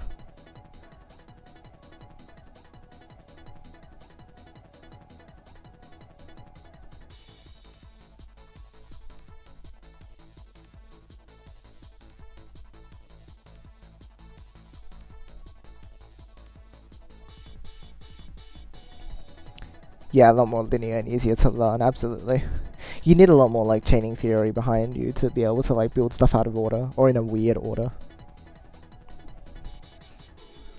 And because of that, linearity is a lot, is very useful to people in that sense.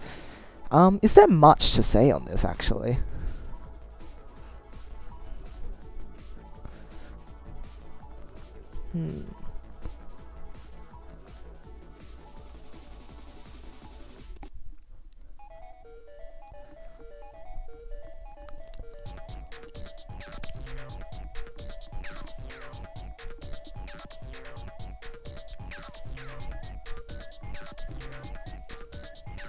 Actually, I have a way to deal with this. Oh yes, the color conflict.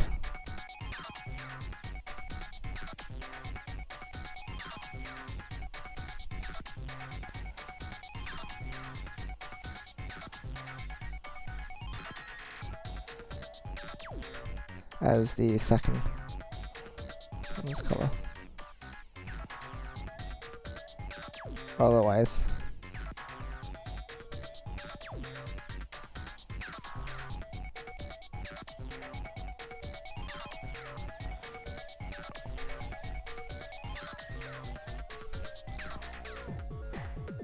Yeah, I suppose it's more about example showing. So this one's less theory intensive and more just like, oh, well, look at what you can do now.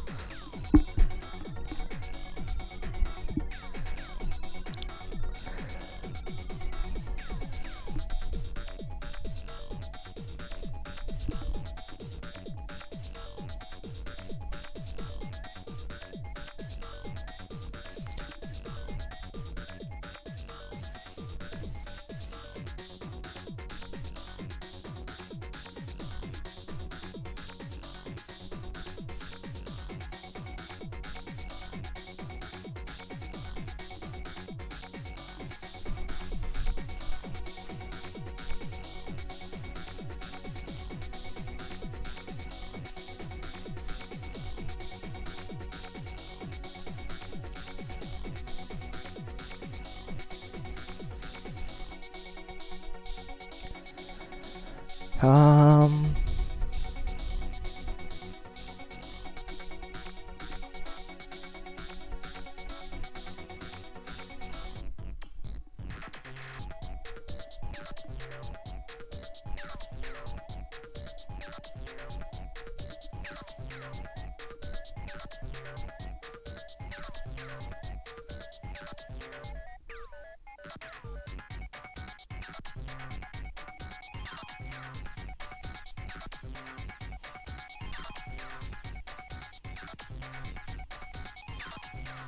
So, I'd be thinking is like, oh, you're making your chain, right? And you want to build another sandwich, but then you don't get greens for ages, and you get like a bunch of blues or something. Oh, you don't get greens for ages, and instead you get like a double blue. It's like, where can I put this double blue? And like the rest of your chain's already finished, right? So it's like, oh no, what will I do? And it's like, oh, what if you put them here? Whoa, you just did sandwich into stairs. And then it's like, oh, well, you can do something with the greens, right? You don't want to leave them alone. Oof. And then, ding. I don't know, maybe their brain will explode. I don't know, maybe it would be something that enlightens them a little more. Just little things like that to poke at their brains and be like, hey, this is an alternative. There's always alternatives, right? It's handy. I think it's a good way to mention it. Oh, whoops. That's what I was meant to press. Talk about how building transition early helps avoid big gaps in column, which are a nightmare to fill, and how sandwich is cool for dodging color conflicts. I talked about it here, I think. Right? Showing up first is reliant on doubles. Build early. Yeah, I think I'll put a bit more effort into it here.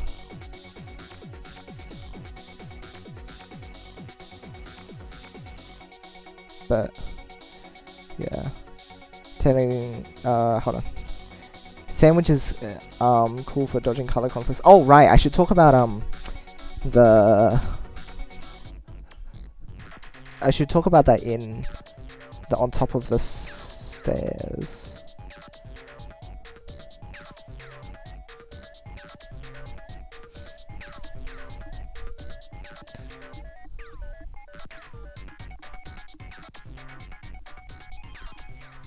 Due to stairs, sandwich linking above the floor.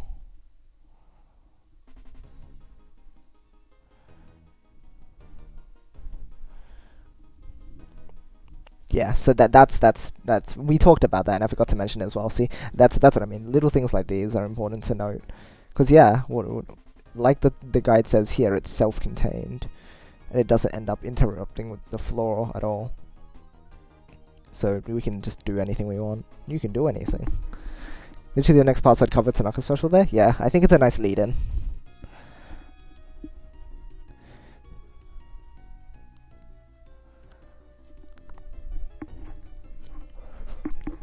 But yeah, I think just mention the fact that yes, you can go off of what these forms are, because a lot of people get hung up on the fact that like, oh, but I can't build this form perfectly well. But at this point, this is the point where you're putting everything together now, and it's okay to just do something different, because you know how chains are structured now. You know how to build ahead of time and everything. You're starting to get to that point where you can experiment a little more with it.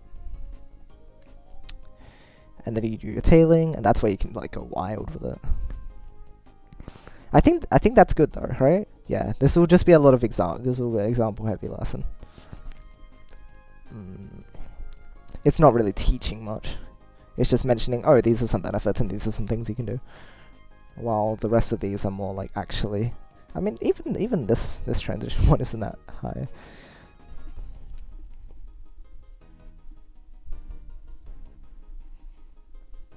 Yeah, these early ones have a lot more detail, but that's because they introduce a lot of stuff. I don't know, is this one like, oh my gosh, it's almost 2 pages. The script for this is gonna be fairly large. I wonder how long the video will be. We'll see. It'll be good though. I just hope it's not too long that people like get scared of watching them because they're so long.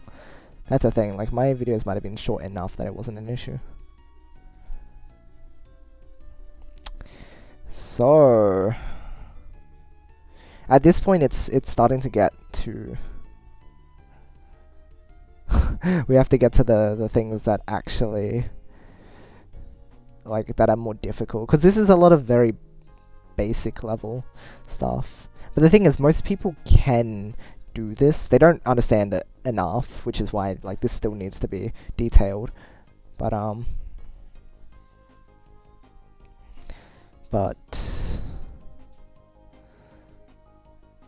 parts 7 onwards are where things start getting really involved, I think. So we need to be really careful with the way that we put everything, because this allows people to step into advanced and expert levels of play. Spend as little time as possible going with self-evident things like the controls of the rules. I think having that as the big first lesson is okay. Like, I think that's okay. Like, when you introduce chaining, then, like, these are the people who know how the game works already. They just want to be able to play.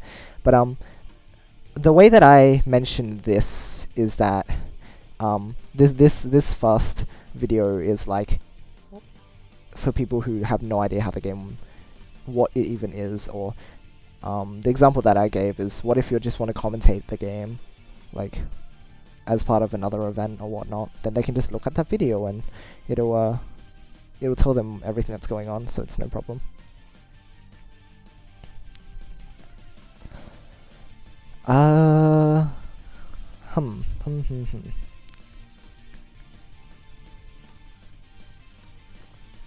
So, oh geez, I actually have to do the difficult stuff now. No, I didn't want to get here yet. Yeah. Tailing. Hold on, let me see where this goes afterwards, actually. Patterns in action. And then let's start talking about efficiency at this point.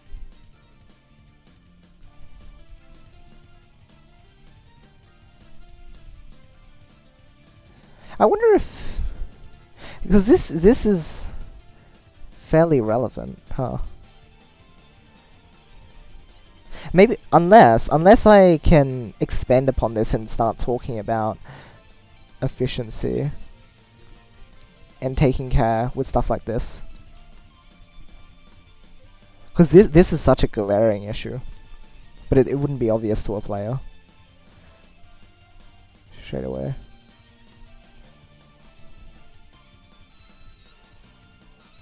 Yeah.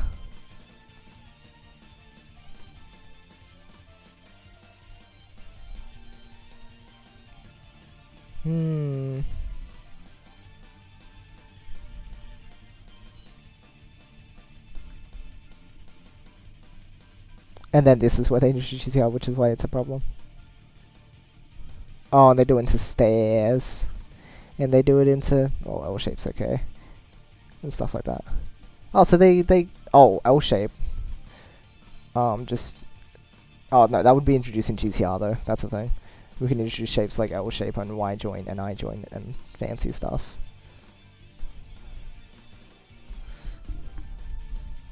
And then other forms, and then they talk about tailing for some reason. No, you gotta introduce tailing first. And then they talk about tailing, the braking method. Wow, okay. And then they talk about ways to handle them. Yes, ways to be more efficient with your chaining as a result. It's funny looking.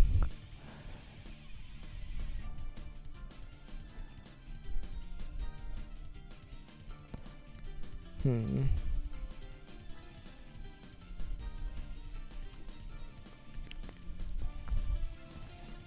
And what is this? Is this about moving? Yeah, this is about the technical stuff. I should probably mention soft drop bonus and extra stuff too.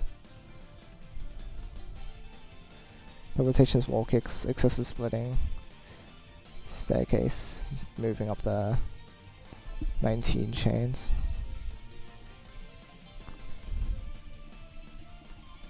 Power chains, yeah, I talk about that as well.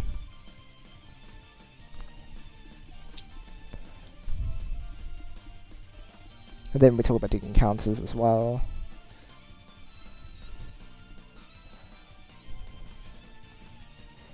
So this is about attacks and defense. Oh my gosh. Do they actually have... I don't remember this being this detailed. Oh my gosh, there's actually a lot here. Wow.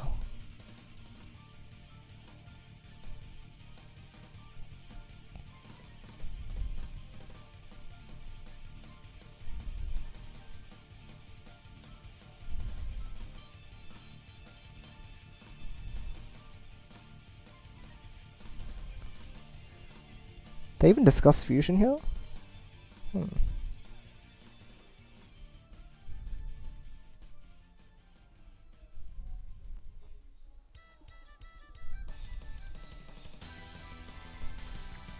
Wow, okay. Poking, provoking.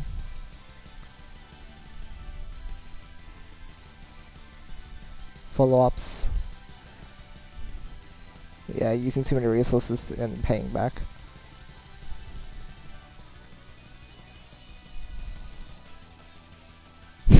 Crazy, funny things. Oh my gosh.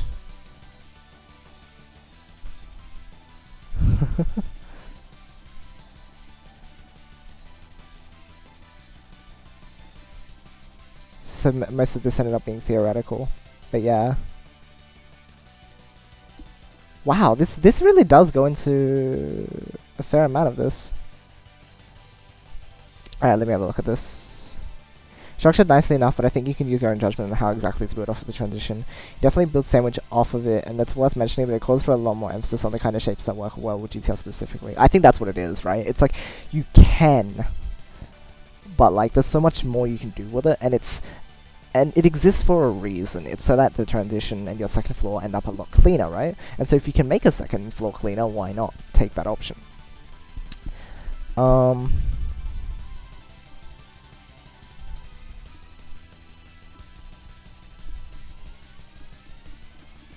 Oh, there was actually something I was going to mention at some point.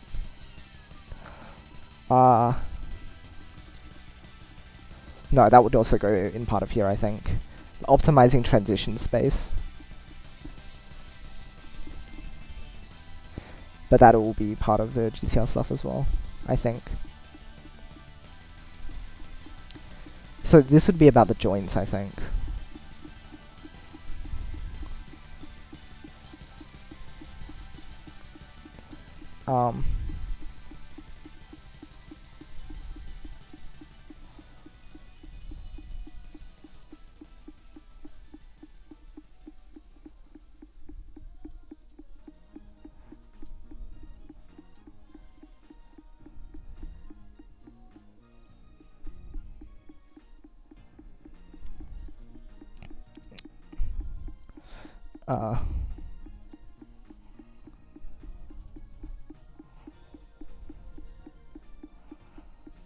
Something like that.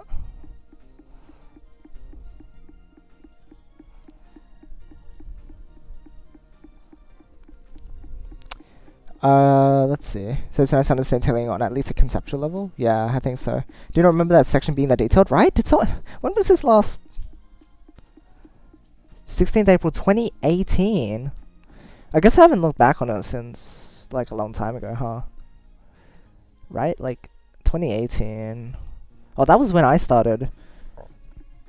like really getting into things. Like, I think, is that where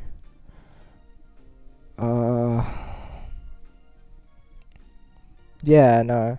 That's when I started really getting into things. So someone during that time was who was this exactly written by again? Was this S2? I'm not exactly sure.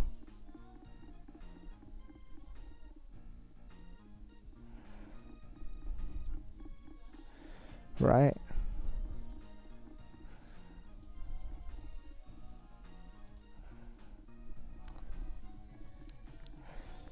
But yeah, I think this sort of thing should be mentioned. Being careful with certain decisions. Again, I did say this would be a lot of like just examples anyway, but it's actually a good idea to mention.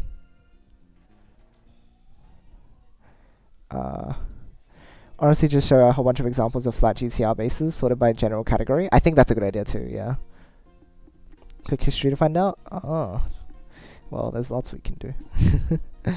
Maybe later. Okay.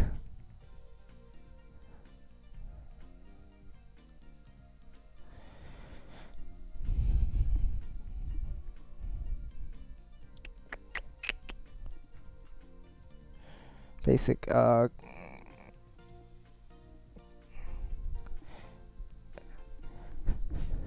basic color efficiency. Oh, no, not mention. I think this is where we should start, actually, like, discuss basic color efficiency. So this is stuff like, plan ahead, but don't introduce too many new links out of a color using one single color at once, right? I wonder if it's too much for one. Like, maybe this will cover a lot of time anyway.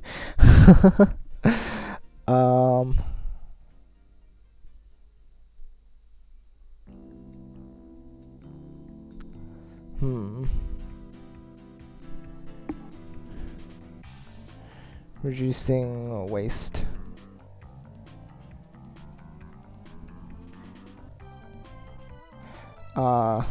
Such as elevation.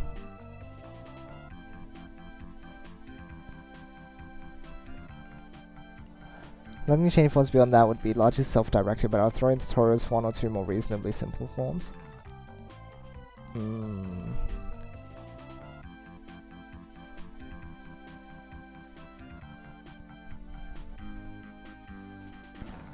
I could do just a couple.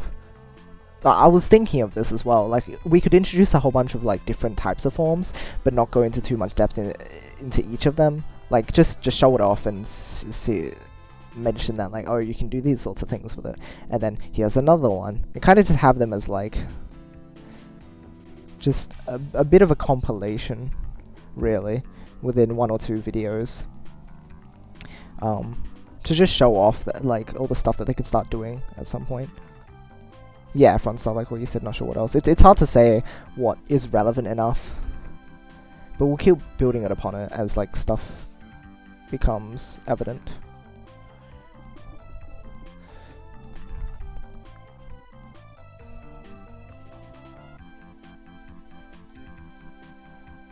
Oh my gosh. Elevate. Elevate. My gosh. Elevate. It's wrong.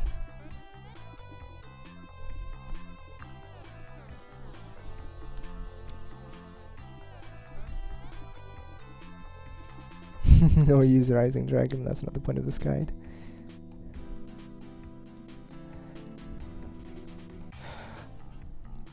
Split commitments.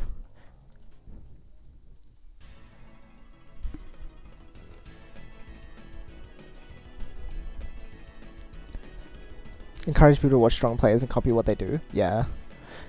Like I said, I might just do like videos where I analyze specific aspects of someone's like certain games and whatnot, and point it out. Let's have a look here. I don't know if there's a proper name for the concept, but I always think about how many of each color my chain is asking for. If I have green in my tails and I need 2, then I place single green in my transition, and now my chain is asking for 5 green. Dependency, right? Or this was discussed at some point as well, but that's what I mean by split commitments.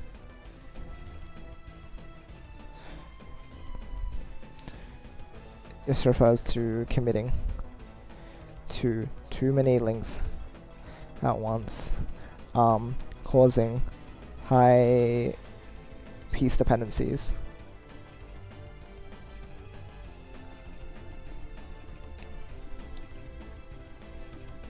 Not bracketed then, this is a core concept.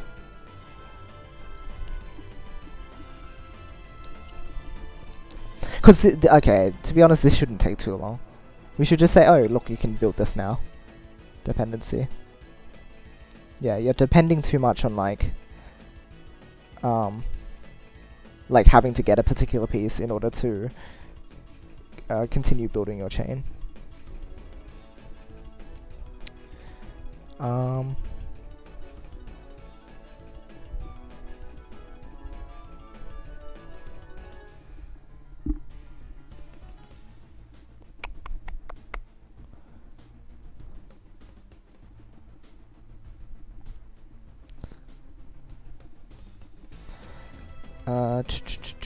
So I think that covers that a little better with what's mentioned here, which is actually very good. I appreciate that a lot.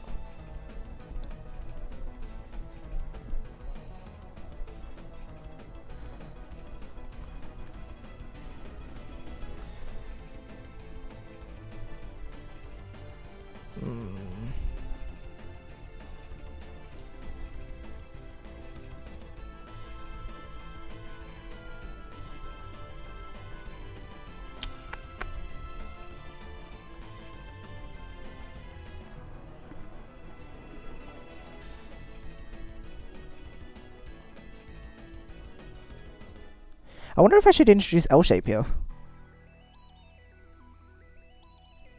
It's basic enough that it doesn't really need much explanation. But you can tell of L-shape quite nicely. I think that's reasonable.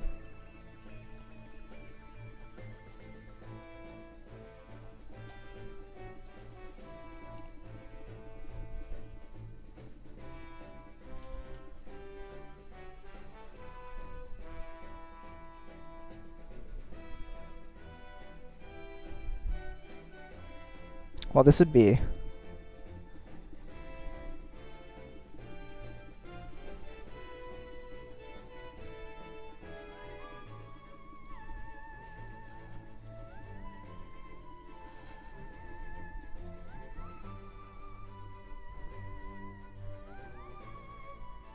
No, this would be a separate parts then, really. This is introducing the basics of it, and this is... Yeah.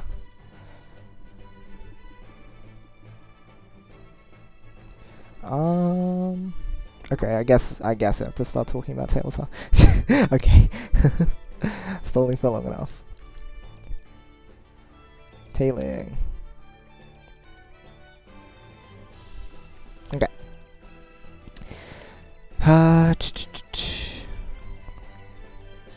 Right, so this is the front end, tail end, or back end. Extending off of the tail.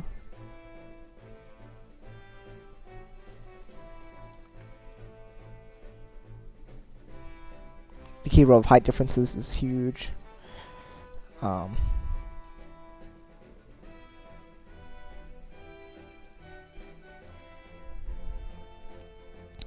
Here's L shape and integrating avalanche.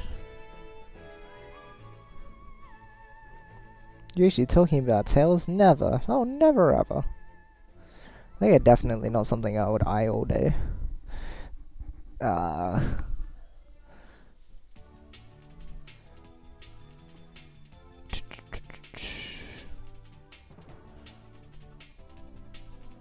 It's interesting here. The color that's like breaking them up is called the breaking Puyo rather than the blocking Puyo. Oh, they never called it the blocking Puyo. I called it the blocking Puyo, but here they're calling it the breaking Puyo. That's very interesting. Oh my gosh.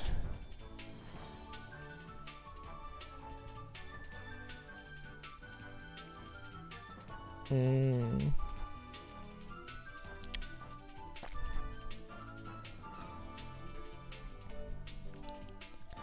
And then this is where I want to talk about Avalanche with indirect links, which is stuff like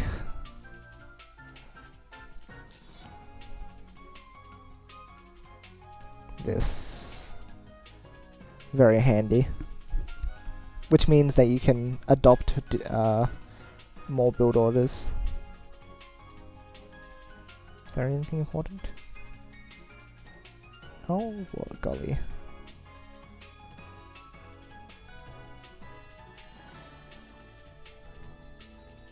Right. In general, analyze? Yeah. Well, in general, it's okay. I'm sure it's fine. Woohoo.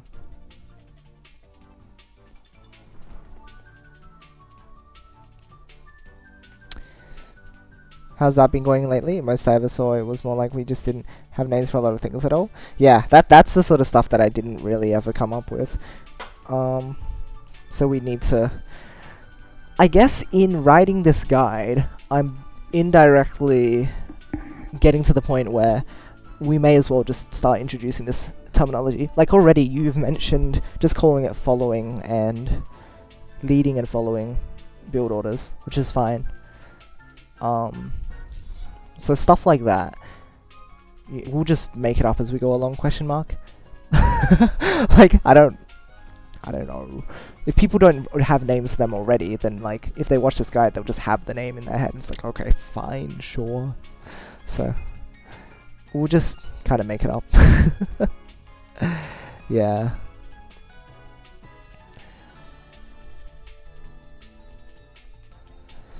Something we need to work on, and something that we'll use better here. I also don't know how to talk about harassing. I haven't...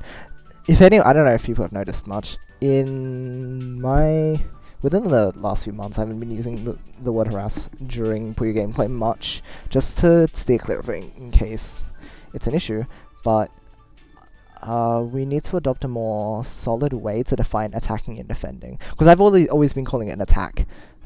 Like, that's all it is that I've been saying. I've been saying, oh, this player's attacking the other player, but it's too broad. And we can call it a poke and stuff, but a poke is a specific type of that. And that's the sort of stuff that we need to discuss when we come down to mid-game interacting with the opponent. This is where we're going to need that terminology to come into play. Japan has so many words for mid-game actions, we have one. It's a problem, isn't it, right? Like, stuff like that. And I guess this is where I'm calling out for help from you, if possible, but, I don't know, maybe Shining Bolt has ideas and stuff. Or, who knows, maybe, Zan does as well.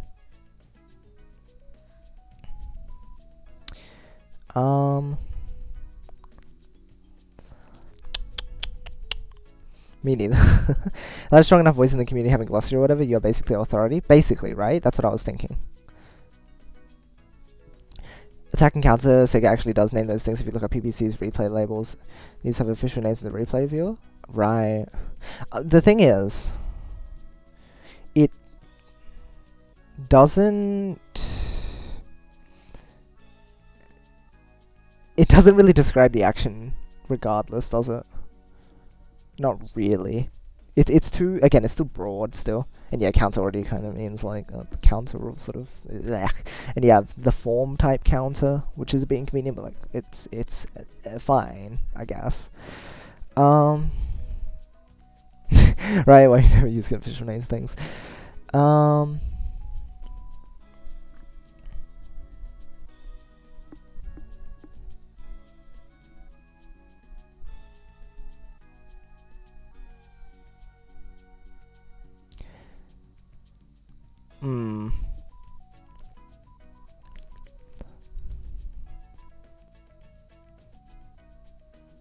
That's interesting. Does it also depend on what the intended effect of it is? Because if it is, then we can start defining different actions within mid-game and then assign names to those decisions. Because technically it is, right? It's, I suppose when you don't know what you're talking about, you can just say attack. But if you know that like they're going for like an attack that intends to overwhelm the opponent so that they either get completely disabled or it just takes them out altogether, like that would have its own name, right? And then there's ones where it's like small disruptions, and then you have whatever it is, right? Is that how it works? I don't know. It's a guess.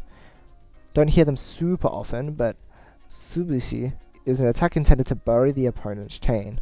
Right, so it intends to bury it. And that makes sense, right? Because it's a specific type of attack.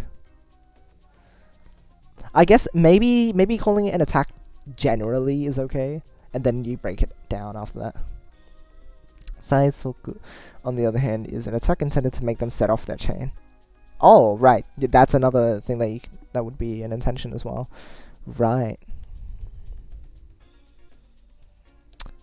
Huh, that's interesting.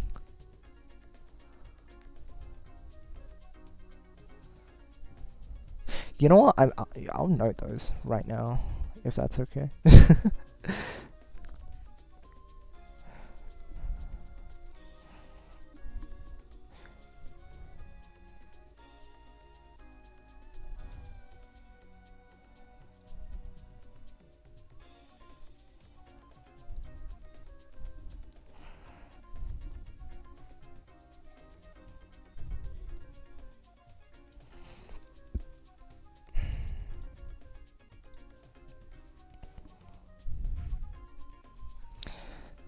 Yeah, Taio is a response. I've heard that one as well. See, yeah, response. Yeah, like they're responding. I guess I say defending as well, like attack and defense, because I mean it just works that way. But like, whoops. But even then, like we need to get down to it being more specific as well. So, something to work on.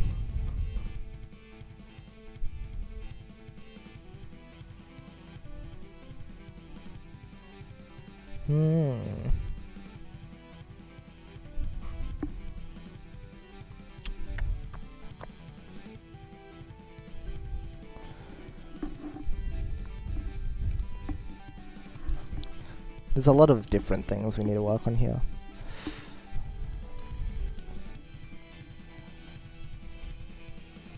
Right, so we're introducing tailing, we're introducing...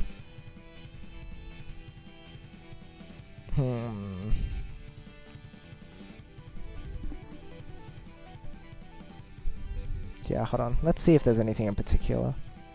Because these are just introduce how to tail in different ways, right?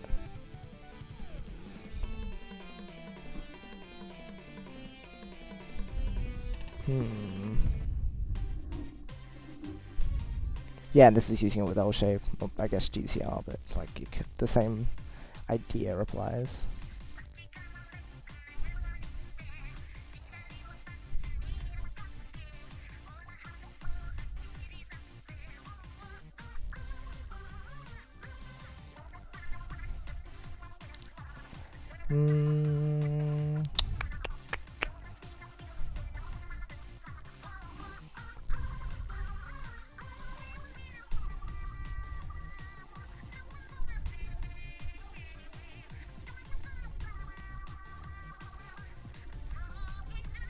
Yeah, it's just crazy tails.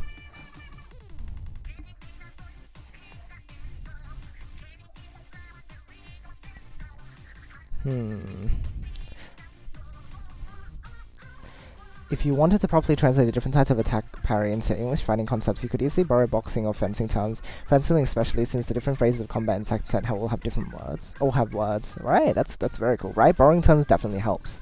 Absolutely. Phantasmal Fuzzy was coined as a joke. What? What?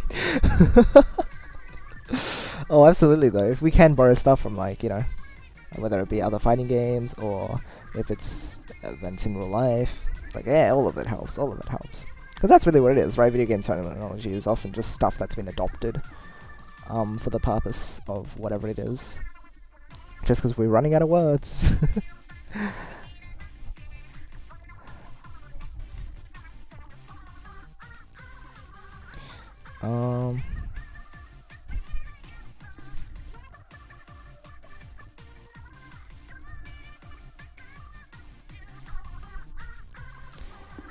A fuzzy being where you hide a Puyo in the 13th floor, so you can't see whether it connects to your chain or not. Oh! Right, okay. Oh, that's like with, well, what's the one? Those ones, it's probably in the tailing list. Using it with your tail.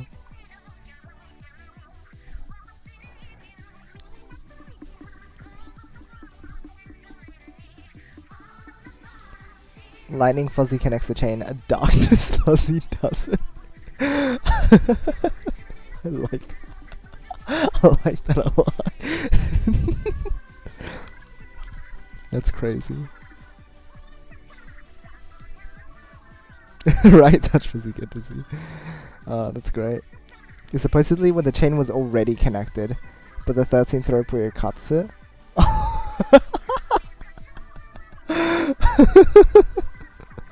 Oh, that's wonderful.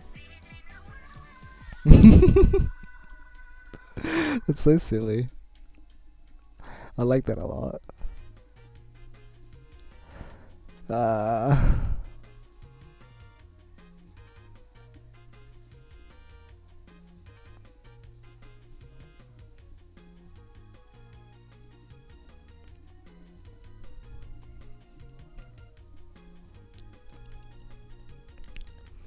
Wonder who actually did write this. Who was it?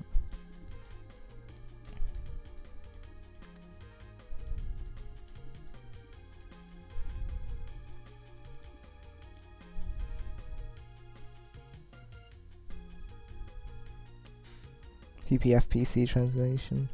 PFPC. Where was the initial page for the guides? I thought it was this one. Oh, it was here, wasn't it? Ah, yes, written by S2. And then these guys were introducing or providing terminology and stuff. Right.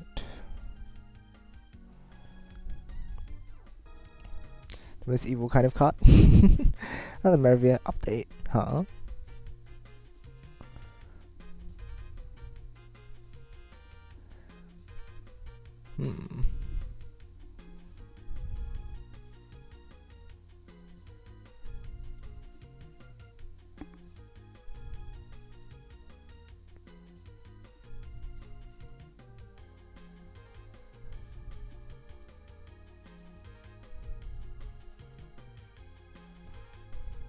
It's true that we need to introduce kind of a purpose to it.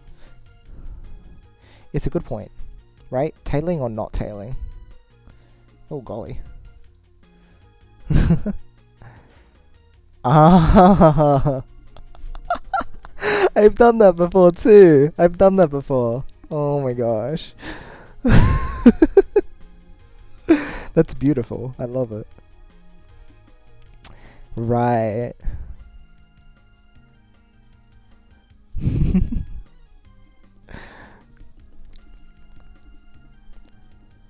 It's crazy.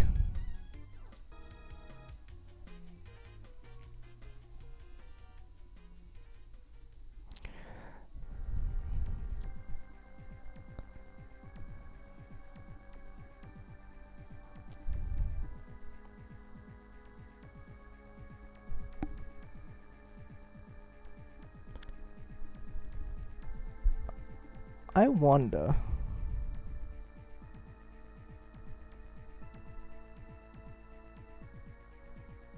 If I can mention, because it's saying facilitate the creation of a second tradition. That's not entirely wrong either. It's pretty fair. Because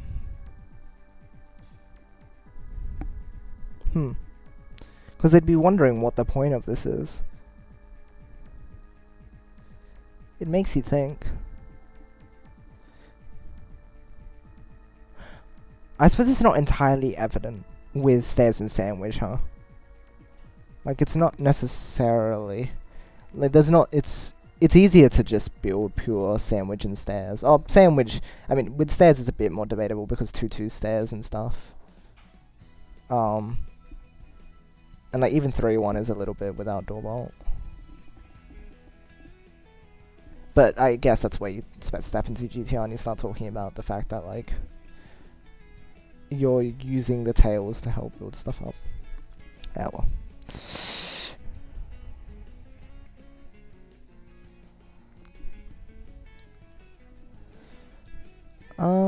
Is that enough for just tailing?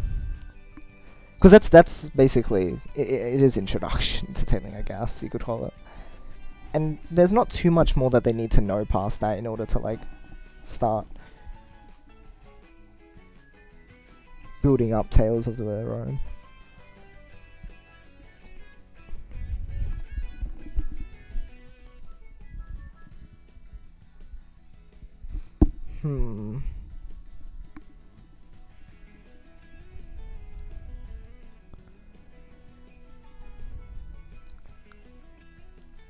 Yeah, then I guess we move on to GCR and all the stuff that comes with that.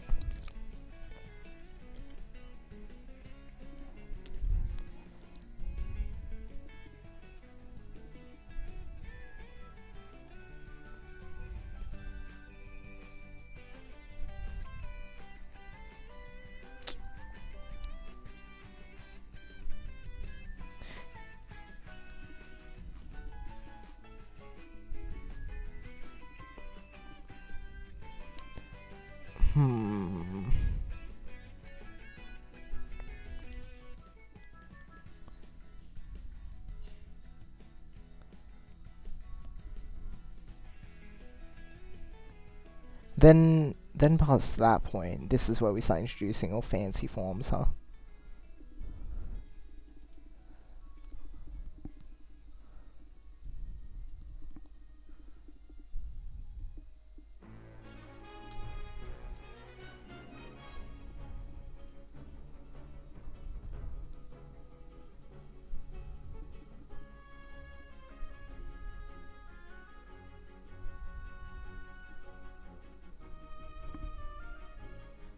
And then supposedly we do this in 2 parts, maybe. Just have 2 parts dedicated to using other forms. Cover build order as a topic. It's an interesting question. I think it kind of just exists inside what we discuss. It gets covered by the transition first thing, as we've mentioned, where we're going... hold on. There's a couple points here about it. I think we will be discussing it kind of here in basic color efficiency. We're talking about build order because we're talking about building ahead of time, but not too ahead of time because again we have too many dependencies, and then stuff like building in such a way that you can still facilitate other pieces coming in, if that makes sense. So I think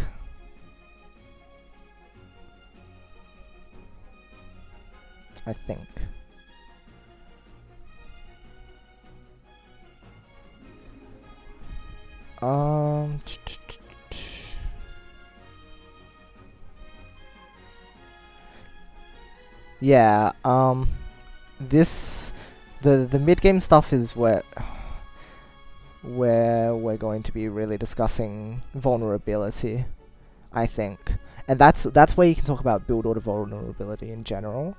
With the earlier on we talk about it, like the ones here is going to be, I call it basic color efficiency because it is the basic stuff. It's more like just, oh, you might get screwed by RNG, not that you get screwed by the opponent. But once we get to this point, it's like watching out for certain decisions you're making, where you're not leaving yourself too vulnerable to being attacked. Because it sort of assumes that up until this point, the opponent isn't really, like, attacking you just yet, or not going out of their way to do it. So their attack should at most send like 1 or 2 lines, which is not good for you, but at least you can chain well, mostly, and then dealing with garbage early on. Oh, actually.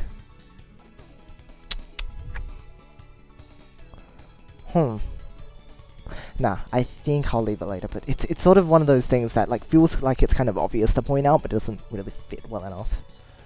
So I don't want to complicate things. But it's important too.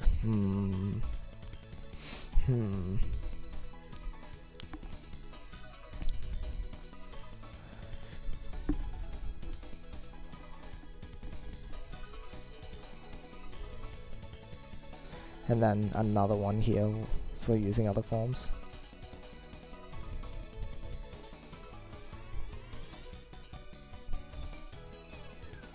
Oh, wow. Good one, Yoshi.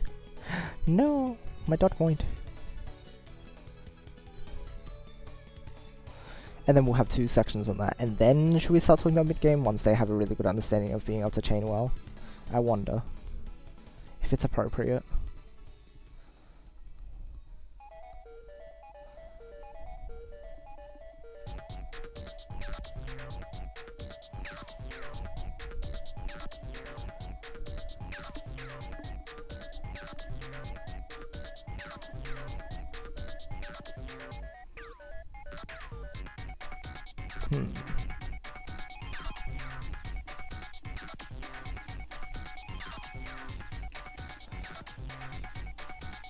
I think we basically have it covered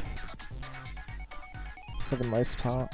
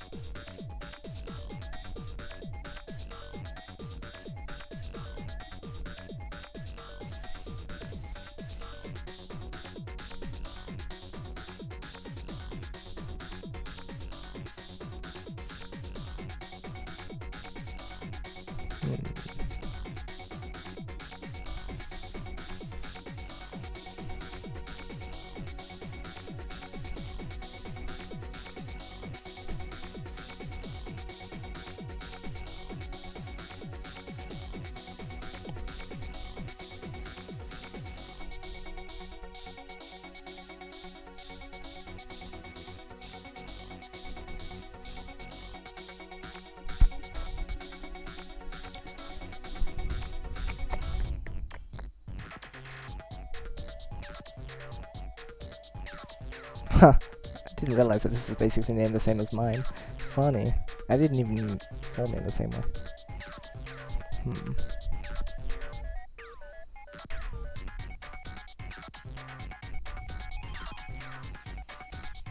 This is have dig, and then you have Raikon's digging guide as well, which I'll probably mention and refer to for this.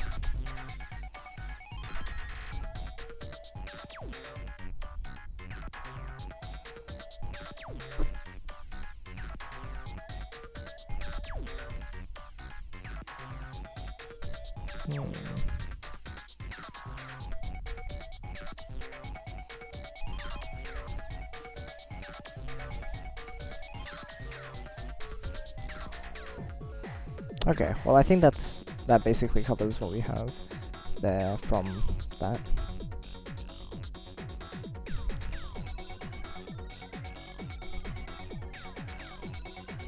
Let's have a look here. Perhaps intro to mid-game first and other forms? Right.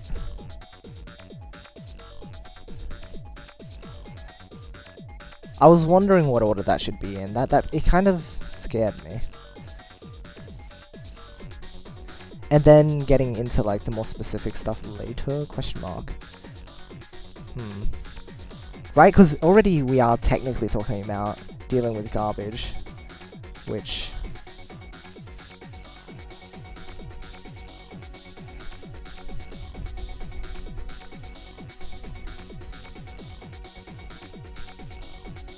Because technically that is trying to deal with like what they're... Yeah, you're trying to deal with the garbage that they're sending, so you may as well like start actually reacting and sending attacks of your own. Probably would have helped me a lot in the beginning would have been anyone talking about how to balance the decision of whether to put a given piece on my head or tail. That part of build order. When do you build a transition? When do you place a piece to the side? What does being ready for us mean? Right. Do I put it on the tail or the transition? So is it front end or back end?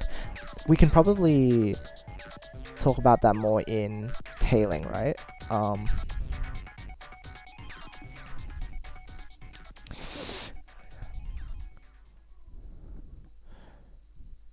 Discuss viability of build orders.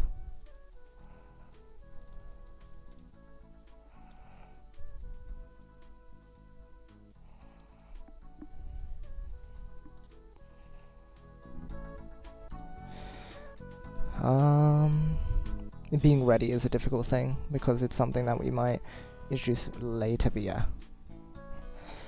Advanced topic, but like we don't have a lot of English material covering that part of the strategy. I think, yeah, technically this guide is trying to dip more into that more difficult to understand, which is going to make it harder for me, but like it is going to turn out so well if we can get this down. Like if we get the theory down for it, we'll understand it better, other people understand it better, it'll be so good. Like this, like the early parts I wanted to do more detail in already, but like this stuff is really where we're going to be pushed for information. We really need to think about like whatever we're doing, and we can do like case analyses and such.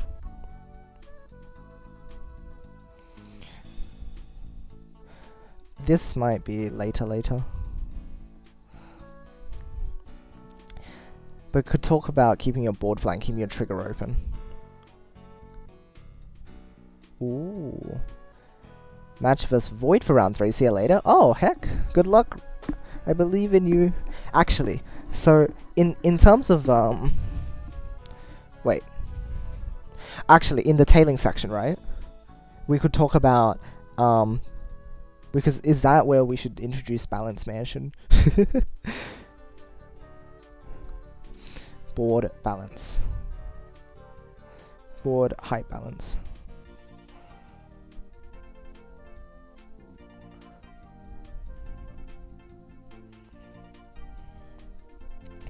I think this is actually reasonable to mention here, because when it comes to those making those decisions, the height of your board can often come into play.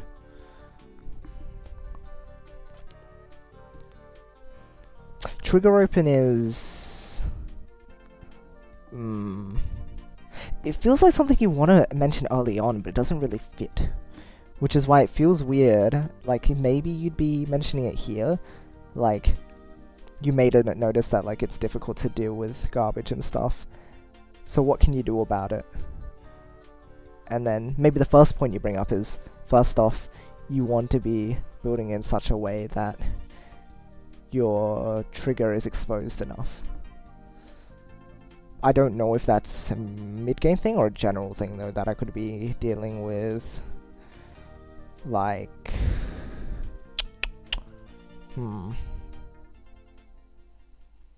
Or maybe even here. Like, this is a bit of a general lesson. Like, we're saying mechanics, but... no, it's hard. Intermissions where you talk about terminology can't fit in tutorial. Just have an episode about general efficiency. Maybe.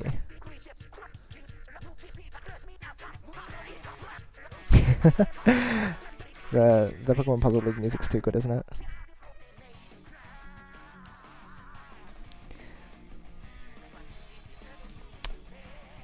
Ooh.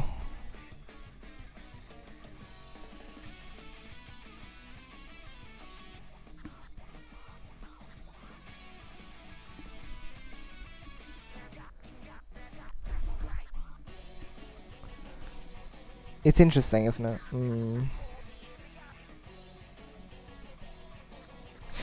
because again, it's even just calling it general makes it like we know that there's quite a lot that goes into it. Oh, actually, I could do stuff like it's interesting. It's interesting.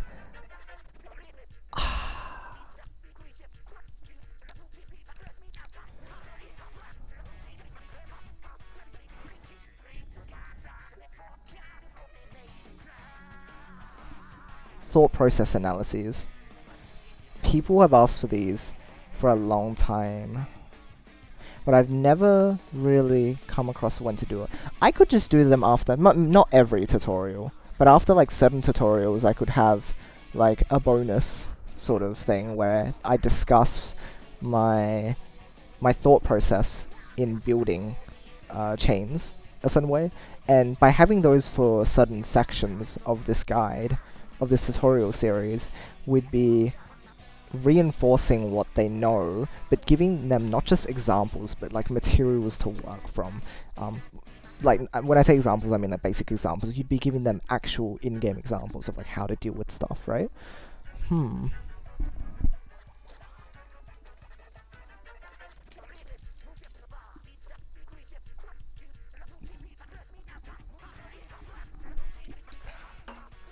I need to get my water soon. For efficiency, you go into Ren Sim and show the results of building inefficiently, undo, and build it with better setups. Show placements. Yes. Exactly like that. Exactly like that. And using Ren Sim is a genius idea. Thank you. I think I think that's what I'll do. I think that's what I'll do.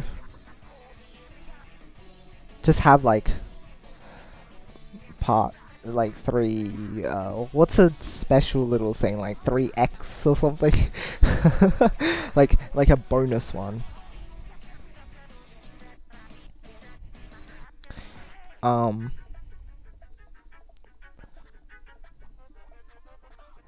What would we call it? Like thought process analysis. Stairs. I wonder if... And then do it for sandwich as well, perhaps. This applications one kind of is... I don't know, it's tough, isn't it?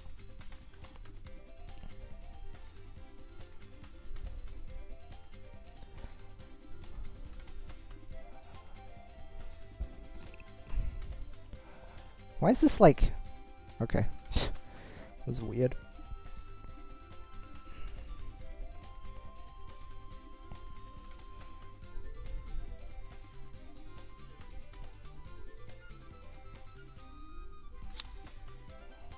Sandwich is gonna need it like a lot as well. Stairs is good because it's during the basics. In Sandwich, it's like because there's so much variability in what you can do, you get more examples done here. These are like the lectures and these are like the practicals. Let's see here. Hope all is well. Good luck with the Puyo. Thank you, user. This special TI master roll. Impossible. It's so fast. It's very fast.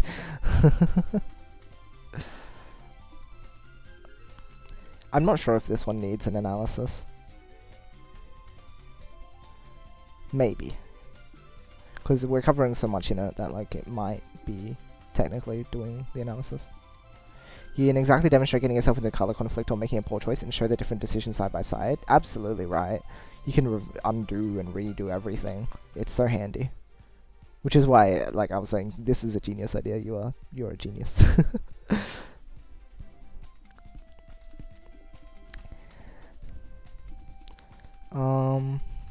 Hello, Vance. Welcome. How are you doing? Hope you are well. Oh, by the way, guys, in case anyone was wondering what happened with Shiro, he is busy today, actually. So, what's happening is we are thinking of playing tomorrow instead. So, tune in tomorrow for it. Just a guy who sometimes thinks things. Someone who can use their brain is exactly what we need. Because I can't use my brain. So, it's difficult.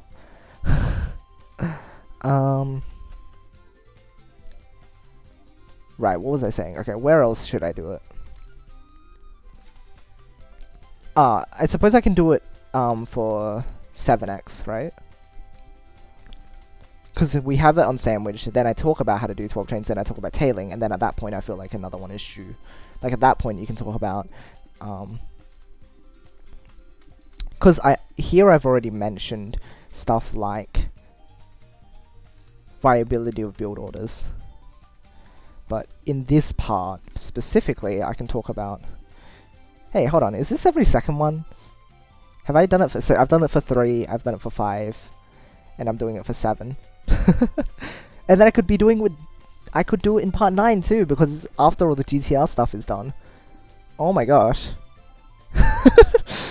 Oh, this... Wow, okay, this sounds... Oh, that is really convenient, and I like it a lot.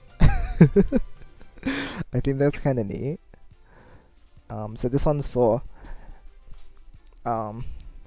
stairs... Oops. Stairs... Sandwich, and... what is it called? Tailing. I'm not smart. I'm not smart. Goofy. That is naturally forming, right? It's beautiful, isn't it? Hello, Arthur.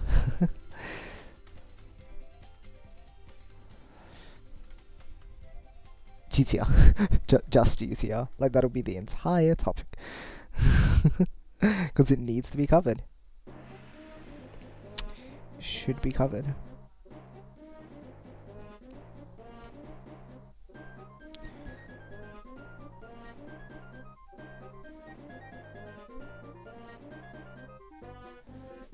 Just a moment.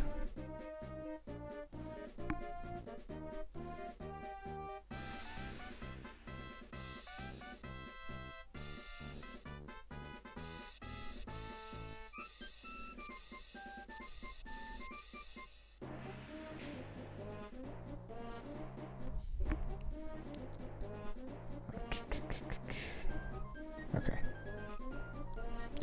Quiz everyone only covering GTR and your GTR overview. No, only cover sullen GTR. It'd be even weirder. It doesn't even look like it.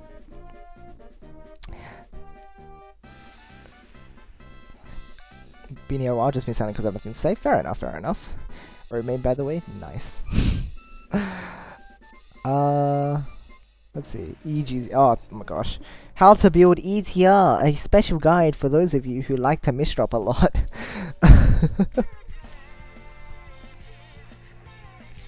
Now.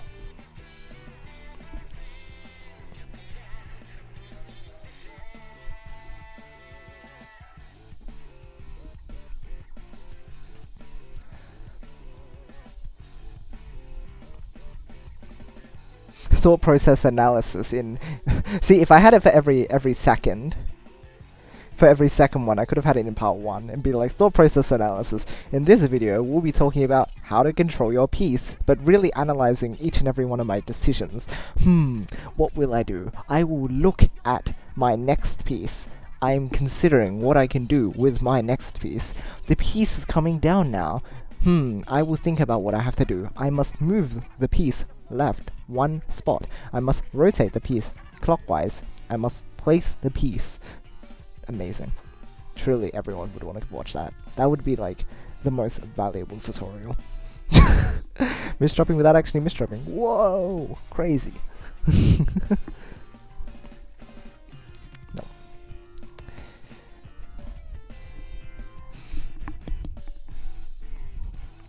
Would it work with 11? Oh, it could work with 11.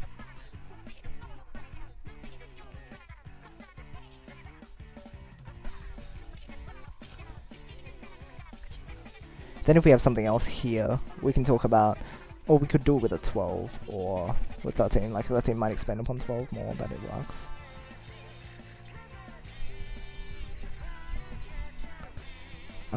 Yeah, I mean, I think people really do need, a guide on, like, how to build counts as well. Because that's the thing, people don't know how to build them because they don't see it explained enough.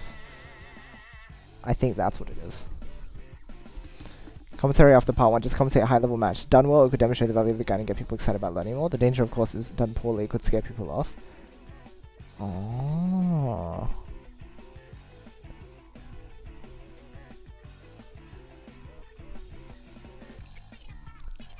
It's interesting. That's an interesting idea, actually.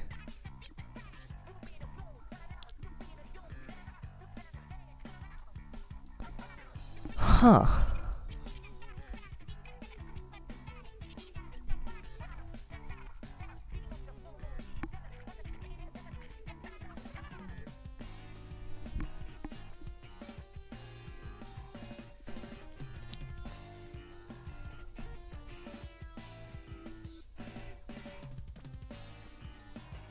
Wow, okay, that's genius. That's actually really smart. Right? I was thinking in the first part you could introduce how to build a big chain. Like, oh, this is how.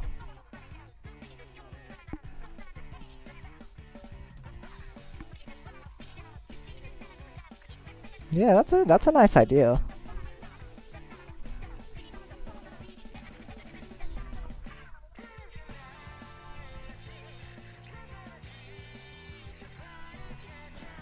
And all the decisions can play in 1 minute 30. Now here's my guide.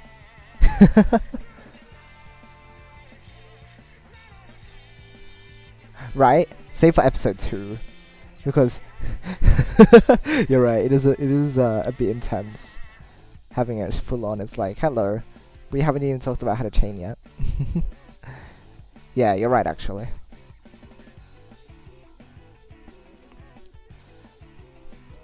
Do we have a lot of... Huh.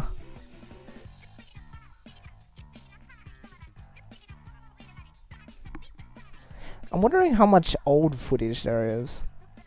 If you could have a look at really old videos where people would mainly just chain against each other. Like before attacking and defending was really a core component of gameplay. Just to show off chaining in its purest form. Right? Like, wouldn't that be interesting? Perhaps.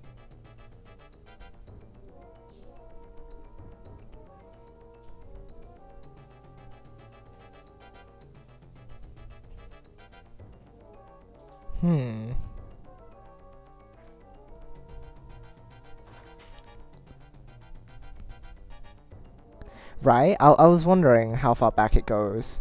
Because by the time people were playing on Puyo Fever, I'm sure they would have established a lot of stuff. But how much would they have established by then?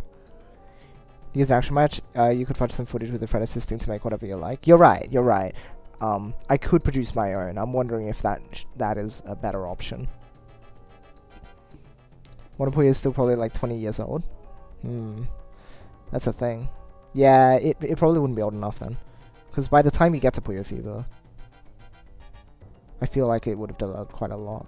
I haven't watched enough of like the older Puyo. I mean, it's not as valuable as it used to be, but like, it's still a cool little thing. It's a nice little resource. Like chaining efficiency would be something that you could consider a bit more with those older videos as well. A lot to consider. Wow, I'm pretty happy with how much we've done so far though. Look at that. Over 2,000 mods. Almost 2,500.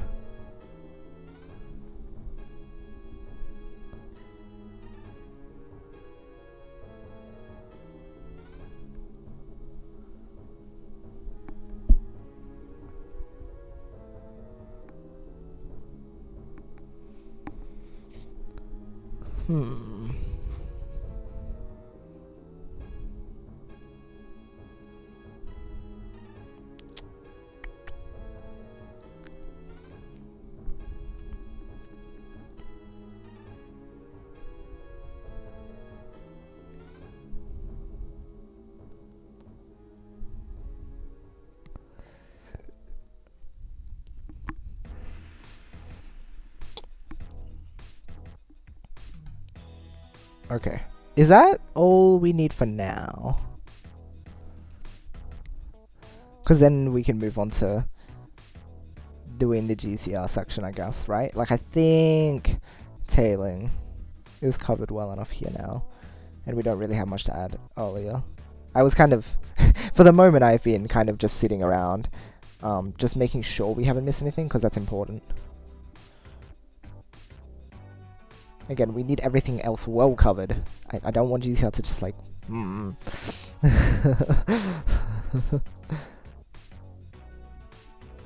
Oh, okay, whatever.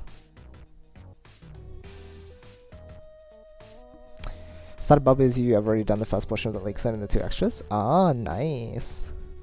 Good luck, Grass. I need to get back into that at some point. There's already got me hooked. It's so good. It's so good. The respect it earned was rightfully so. Like, it is very, very good.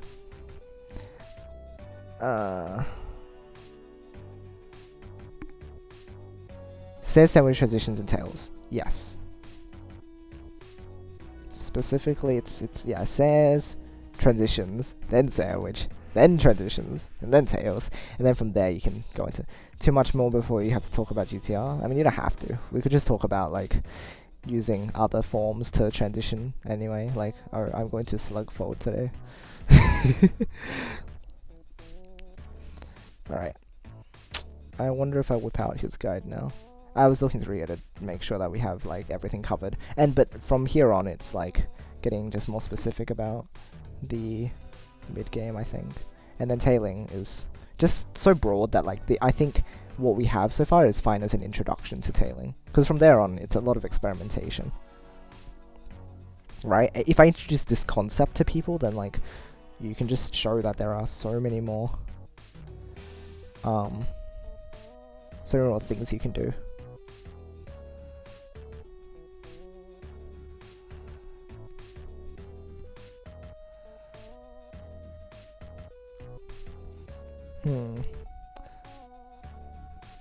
Also, games that have me genuinely pausing there to absolutely brainstorm along with the satisfying ooh when you get it. There's such good games. I love turning into the thinking face. It's so good, isn't it, right? Like, games that are so well designed that they feel like they're pushing you, but not to the point where it's unfair. It's so hard to hit that balance, but Baba does it so well. At least from what I've seen. Some people I've heard, like, once you get to, like, late game, it becomes so extremely crazy sometimes. But it's good. It's really, really good. And Baba does it so well. I guess it's time, isn't it? Hold on. Let me go into my where I'm keeping the where is it? The guide. I need to go into my guide. Go and get that guide. Wow, I need to clear out my downloads a bit at some point. Right now it's a bit messy. It's not too bad.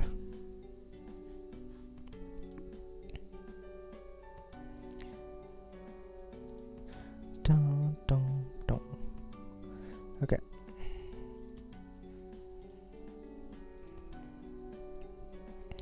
So now that we're here, we can whip out the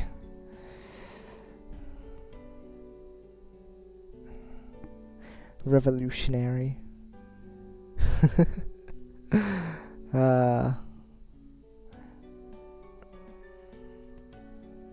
Right? Original ones after years of thorough studies and experiments. So cool.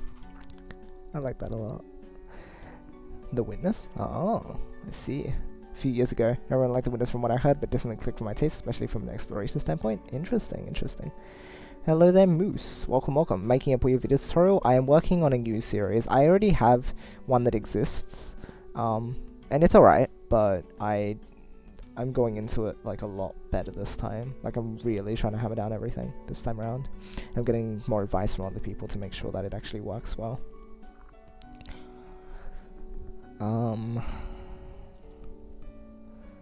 Right.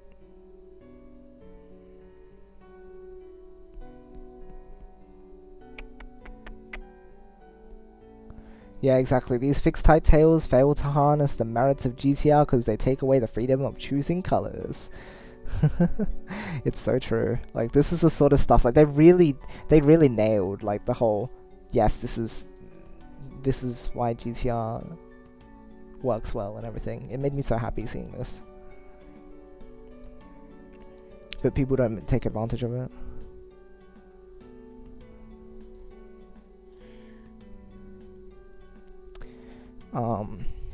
Introduce the base form of GTR. You know what? No. First I rant about going back and watching the other videos, if not done so already, because those are very important and GTR should not be used until those are well understood, because otherwise, sad. I will have a bit of a rant first, and then introduce the base form of GTR. Mention its specific role as a transition.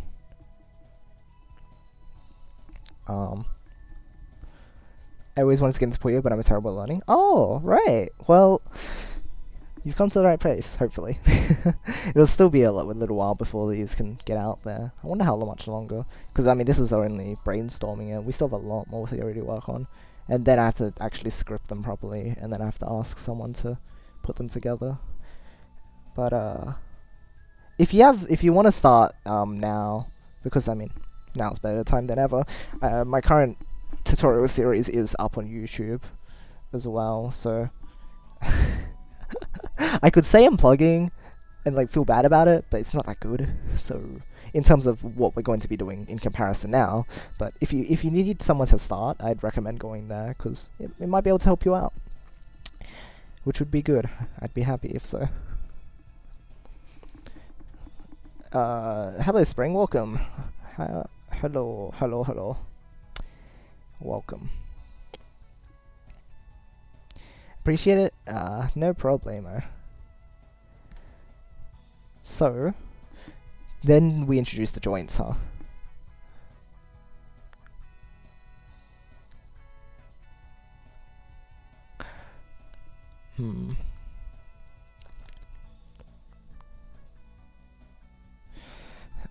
Introduce the idea of joints.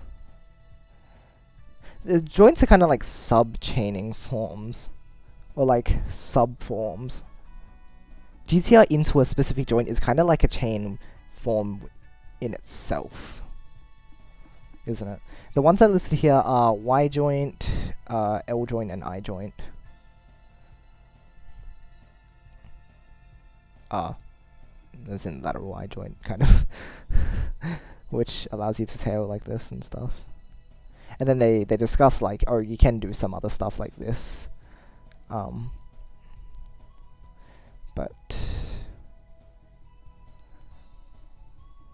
yeah, and they have a lot of detail with it. And then we can talk about transitioning well and such.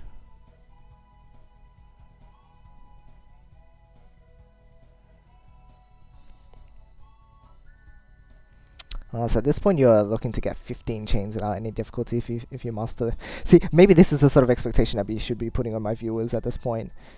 If you're not prepared to like start making 15 chains using this information, I will slap you because I love you. And I want you to be able to build 12 chains fast, because you can build 12 chains already. You're just moving into the next stage. Okay. Let's see here.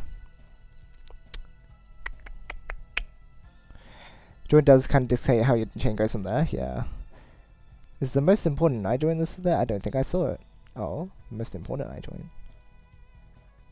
Oh, did I click something? It's doing the loady. Huh? Oh, I must have clicked one of the links at the bottom. Is this the original guide? I have no idea. Maybe. Those look like the 4 sections. Okay, please let me scroll.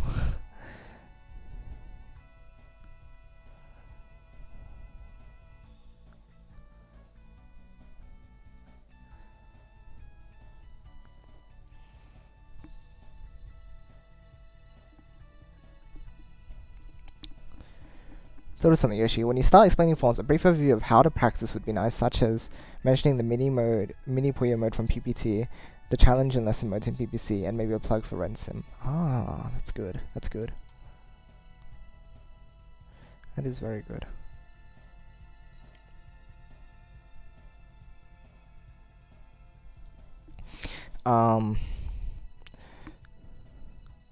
Mention ways to practice. Mini Puyo in PPT. Challenge modes in PPC. I guess you could say endless as well.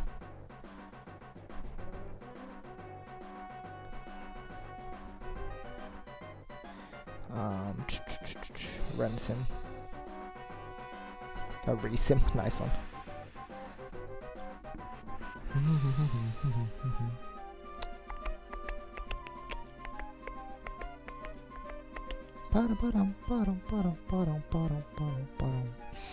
The lesson modes do cover this content though, huh? Oh, yes, I can mention lesson mode here, for sure.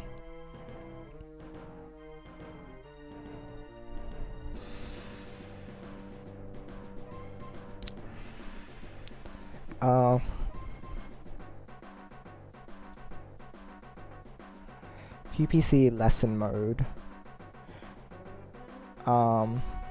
Up to lesson... And then I can check it myself, actually. We can find out what lesson all the basic clearing goes up to. And then have that, because that it introduces the mechanics at that point, so...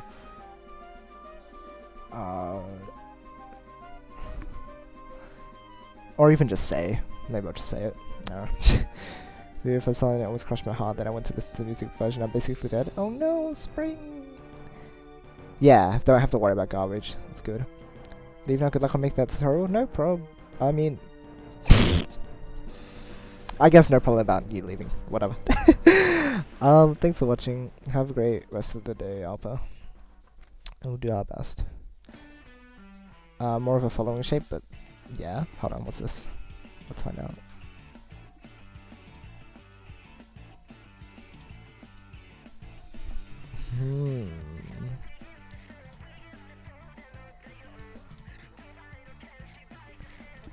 Fascinating. Fascinating. And the third column not having a yellow underneath. Is that a key point as well? Because is that often used as an important function of the tail? That's my question, because otherwise you technically could associate it with Y joint, because it works in a similar enough way. But if it has like an important function, then there's that.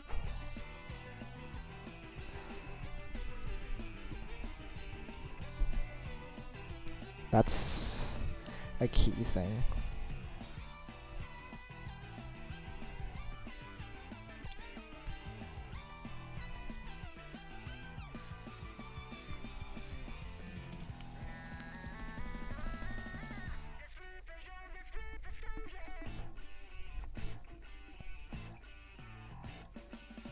Ah, got it.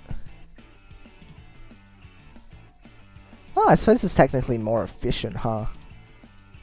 Like you're getting more power later. Wow. That's obvious. Isn't it? Oh my gosh. Ah. Ah. Instead of getting 5 in like the 10th link, you're getting 5 in the 12th link. That's huge. That's huge. That's crazy. That's so much more power. What? That's so much more power. Oh my gosh. Okay. That's crazy. Thank you. My brain exploded.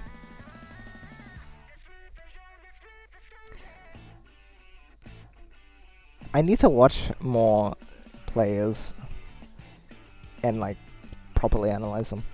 I've not been watching enough Puyo lately. Definitely have not been. In general, I just haven't been doing enough Puyo. This is a problem. This is the problem. So, yeah, I don't worry. I shall. I will make sure. I should definitely. Yeah, more space efficient. It's what the Yuyui's shape. Yep, right. That makes sense. Chains is the same. Okay. Well, who's this for? Oh, I see. Is this for round 3? Probably so.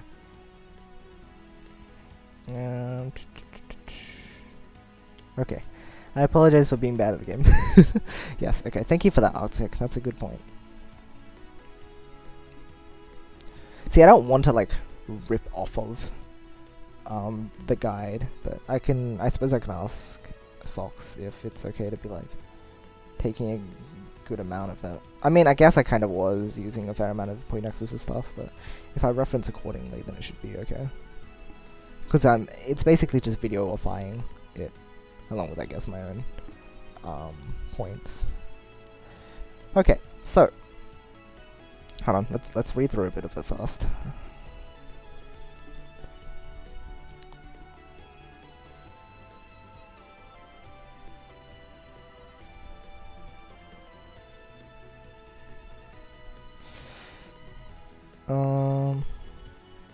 Y joint.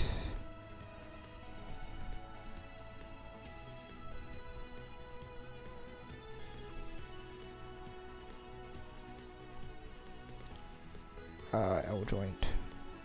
Hold on. What is this? Fluff.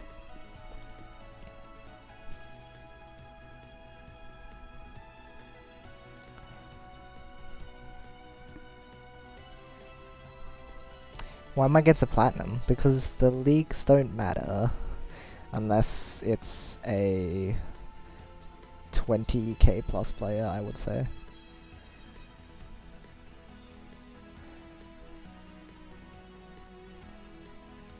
Oh. Oh, you make a good point. You make a good point.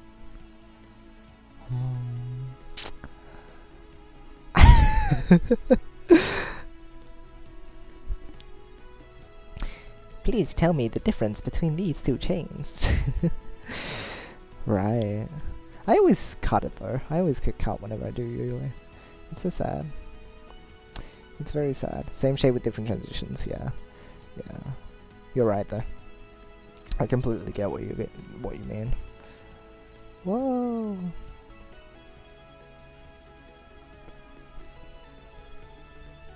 And then I guess now I guess I should introduce them and then after that I'll like give images and then I'll then describe.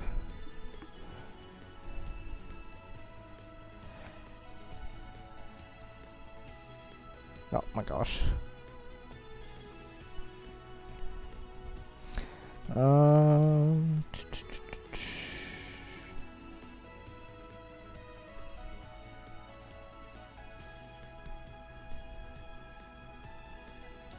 I need to consider more options for this more often. Like stuff like this is just they're already really handy.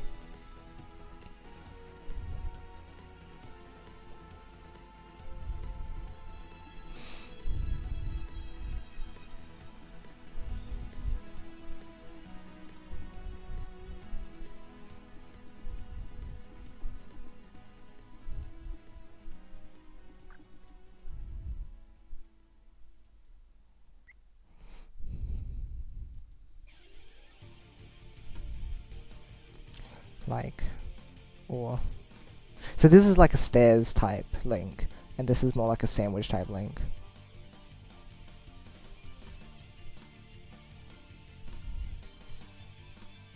I think I've been seen this the whole time. I don't know if it's right.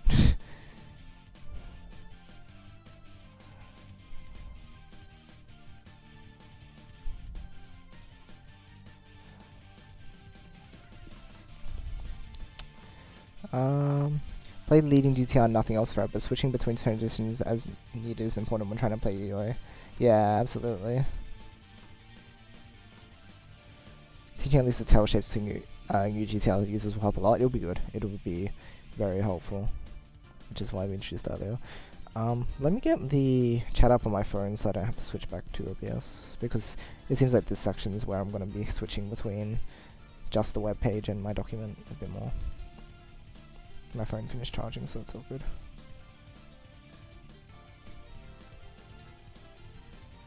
Where am I?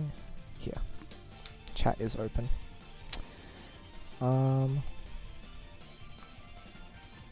Let's see here. Oh, whoops. GTR and the guide. Okay. Platinum demote to a golden. Nice one. Told you, it is all good. They're not too bad after all. Okay.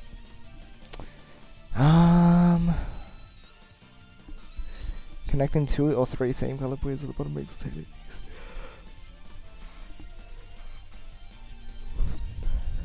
Right.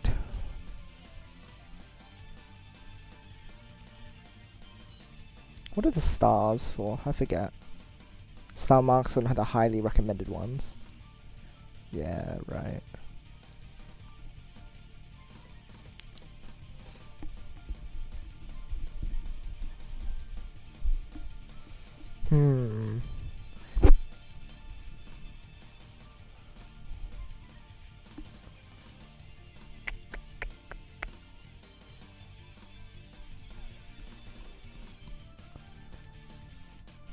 Yeah, more like ideal shapes.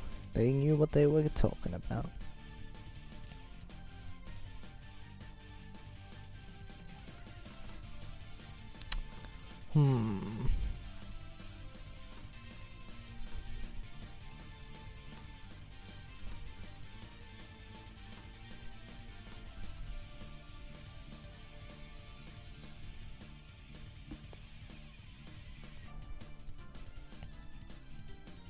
The one at the bottom, it's a little iffy until you can get the greens into the tail. Yeah, that one's always an interesting one to think about. Whether or not you want to form it such that you get the greens in place. Because it means that you can tail upwards a bit more. So I suppose it depends on your, like, in general, how high you want your transition to be. Right? Because the higher ones will work better here, I suppose. Example where you'd like to extend the yellows one across to prop up column 6. Yes, that's right. It does give it a nicer, it gives it this shape. Do they talk about the extended shape? Yeah, they talk about the extended shape after. Yeah, right. So make telling that there are no connected puyos at the bottom. However, this wastes more time than the connected one in building a 6-chain foundation. I think there's stuff unless you master joints. Be careful not to have such situations when practicing for the first time. Yeah, like you can do this, but if you're learning, then usually it's easier to like really avoid the situation.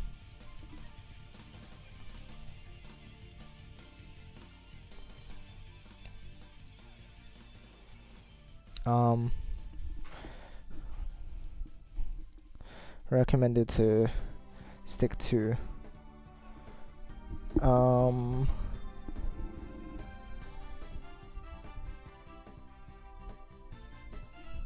to 1 or 2 main tail base commitments, which is what this is going on about, I guess. Probably link to this because there's a lot of good examples. Absolutely, absolutely. I'll 100% be linking to this and like referencing it a lot in my video. I'll be like, this GTR guide covers this in depth. Like, please look at it because it's really good. Because it's really, really good. It is really good. This is the sort of detail that I'm kind of trying to achieve throughout the series. But yeah, guides like this really help to just kind of like push a bit of the workload onto them, since we don't want it to like go on for too long, because otherwise it gets too case specific for simple tutorial. Well, not simple, but like covering just how it works.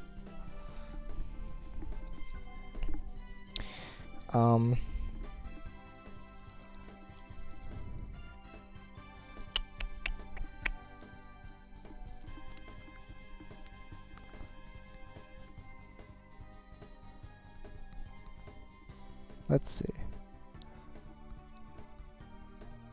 So,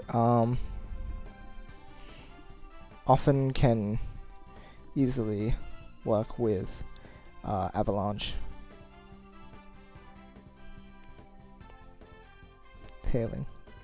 Further reading links so you don't just talk about GTR variants for 45 minutes. Absolutely. Absolutely. It might do the same with Raikon's digging guide. I don't remember how long exactly that one was, but yeah, I'll probably do a similar thing with that. The Puyo Nexus ones, I feel like I'm covering most of the content there anyway, but I'll probably just link them in case people, I mean, who knows? Sometimes it's good to just see it written and read it out loud to yourself as well, so that's the thing. Exactly, right? The work has already been done. You're just covering what needs to be said, and then if there's enough reading material, like the point is like, oh, you know, there's already a written guide, but I mean, it's easier to convert it to easier when it's converted to audio for people, I guess. So it's getting that balance of like how much is necessary to be said and how much can you just keep to the guide that if it's already been written. So yeah, it's important to note that we can easily work with avalanche tailing because that's what we've already discussed back here.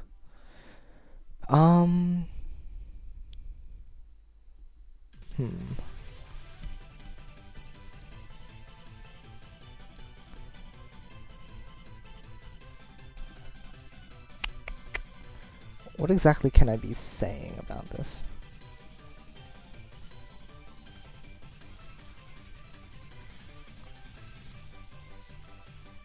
Oh. Look, it's a variant Y joint.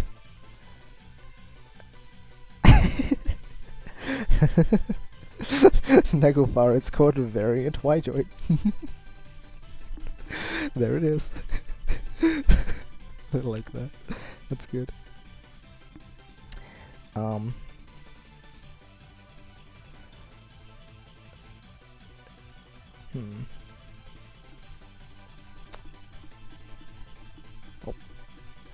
Fair amount of flexibility.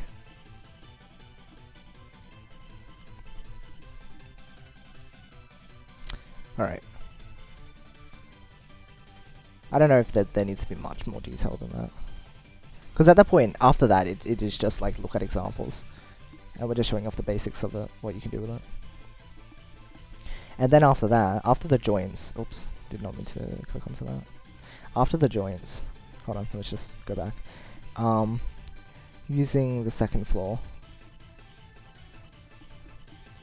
Or working on the second floor. And then we discuss the whole, like, the balance.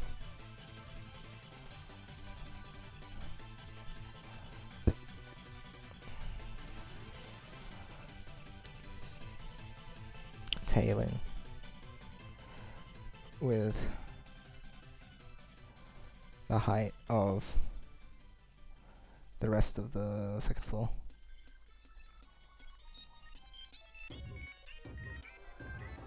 Because this is before we start talking about how to be really good with stuff on top. But again, this is where I kind of just expect, oh, just use blocking method on second floor. Easy peasy.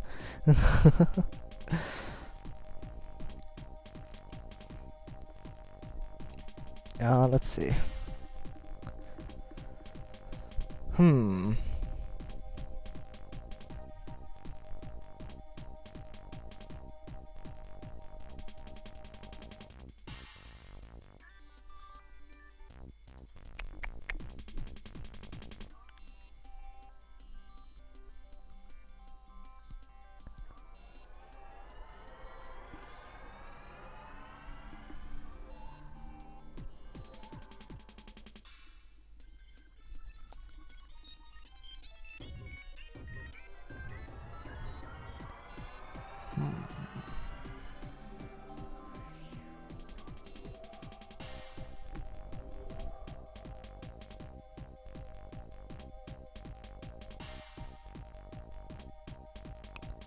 I guess since this one does have less variability,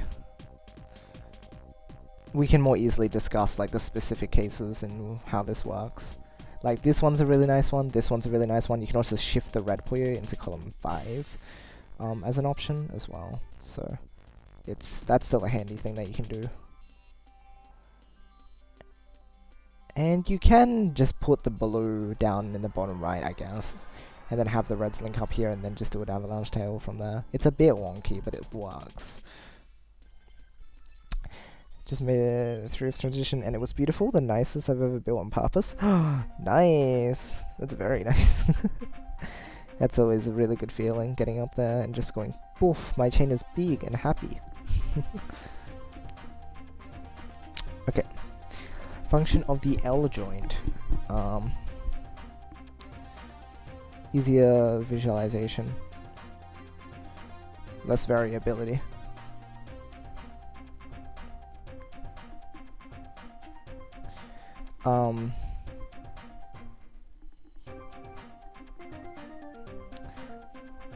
Once again,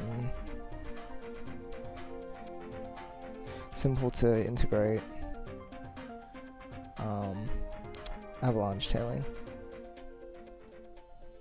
right? Because that's a lot of what it can do. We can you can avalanche off of it, or just have stuff that wraps around-ish.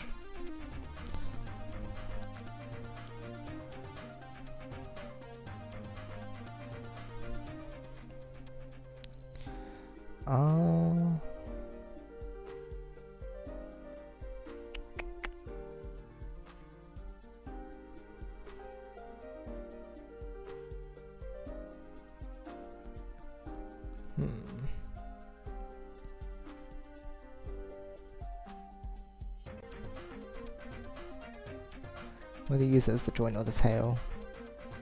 It's very interesting. Something that's hoping it was really tidy, that's always pleasant. Still.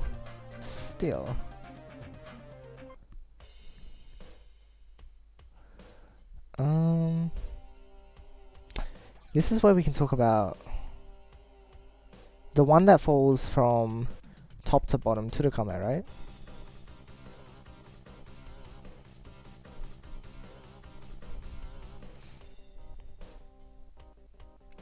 Versatile, come on Yoshi. Not versatile. Versit! Tile.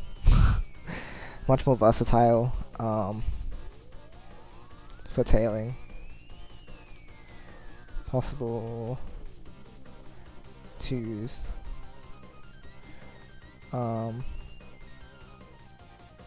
Tailing.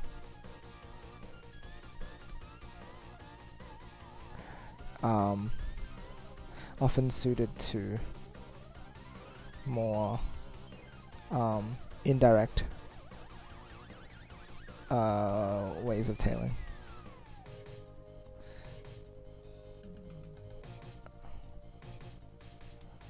Yeah, the I-join is hard to make work for most people.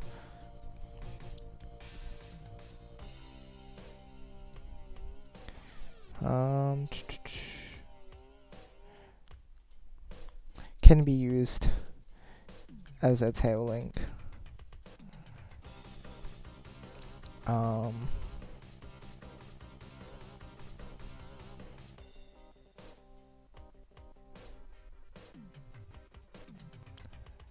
With the Y joint replacing its function as an immediate link.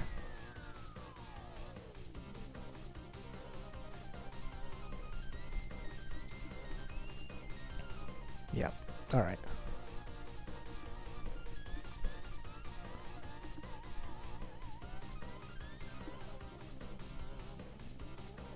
Variant.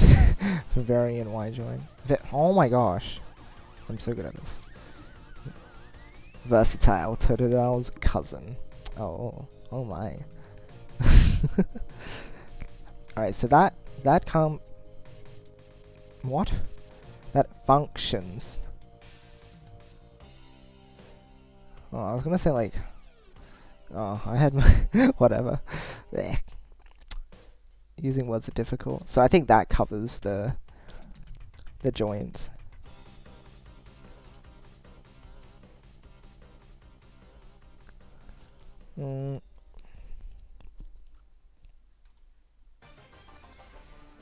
Let's move this back. There we go.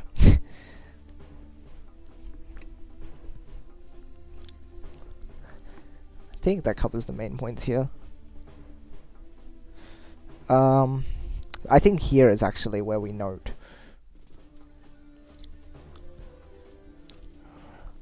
not using sandwich as an extension.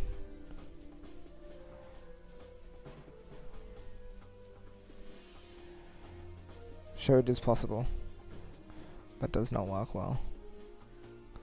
As well, due to not making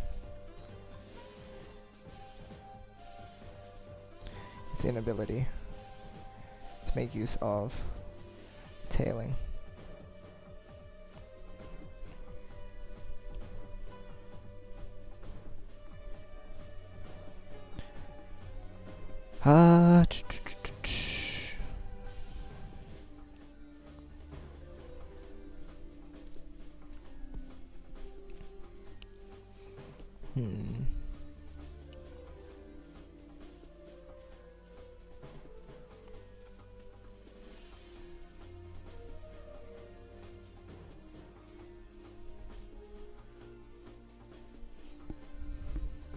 Yes. Alongside the potential color conflicts. That's another thing. GCR doesn't color conflict. Like, it shouldn't. Because you're not meant to be building sandwich there. You build a tail, like, you can't color conflict. You can conflict with the tail if you're building up to like 3rd floor. But while you're on 2nd floor, it's really not that hard to like stay away from cutting with GCR. I think that's a big thing as well, actually. You can increase your consistency because of the fact that it doesn't cut as easily as building in other ways.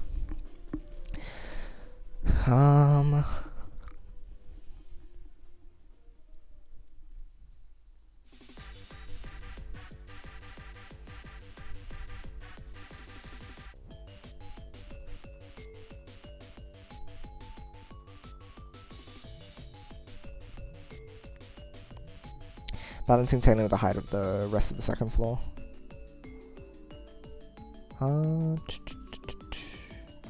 So this is just more tailing tips, really.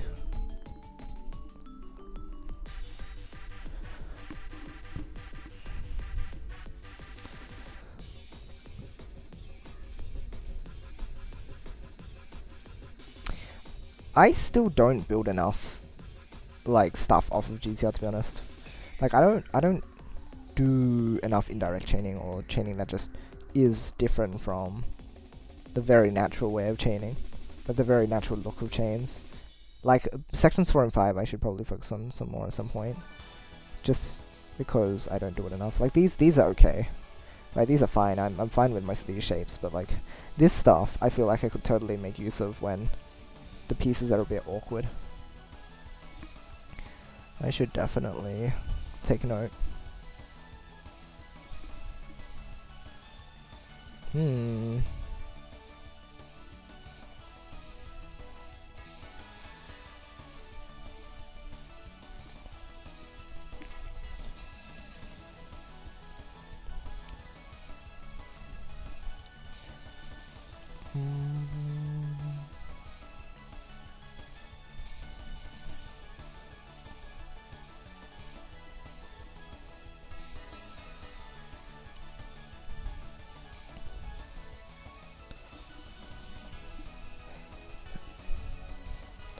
Okay. Other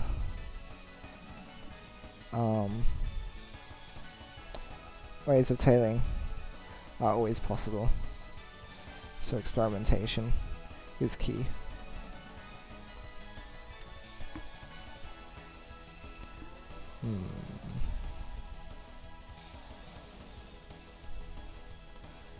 So this is multiple stacking.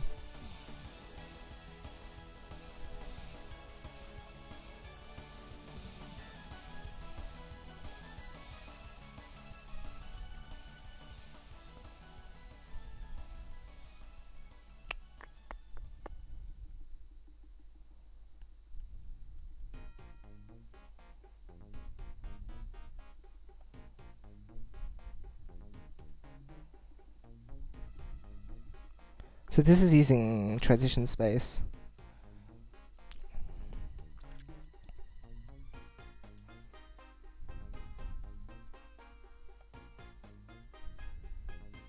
I think that's all that will go in this, huh? Yeah, this is actually like not super long, but like it covers the basic elements of the base.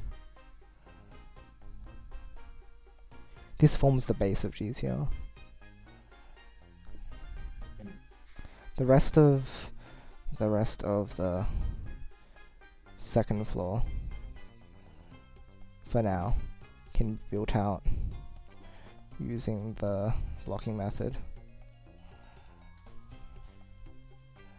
or other familiar chaining shapes when applicable, right? Because that's the main thing, right? From here on, again, that second floor is still just whatever they can manage. So this, I think, should be the introduction to this. And this is done by using multiple stacking and cushioning. Right, so this should conclude it, and then from here, I wonder if we should have a baseline for how high their change should be at this point.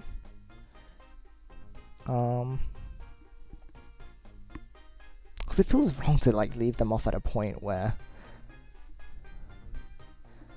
I wonder if this would just go inside the original. I wonder if this should go in here. I just didn't want to get too clogged. Didn't want it to be too clogged up, but it's difficult because if I split it up, this only leaves them at like a 9 chain, right? Like you have the 6 from the base, and then you have like 7, 8, and then you build up a bit. You have like 9, maybe 10 chaining, but it's not much more than that. Which is weird because it's like, oh, with my other techniques, I'm building high enough chains anyway. So what's the benefit of this? Maybe I can make this a particularly long one anyway, because I mean, if people are looking to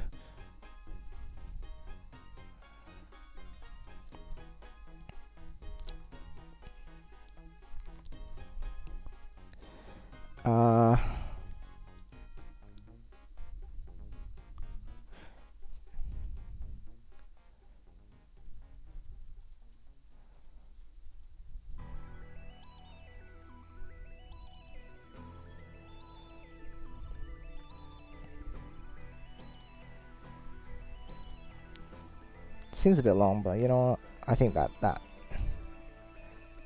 works just fine.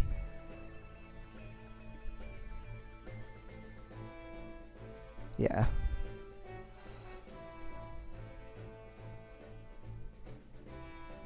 Nah, don't make them just build out with the blocking method and whatnot.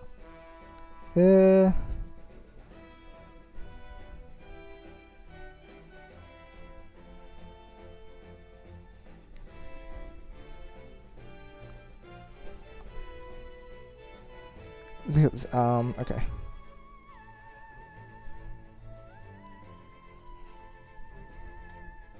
Hello there. Who is this? There is a voice. I wonder who it is. I wonder who it is as well. Maybe Speak. it's the demon under your bed. Under my bed? Why would he be on Discord right now, talking to me? That's a very, very I strange have thing. no idea. Why, sir, have you contacted me? Do you want to, like, give me a pre-bedtime haunt? Maybe, I don't know. Hello.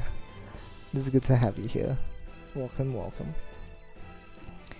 You don't know how long I waited for a good opportunity to start talking. Oh, really? Yeah. Oh, how long were you around? I don't know. It felt like 5 minutes or something. 5 minutes. Oh heck, you've been waiting for a while. You waited for just the right moment, and it worked out just fine, I think. Yes.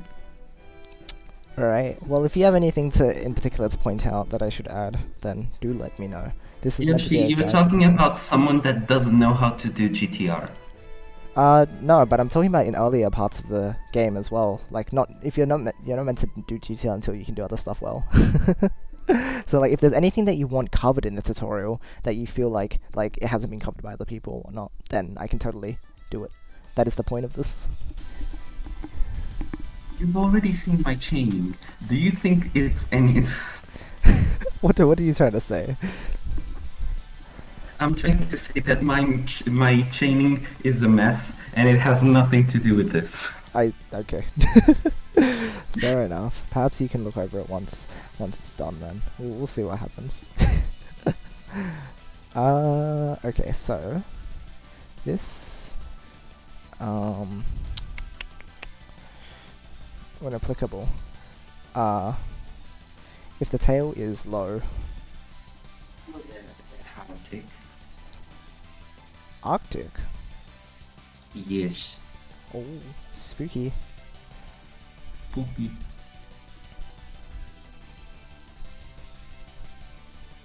Now you called me out and now I don't want to say anything. Oh dear, disaster is struck. Whoopsies. Sorry. If the tail is higher, the transition, the second floor must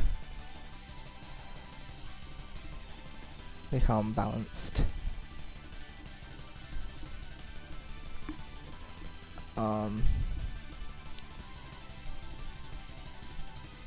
idea of ways to specific ways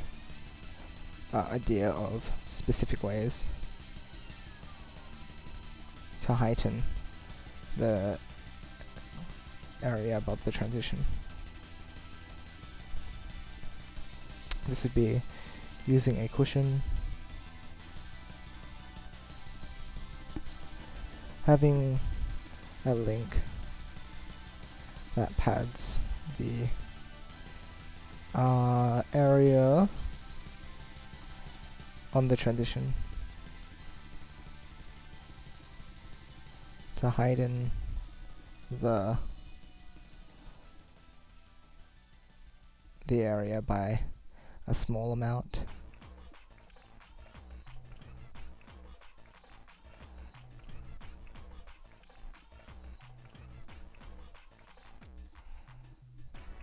So that's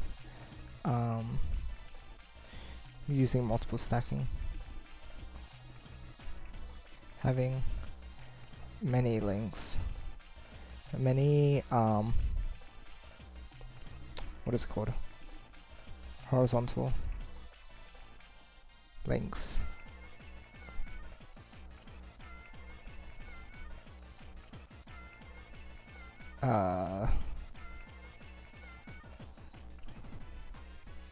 As links.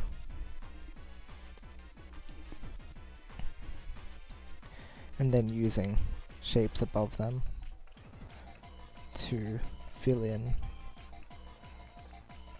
the rest of the area. To fill in the required key Puyos. So in that case I'm talking about like this here in particular. L shapes tend to be very helpful on top because you can just slam L shapes on top of this sort of thing, and it's like, oh, and I'm talking about when I'm talking about preparing the key Puyos, I'm talking about like getting this green and then yellow and the red, stuff like that. So that's this is much more intricate, but like this sort of thing is key. By the way, thank you for the follow, Nani Chiban. Welcome, welcome. Favored. Wonderful. Let's see here. Stack as evenly as possible. Yeah, 3 laterally connected. Horizontally, second transition. Yeah, this section actually isn't that long. Huh. That's really all it is. It's just using stacks of 3.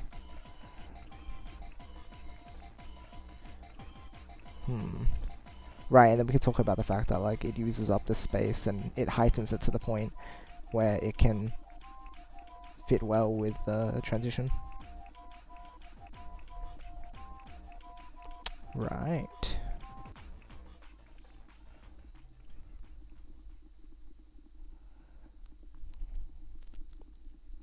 Yeah, there's no way to use the space on the left unless we use this method, which is key. And I think that's it. Here the player should be able to construct 13 chains. Well, in solo, that is. In game, we're expecting like 10s. And same with the above. And then this is now all part A, isn't it? It's part 8.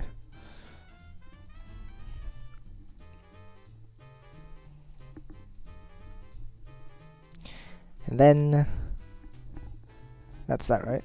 Only thing I don't own PPT? Oh, well then, that's exciting. I'm gonna learn anyway.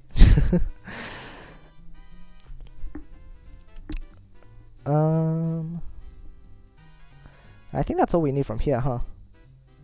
Hold on. So let's see what there is actually.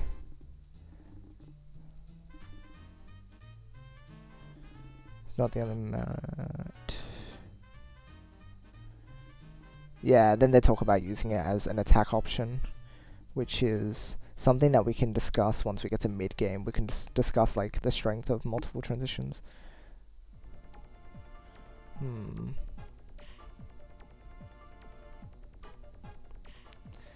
But multiple stacking is so hard. But multiple stacking is so hard. It's so hard. But look at the guide. Look, there's so many nice examples. It's like you just do this or you just do this. It's so simple. I believe in you. Simple to say, but hard to do. Never ever.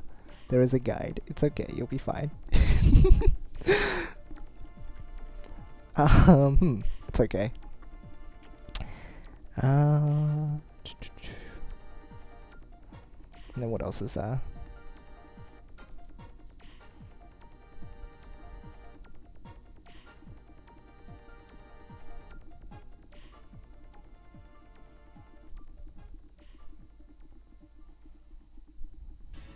And then doing stuff like this is also possible, yeah. With halfway. Yeah. Then it talks about the second transition as well, which is something we'll get to later on, I suppose.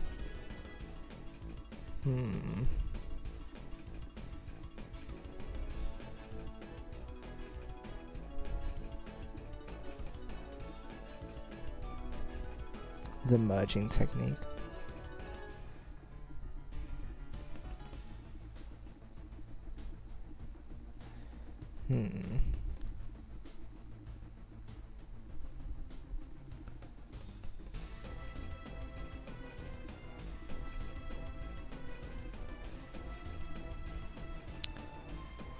Okay.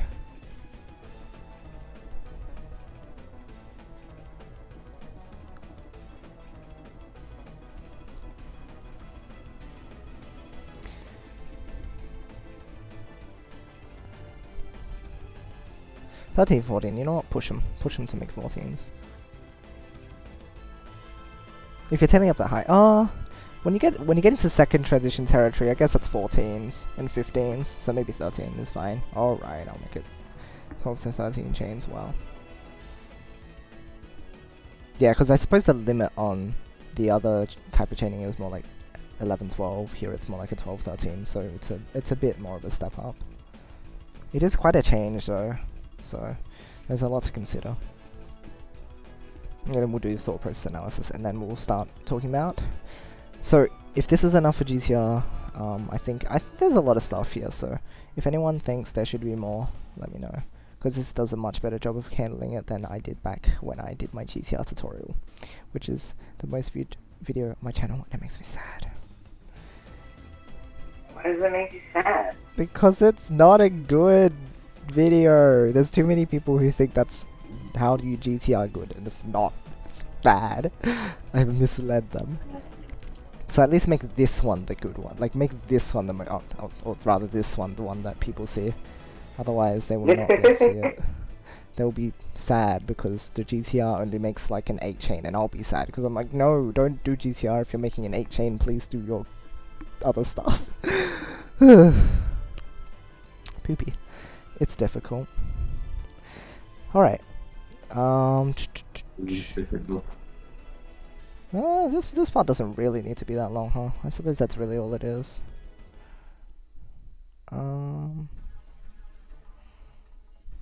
I suppose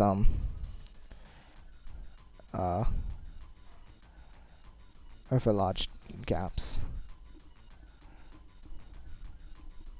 Since I've demonstrated how that's done as well, and I can do that pretty consistently now, so that's a thing as well. I can more specifically go into this now. It does.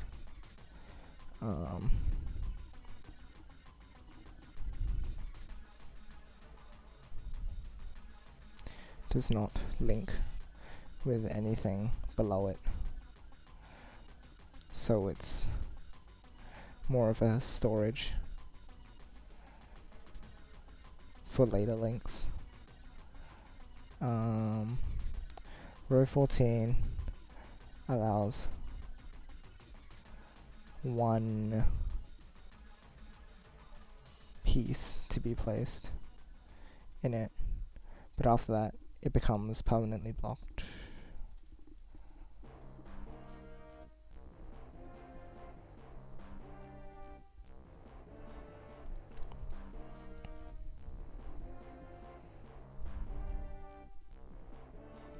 I think that's all it really is. And then we'll go into specifics of like climb over large gaps and what can be rotated into row 14, or like the limitations of the climbing technique.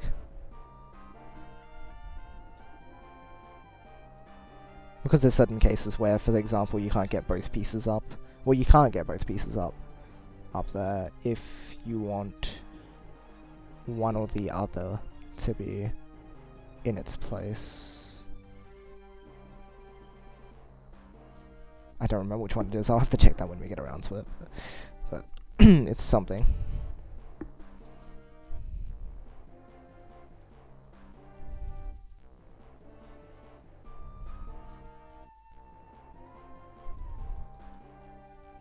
The axis Puyo or the rotating Puyo?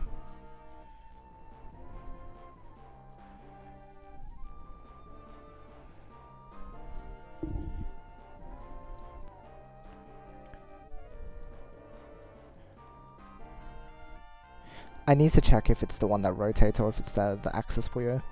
Naglfar, do you remember? Because I think, was it us that talked about it? I don't know. Might have been. I don't remember which one it was that can't go up there.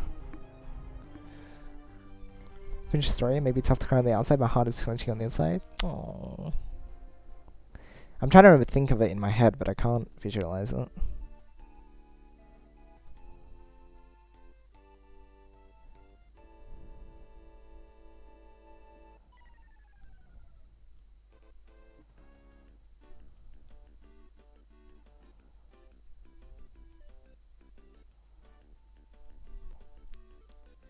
You can't put the axis Puyo there, can you? Because... Oh. Only the axis Puyo can go up. Oh. Here. You know what? Let's... Here. I'm trying to remember. So, let's say this is the top of our board. This is row 15. This is this. Right? This is our situation. You managed to put that there, right? So you were doing a little bumpy thing. Then the question is, I think you're allowed to put this here. So our green is the axis Puyo, right? So it's either it can turn out like this, like you rotate this inwards, which I don't think you can do. I think it's actually you can't put the axis Puyo in there, because that would mean that you'd have to kick from row 13. I don't think you can kick in the row 13 unless I'm wrong. But maybe you can, and now I'm forgetting. Or you rotate this red inwards such that it just like kicks up there, like it just flicks up there. So you're either flicking your piece or you're kicking your piece, and I don't know if you can flick or if you can kick. That's the question right now. Can you flick or kick? Because it's one or the other. Because I know you can ghost one of them, but I don't remember which one it is that you can ghost. And if no one can figure it out, then maybe I'll have to like find out somehow. Maybe I'll just grab my Switch or something. Quick test. Yeah, I could like grab my Switch.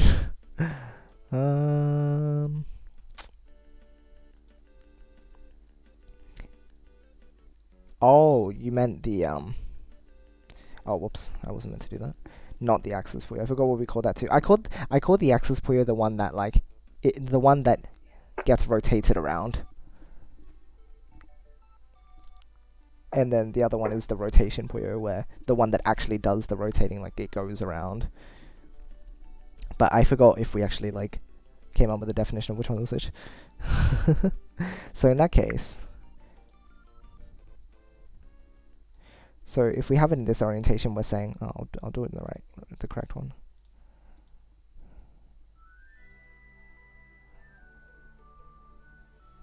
So it's You know what would be really helpful? A Puyo glossary. a Puyo what now? Glossary. A Puyo glossary. I wonder how much is written up on Puyo Nexus. I don't know if they ever had like a glossary, a general glossary. They do not. I have looked for it on multiple occasions. Even the list of chaining forms is like super outdated by now, and we don't have names for a bunch of things that you can see. Yeah, we do need it. Yeah, there's a lot of stuff that we're still missing, which is why this is, I guess, a start to try and rectify that a bit. But it's got a long way to go, yeah. Alright, give me a moment. Let me grab my Switch and I'll test it myself. Like, we talked about I-Beam and Yayoi today, and those are nowhere in Puyo Nexus. Like, you cannot Google them. They don't show up.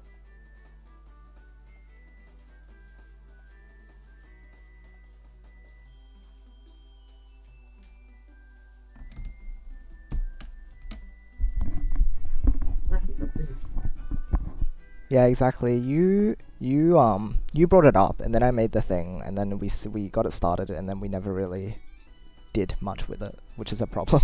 So now I'm finally doing something about it, sort of. First, I guess expanding on the theory means that you have to have the terminologies go with it anyway. So I think it'll work out in the end. Alright, let's go into Puyo Champions and see. Which one can I ghost and which one can I not?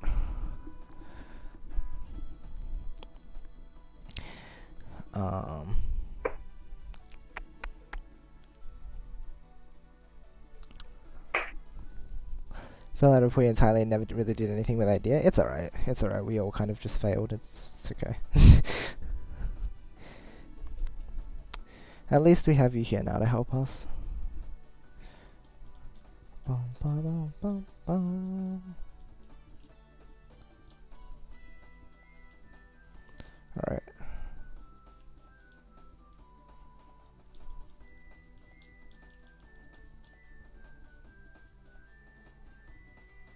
Oh, hold on. That didn't make it clear enough.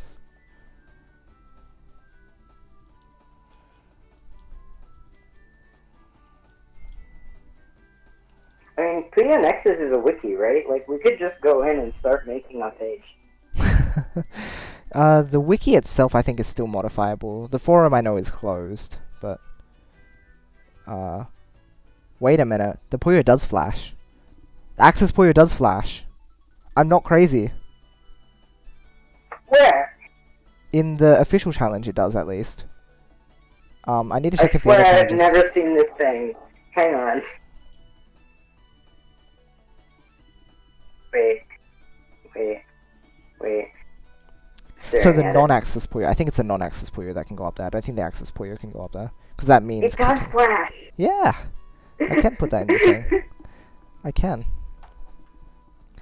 Don't know if they're the same in esports. You're playing Su Rule, not FIFA? Yeah, it is different when you get there, but like... Because in FIFA you can just go anywhere, but like with this it's different. Let me double check. Because it's the non-Axis Puyo then. The rotation Puyo. Oh goodness, Fever is really complicated because you can build the thing where you can just get rid of pieces. Yeah.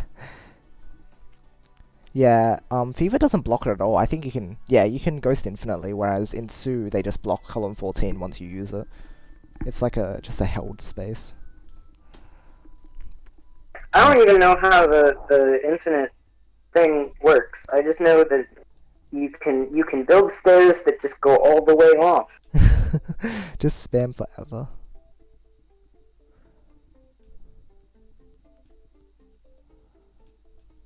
Yeah, you can't kick. You can't kick the Axis Puyo out of... Oh, you can't kick the Axis Puyo out of bounds because it wouldn't... The game wouldn't know what to do with it. You couldn't rotate from there anymore. Right? Like, is that maybe what it is? It's just out of bounds? Like, you can't rotate your piece without the Axis Puyo existing. I guess. Maybe. Right. I think I got it now. Got it. So,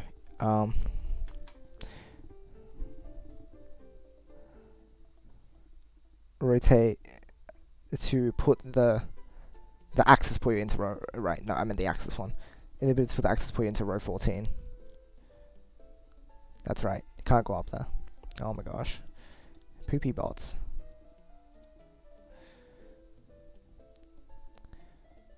Will help you do such a thing there? I appreciate it. Yeah. I appreciate you helping us thus far. Like, I think with this, we'll eventually get to that point anyway, so it's all good. I assume it's the same in esports. It seems like it uses the same enough engine anyway. Okay, cool. We got that clarified. Because I know it when I do it, but I don't know it, like, just from seeing. So, does it flash in other game modes as well? Or is it only in the challenge? I need to know. Because it's an easy thing to do. I would assume the challenge is not special Right? for having it flash. Let's see. It flashes. It flashes. Alright. Alright, let me go put my Switch back. But yeah, that's really good to know.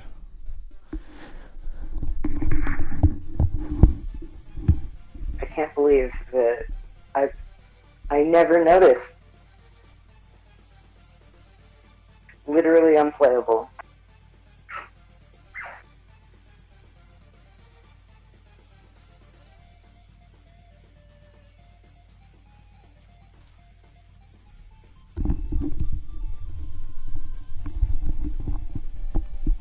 Okay.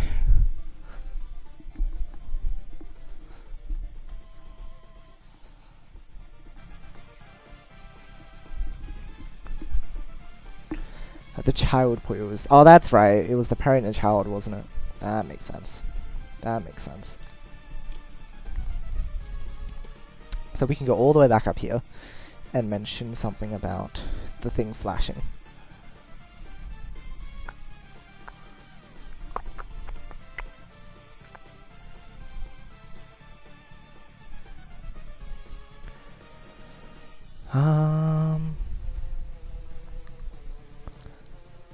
This is highlighted. Flashing in most modern games when playing in Su.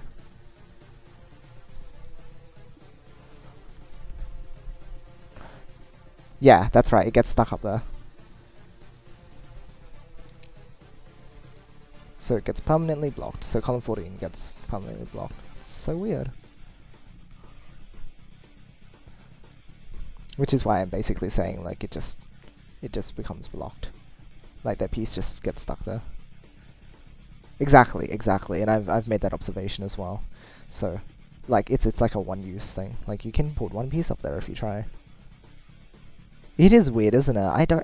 I wonder what the technical like. What's actually behind what? it? Like, do they just store the piece up there forever and don't let it fall? Like, like what is up with column 14? It's a mystery. Who knows? Well, So that's climbing. Double rotates for speed. Wall kicks for column 2 to 5. And these are all just explaining how they work. And then optimization. I would assume that column 14 or row 14 works the same way as it does in Tetris. Oh, but the thing game is, pieces. Keep track of it. The pieces still come down afterwards. That's the thing, right? Like, with a set of 4 wide, like anything even up to a certain point, it'll still go up, and it will still come down afterwards. There's a limit though. The same way, well, Puyo only has 1, but Tetris also has a 40 off the top limit. Although, do pieces past that point just disappear? Pieces off that point are defined to be game over. Oh, wait, really? Oh. Yes, it is actually a bug in Puyo Puyo Tetris that you can do the infinite, because it is supposed to be the rule that if the garbage off the top ever reaches ghost row 40, it is defined as a game over. Well then. According to the Tetris guide. Right. Well, not in this case then, huh? Because it doesn't. It's just its own thing, kind of. Hold on, let's have a look. It's interesting to me that they intentionally reproduce this in each game, right? It's so weird. Like, everything always gets carried over. I don't know if this quick mechanic has been carried over for all this time as well, though. That's one question I have. Yeah, Tetris, I know it goes up really high, but I forgot what it does. And there you go. That's the explanation. But it's not like pieces would get stuck there. Like, it's not like after a certain point, like, you use that space once and then, like, all of a sudden you can't raise your stack anymore and, like, oh no, you can't receive garbage because your column, your row 40 is blocked. It's like, that would just completely break everything. I mean, it kind of does work that way in Tetris, though. So if you kick a piece up into the ghost row, you can't kick a second piece into the same space. Oh, this is after emptying it, though, right? Like, after you clear it, you can still put a piece up there again. Yeah, but that's the same in Puyo. No. If you move something out of 14, you can put another thing in 14. No, that's how row 13 works, yes. But we're talking in row 14, right? What happens if you put it in row 14? So this is the one above the main ghost row. If you put it there, Yeah. that row becomes permanently blocked. You can't put anything there anymore. It's as if that piece sticks in that position forever. That's what we're saying. That's why we're so confused. Like, because this specifically has been ported over the game, like, for a long time. And it's crazy.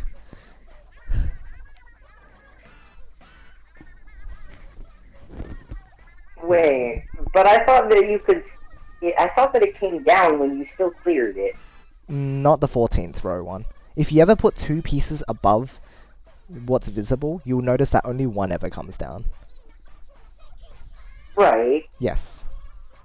And then it's just gone? It's just gone. And you can't use that row again. Like, if you clear it down, and then you try to build up to it again, you still can't use that 14th row anymore.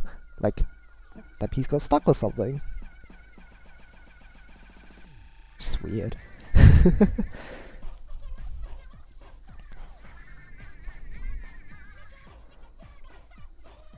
Wacky video game. That's one way to put an angle file. One way to put it. Yeah, 13 is the one that works regularly. I'd assume for the most part, most players don't really put stuff in column 14 anyway, which is why it's not a commonly known occurrence, which is fair, but yeah, it's So what weird. if you put? So what if garbage lands in there? Because it can't. Oh, right. Actually, does that row get blocked? No, because the garbage only reaches row 13. I think. Wait, no. Would it block it? Actually, I'm curious. Naglfar, do you think that after garbage falls up there? No, because it doesn't. No, it doesn't. I'm wondering if you have something in row 13, you receive a line of garbage, you clear down, and then you try and put a piece in that row 14 where the garbage was. Would it still be there? Would the garbage be there? That's an interesting idea. It would be tricky to test. Although, all you would really have to do, you could just build up to column 13, get the computer to send you a line of garbage, clear it down, and then try and put a piece in column 14 again. Garbage falls into row 13. Does it fall into 14 though? Because maybe garbage is restricted to not being able to fall in 14 in the first place. So that point doesn't get stuck. But it's very situational anyway. Like, that's also important to point out. Like, having that occurrence would be pretty wild. Yeah, take a few rows of garbage. Yeah, just to be sure. That's an interesting idea. I'll have to test it soon. So, right, exactly. See if you can rotate his 14 afterwards. That would be interesting to test. I think that's all we need for part 9, huh? Probably. In other words, the Puyo game mechanics are all super weird. Pretty much.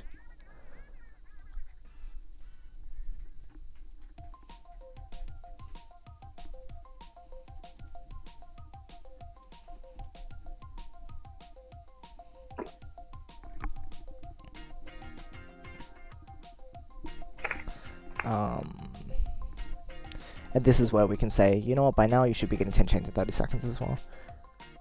Yeah, definitely.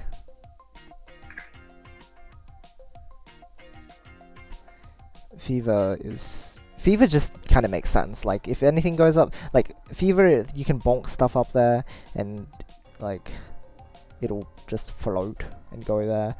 And if it goes into row 14, it just disappears. It's fine. You can just use that space again. Yeah, right, not on purpose. It's weird. It's so weird. They purposely allow you to just put stuff up there, maybe because you have 2 X's or something. I don't know. It's so weird. It's so weird. I mean, at that point, you just start to ask questions about, like, everything related to the Fever rules. Because those don't make sense. They make Let's be real perfect sense. here. They make perfect sense. I can make a video describing all of the mechanics on it, which I should at some point, but like, during this. Really? You want to explain to me some of the double rotate mechanics of the L piece? Because let me tell you, that does not make any sense. It totally does. What are you talking about? I'm talking about like the thing where you can flick it and like get it all over stuff that you doesn't look like you should be able to do at all, and it just rotates real weird. It must be the axis. It's where it rotates off of. It just like is able to put itself in places. I'm sure.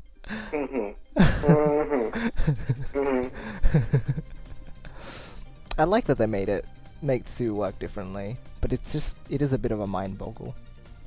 It's hard. I mean, they had to make Sue work differently, right? Like, they're trying to reproduce exactly the game rules of, like, an arcade game from the 90s. Yeah, I mean, it just makes sense. Super high school level rotation system.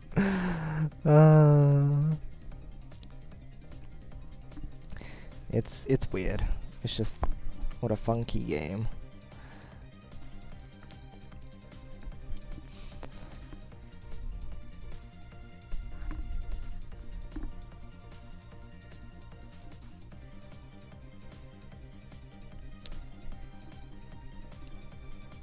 You should be playing the mid game.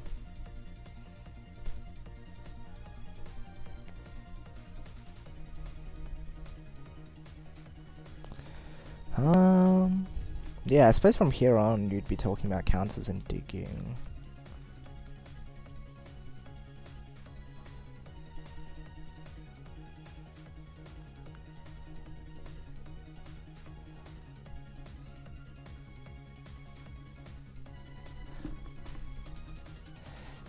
Using, mentioned dealing with AC starts. Using holy counters. The common L shape. Construction.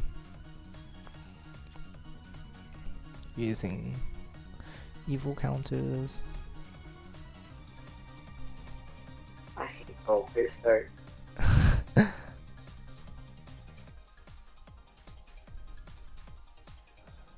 I suppose general tips would also help here, but I would have to like come up with some. I don't really know how I build. One general all clear start tip would be try not to be the first person to set it off. That's not usually a great plan. Usually it's not. Unless like you have a counter build ready and then you set it off and then they set off theirs without having the counter build ready and then you just use your counter build and win. Right, but that's situated like as general advice, not doing it first. Yeah, usually. Because it's more valuable to have more pieces. Yeah, absolutely.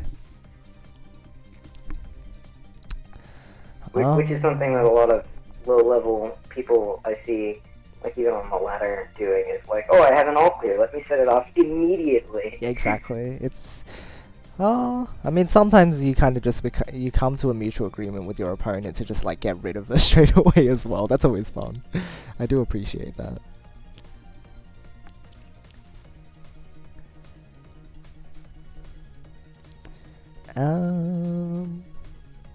Is there anything else? Otherwise, we've done like 9 very solid parts. Wow, 9 parts and 8 pages. 8 pages for 9 parts. This is pretty intense. Weaker players don't know how to build counters anyway. I sure don't. Yeah, this is difficult because it's a very general using tails after such counters.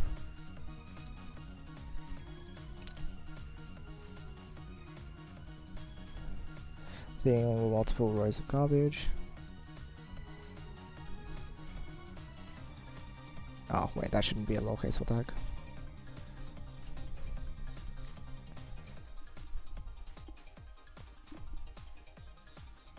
Really pin down any patterns people seem to do, whatever, it just works. I was never able to find anything written down to learn from. It's difficult. I'll probably have to do some like...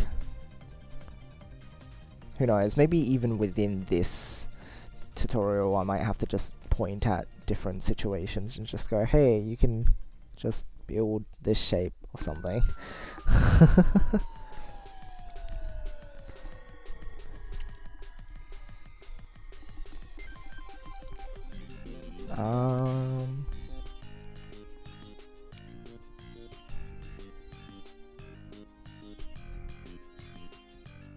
I think that's the main points. I wonder where Racon's guide is. I don't remember if it's anywhere aside from on his Twitter. I don't know if it's pinned anywhere. Racon has the guide? Yeah, I've never seen Racon's guide. Oh, well, you should have a look at some point. Or maybe I'll be able to find it and then I can link it to everyone. Alright, where could the tailing guide be? Maybe if I go to Zen's Twitter page. They don't have much stuff on there, so... maybe they'll have... Yeah.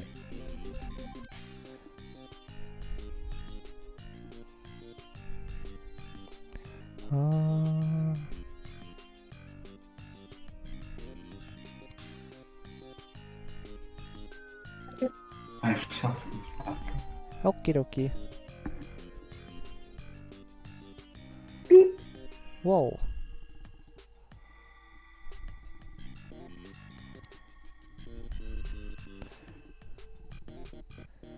Okay.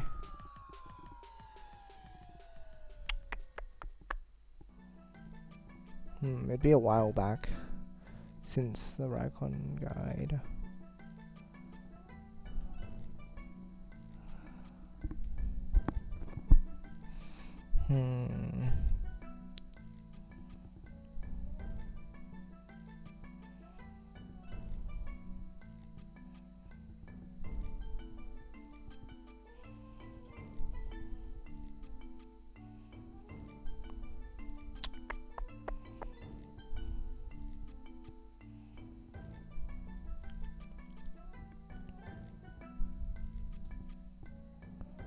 So while you're looking for that, can I tell you about something really stupid? Wait, what's huh? While you're looking for that, can I tell you about something really stupid? What is stupid? I got this bottle of putty just before quarantine, and I'm not allowed. I really, really want to run it through like a pasta roll Wait, what was going and on? make a video. I'm confused. I have a jar of putty, Uh-huh. and I really want to make a video of like putting the putty through a pasta roll. Oh, What? I see.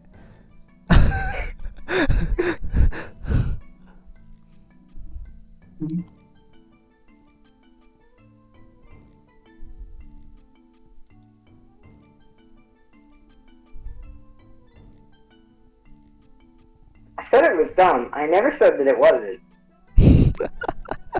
Right.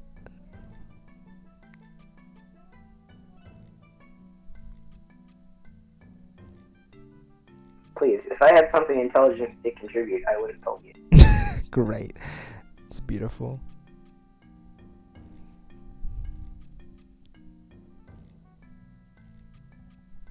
GTR, it didn't work. Oh, Z-shaped chains. Those are bad. Where is the The heck is It this? was bad. Z-shaped chains are very bad. Why are they bad? Because you're not using your transition space well. That's an interesting way to put it though, I like that.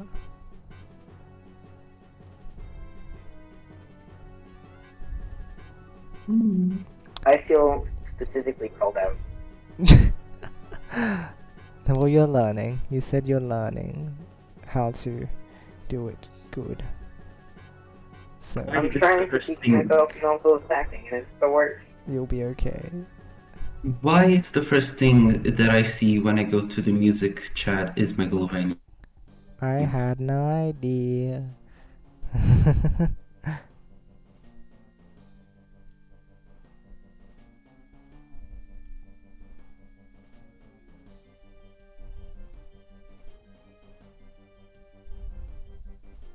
Multiple stacking makes my brain hurt.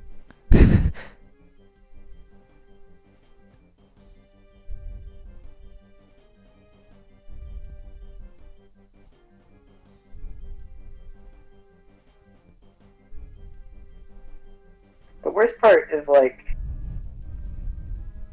knowing exactly what I need and then realizing that I had the piece that I needed, but I put it in That's always while fun. I'm doing it. It's the best. Love to make bad It's like, decisions. oh, I can put this in my tail, I guess. Wait, no, those were exactly the two colors that I needed for my multiple stacking, and now I'm not gonna get a piece with those colors for like Wonderful. 8 million years now. I was on Puyo.guide. Oh.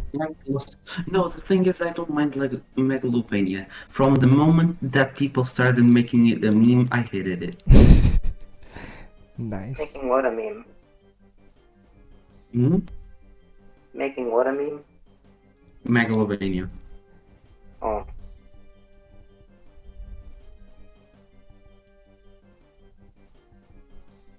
Here's the thing. Undertale is actually a decent game, but the fan base ruined it for everyone.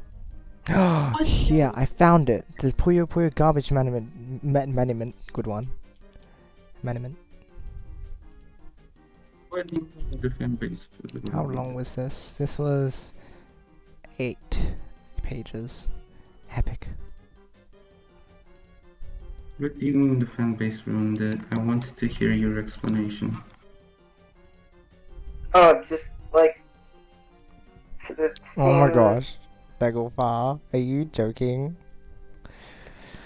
For the same reason that like Homestuck is like a decent comic, but also like never ever ever ever ever do anything with Homestuck because fans are terrible. Okay, so I found the garbage digging guide, by the way. I probably can't say anything because I didn't mean. Okay, it is displaying. I meme. Okay, Naglfar. Let's see. So this is what to do to dig. Yes, that is how you deal with it.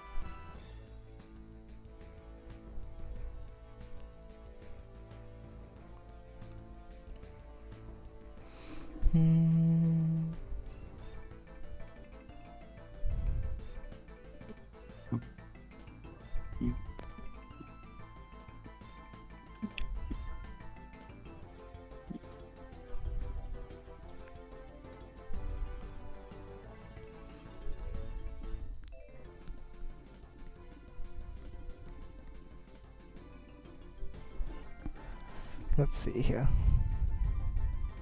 Yeah, when it's for multiplayer focus, it's a different idea. What was that? What?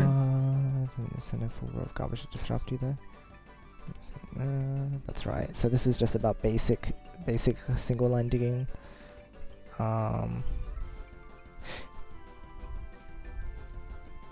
Moderate garbage is when you have to. This is when you're dealing with like tailing shapes in order to get down.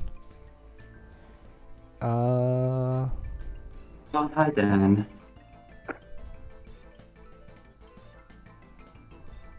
Yeah, and this is about side clearing.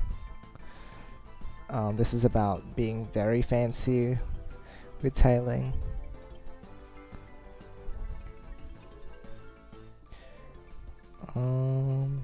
Row alignment as well. Calculating height differences is difficult. Yeah, dealing with situations like this.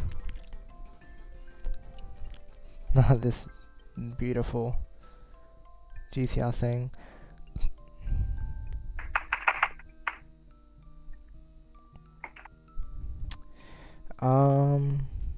Yeah, that's right, since you're forced to interact with them. So it's sort of an ambiguous thing. I never really understood it too much either. I just do my thing. Hey Dan, welcome back.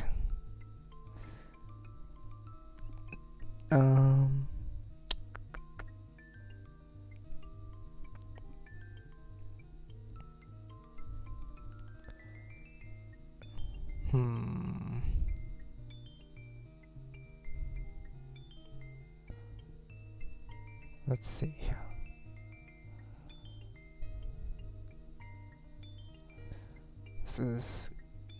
This is with small bits of garbage.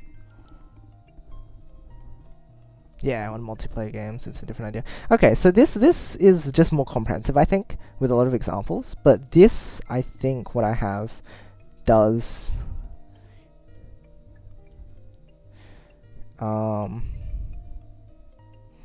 yes, the importance of connecting to the main chain. Connecting links above garbage to the main chain.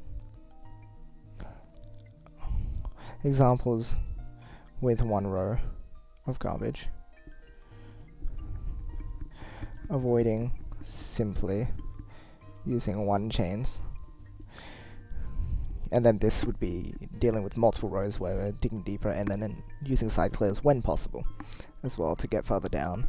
So I think that covers it. That sounds good. I think that's good.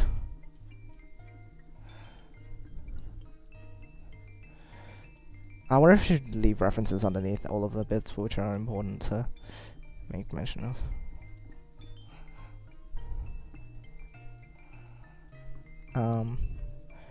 Reference. And then I'll paste. Oh wait, STB Fox is a PDF, isn't it? I wonder if there's a download to it.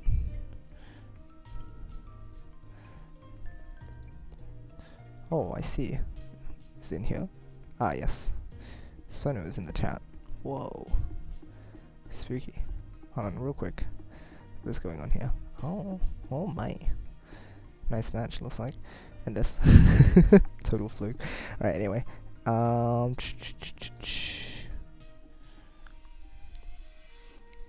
Sega news. What's going on? Sales and new game announcements. Haha. I love it. 36th birthday Tetris. Oh my. They played Tetris. This is beautiful. I love this. Oh, this is so cool. Wow. Look at it.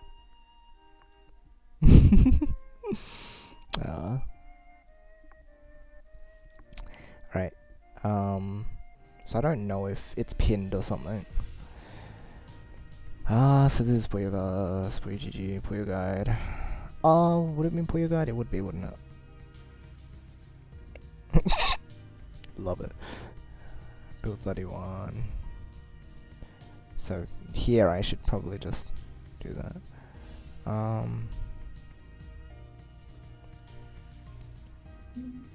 Yep, okay, so it should be in there. It should be in there.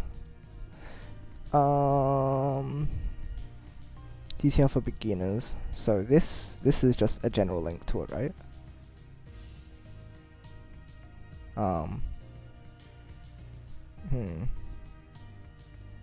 If I just copy the address, would it be okay? It seems like it might be long. Oh, I'm keeping it just for myself anyway, it's fine. Yeah, sure, whatever. Discord app attachments. Yeah, I mean, that's what it is, so it's fine. And then the digging guide. It's just this link anyway, so it's fine. Okay. And then reference is this, and then with tailing.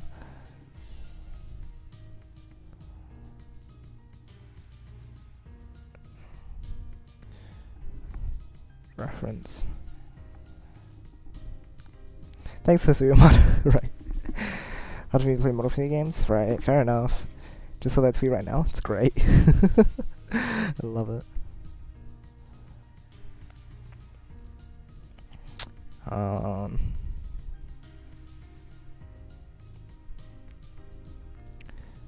Wait, is this in?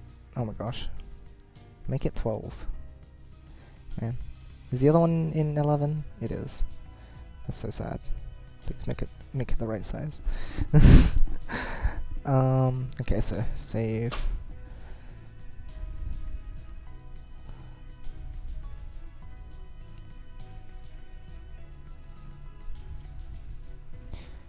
Wonder if I should split everything up so that it's on a new page.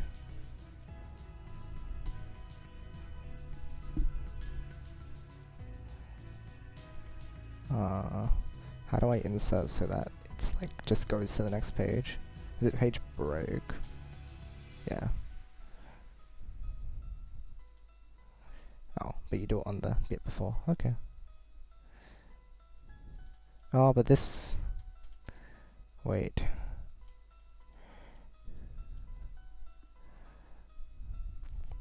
Okay, that's fine then. It's fine. Fine. Oh, there we go. Another page break here. Oh, and that one works out okay. Nice. Okay.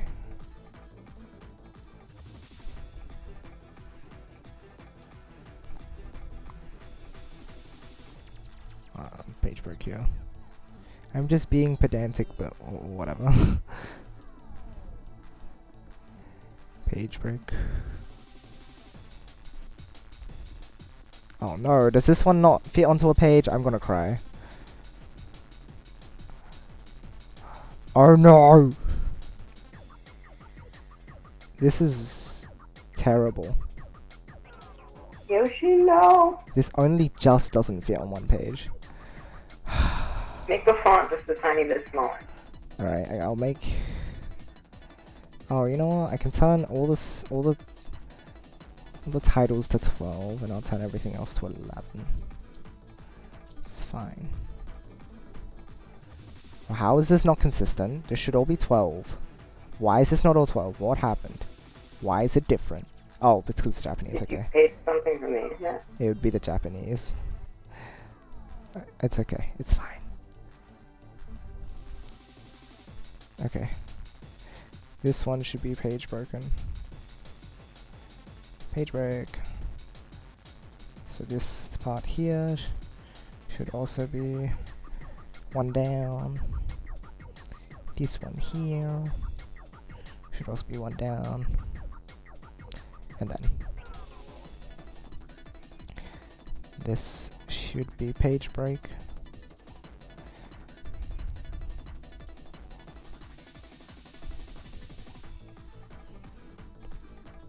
This one.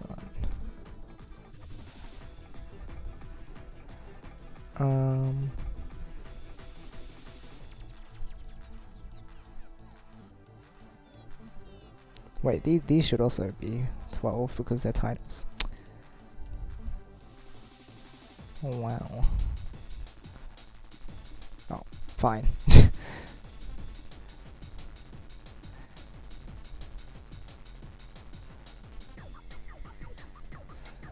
7.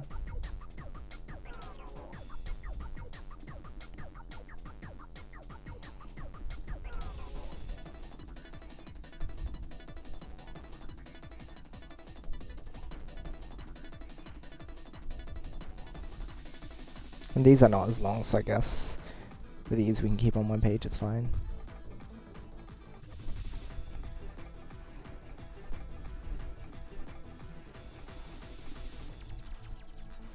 Alright.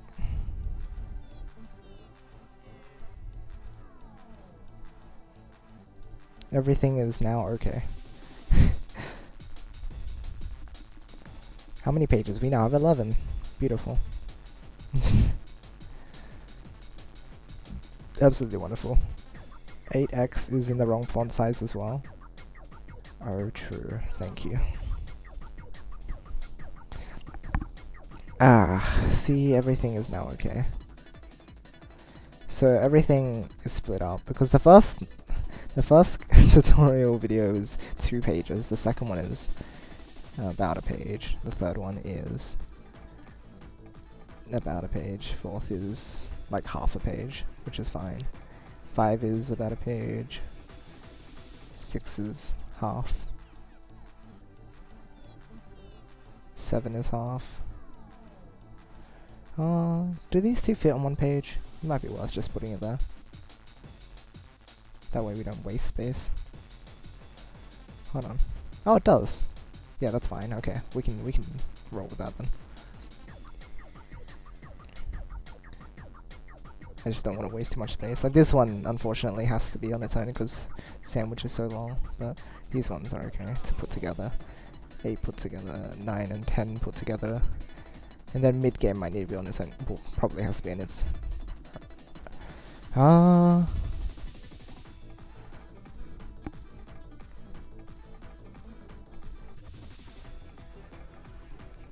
See, I call it introduction to mid-game, but I wonder if I should introduce it with rushes. Because that's already reacting to the opponent. And that's not a mid-game thing, but like, maybe it's a good way to introduce the concept of like the opponent being aggressive and whatnot. Begin by discussing, mentioning rushes.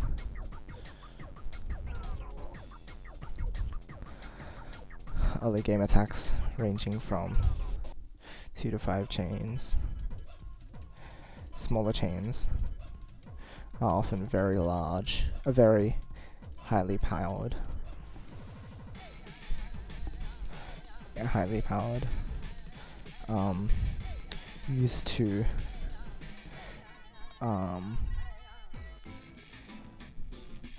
to take out the opponent. The opponent out.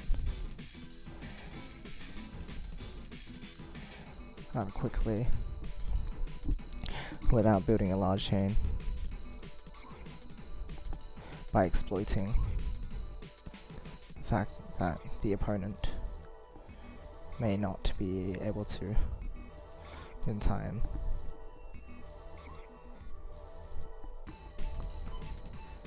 Their chain is incomplete. Not enough time to react.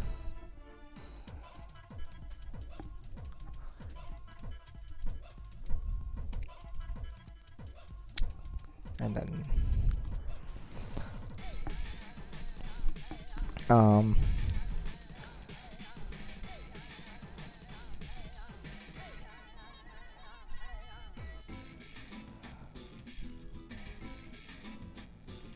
page break for part 11.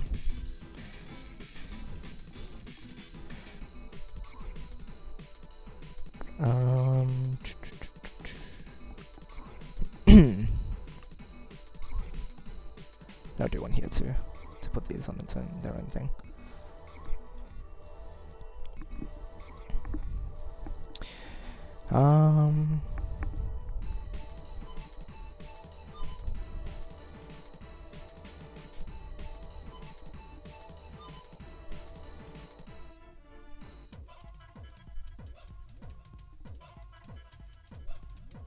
Put that there.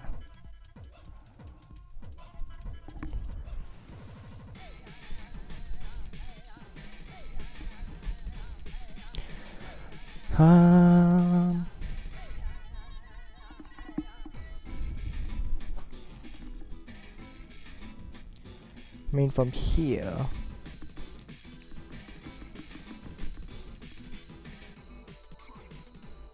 yeah, it gets a bit intense.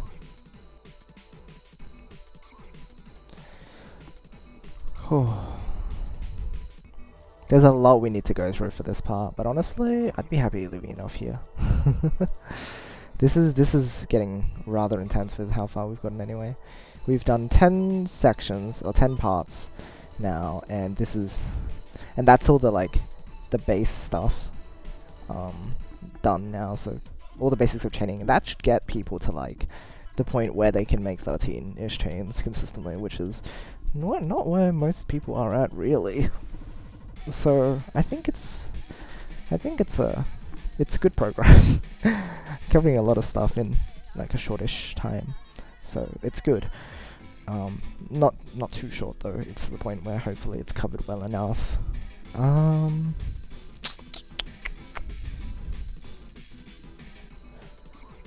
Wonder if I should post this in places to see if to gather thoughts on it or something.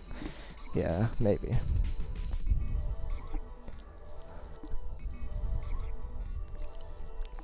But yeah, once we come back to this, I'm not sure when exactly I'll be back at it. Maybe tomorrow I'll do some more before battling Shiro or not. But I think up to here we've done a lot of work. We've done almost 3,000 words. Oh my goodness. And again, this is still just dot pointing. This is not even the script. The script is gonna be fairly long. So that's gonna be a thing. And then we have to actually do the production, but one thing at a time, We're making good progress so far. But yeah, thank you all for joining me today and helping me out with everything. I'll be around in the Discord and whatnot probably, but this has been good. I've been very much enjoying this process, and it's good to hear your thoughts and see what we can do for the community at this point.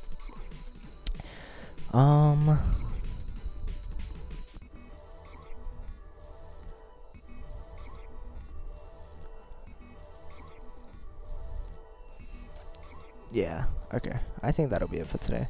Is anyone in voice at the moment hanging around? Uh-oh. Yeah. Just gonna say thanks to you guys before I hop out as well, because it was nice hanging out. Woo. Yay! Yay. Alright, catch you guys around. Bye. Alright. So, with that, as I said, I'll probably post it in places, get people's thoughts, and yeah. Whew. We'll continue soon enough. Thank you, everybody. Especially Naglfar and Arctic. You guys were a huge help here. Whew. I better go have a shower. Then I'll probably just chill out for the rest of the night. That's a lot of work, but it was enjoyable work. Big GG, big GG. It's okay, tomorrow we can actually play. There is a video game. So, yeah, that'll be it for today. But for now, as always, hope you all have a great rest of the day or night. Love you guys, and I'll see you all next time. Goodbye.